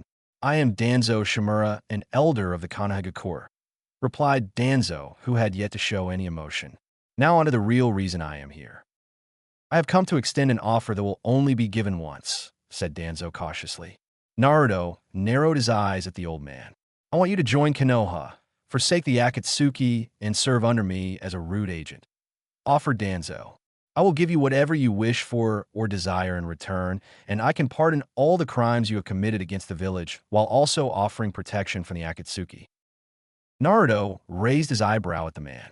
He wanted him to join Konoha and become an operative of Root. Thank you for the generous offer, started Ryu. A small smirk played on the lips of Danzo. But I politely refuse, for I don't wish to work for a pisshole, such as Konoha. Why would I want to be surrounded by idiots and twits who are more likely to trip and fall on their own kunai? Said Ryu sardonically. Danzo's lips pursed tightly at the Sharingan wielder's insults to his village. Knowing that he couldn't get Ryu to join through normal means, Danzo decided to use his trump card. Are you sure? You could become a great operative among Root, spoke Danzo in a last-ditch effort. At what point did I ever claim to join Konoha? I loathe your village. I hope. No, I dream that all your civilians are butchered and raped on the streets while your children become slaves to your conquerors. And as you take one last look at your shining Konoha, your Hokage monument will wither and decay and shall be nothing more than dust.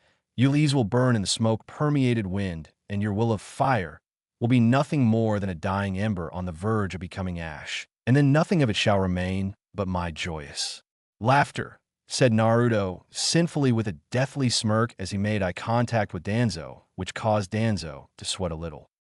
The Konoha elders stared back at Ryu. Danzo did not expect Ryu to act or speak so callously against Konoha. He had only assumed that he infiltrated the village just for the Hiraishin. If there was an animal that would be best described as Ryu Yoke's, it would be a fox, no? Greater than a fox, a wolf, cunning, treacherous, protective, aggressive, loyal, powerful. These are the words that would describe the wolf known as Ryu Yoke's. I must use it now. Yoke's is too much of a threat, judging on how he killed the elite of the village, thought Danzo frantically. He channeled chakra into his right eye, preparing one of the greatest jinjutsu in the world. Kodoamatsu. Danzo-sama, said one of the old Badger's root operatives as he walked through the door. This took Danzo by surprise, but he didn't show it, and the surprise caused Danzo to accidentally cancel his jutsu. The IWA Nin are demanding to see you and to talk about the payment for their services. Danzo turned his head slightly and glanced at his subordinate through his left eye. He nodded slightly and got up off the chair. Very well. Let us discuss the payment, said Danzo as he hobbled out of the room, leaving Ryu alone. Danzo and his other root operative were walking through the old bunker that Ryu was being held in. The bunker itself was used by Kiri years ago, but fell out of use after the Second Shinobi World War. The 4 IWA Nin who had captured Ryu were waiting within a small room around a rectangular table. Danzo walked into the room and sat at a chair reserved for him. The payment, said Korrigan Seki, who was obviously the leader among the 4. Yes, the payment, you shall have it, spoke Danzo. Suddenly, all the shinobi's throats were slit by the Tonto-S of Danzo's subordinates. The payment of your lives would be sufficient enough. Now, I am aware that I contracted more IWA shinobi than these four, so we'll have to deal with them or allow Yoke-san to deal with them. Now back on my appointment with the wolf. But before Danzo could get out his chair, he felt a massive force shook the foundations of the bunker, causing some dust within the room to be disheveled. Danzo-sama, this quake is being caused by Yoke's chakra, said one root soldier who was a censor. Unbelievable. He's doing this with just his chakra, said the other root soldier who was exasperated. We're leaving now. This bunker is underground. It could come down on top of us, ordered Danzo, who kept a cool composure. With Naruto a few minutes earlier, Naruto was still thinking over Danzo's offer to return to the Leaf Village. But the words he spoke were true. He never wanted to go back to that village, ever. He couldn't be bothered to destroy at the time because of the Eye of the Moon plan, which would force everyone into the dreamscape, where Konoha would no longer matter. He had to get to the temple within the Land of Lightning, the one that was holding the artifact he wanted. He also had to meet up with the Akatsuki to remind them that he wasn't dead. Then he felt something at the nape of his neck. The chakra suppression seal was broken.